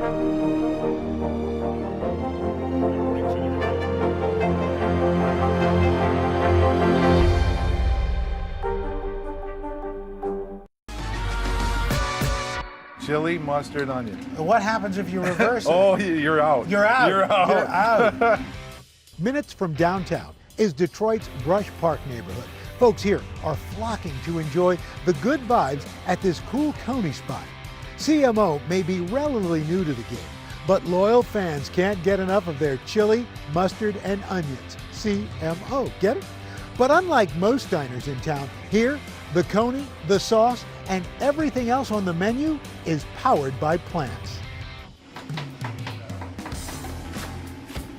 My name is Pete Lacombe. I'm the owner of Chili Mustard Onions in Detroit, Michigan. You could say opening a vegan Coney spot in the Coney capital takes guts and grit, and that's exactly what this family's made of. I don't follow any rules. I follow the important ones, but I don't do what everybody else does. Pete and his wife Shelley, along with their daughter Darla, launching CMO in 2018. It's the first and only all-vegan Coney spot in Detroit. I would say my wife gave me the biggest kick in the butt to go vegan, and we did. I had a vision that we were going to open a vegan Coney Island, and I told Pete that, and he told me I was out of my mind. Pete and Shelley have enjoyed many a traditional Coney as lifelong Detroit residents. When Shelley and I got married, she used to tell me all the time that I was going to open a restaurant, and it was going to be a vegan restaurant, and I said, yeah, I'm not vegan. So I asked her why she thought I was going to open a vegan restaurant. She said, you could never hurt an animal or sell animals. And I went, you're so right. Now, the family's been vegan for over 10 years. It not only saved my life going vegan and saved my life by doing something I love, I got to do something I love every single day with the people I love. Before entering the restaurant business, Pete worked in the auto industry, just like his dad and his granddad. When I was in automotive design, I ate horribly. I smoked cigarettes, I drank a lot. It was just kind of the norm in that field. That was really in my blood, but it wasn't in my soul. Cooking was in my soul. Pete's true passion coming from spending time with family in the kitchen. So we lived really close to my grandparents, and what was in my soul was food. I cooked with my grandmas all the time. My grandma, my mom's mom, really should have opened a restaurant, and I feel like I'm living that dream through her. That dream now possible with the next generation. So Darla's our manager, and she takes care of the customers so well. And seeing the woman that she has become, we're so proud of her. My wife and I, we've been through so much. We're partners in crime, partners in life, partners in love. And partners in creating a home away from home for every customer. I created CMO, the interior, to reflect like my basement or my living room, where you could come over and eat at my house. Everybody's welcome in my home. Every day, somebody wants to go tell him how fabulous this place is and how blown away they are with his food. Since it first opened, CMO has been delighting vegans and non-vegans alike with their take on hot dogs smothered in chili. The amount of love and emotion that is put into the food in every bite, you can tell that. I've never had vegan food, but it was really, really good. This just tasted so similar to it would as a regular Coney Island. You know, it's hard to come by something that's like so close to like a childhood favorite. Of course, I had to see if this Coney truly lived up to the hype. Hey, Al. Nice to meet you. Nice to meet you. Welcome to my kitchen. Well, this is really cool. We've heard all about this. When you're used to something that is meat, yeah, you know, getting them to try something that doesn't quite fit what they think it's supposed to be.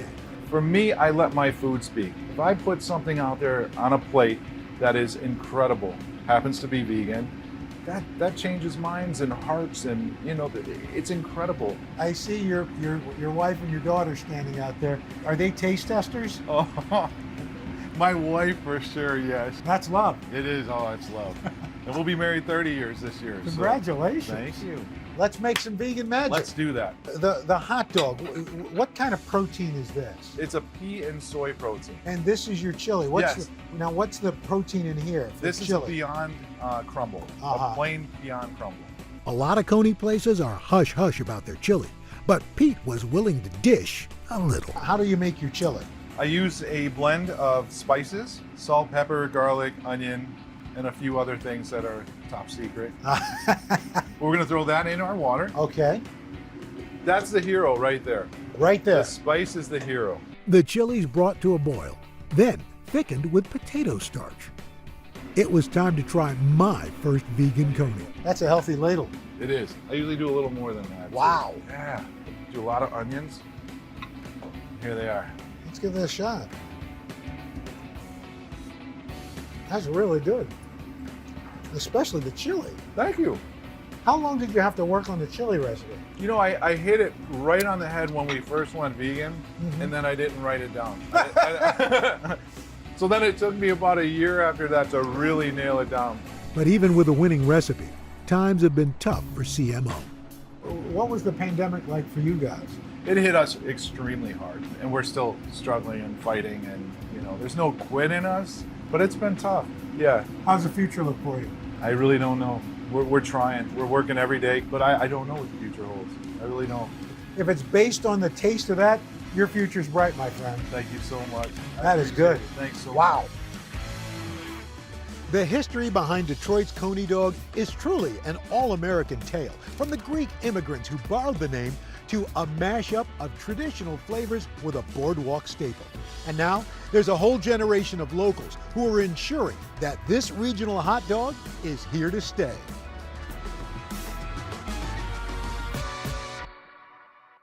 Good morning. Center of the storm. Fallout intensifying over that FBI search of Donald Trump's home in Florida, with Republicans rallying around the former president. I believed he was going to run before. I'm stronger in my belief now. What we're learning about the timing of that search and what agents removed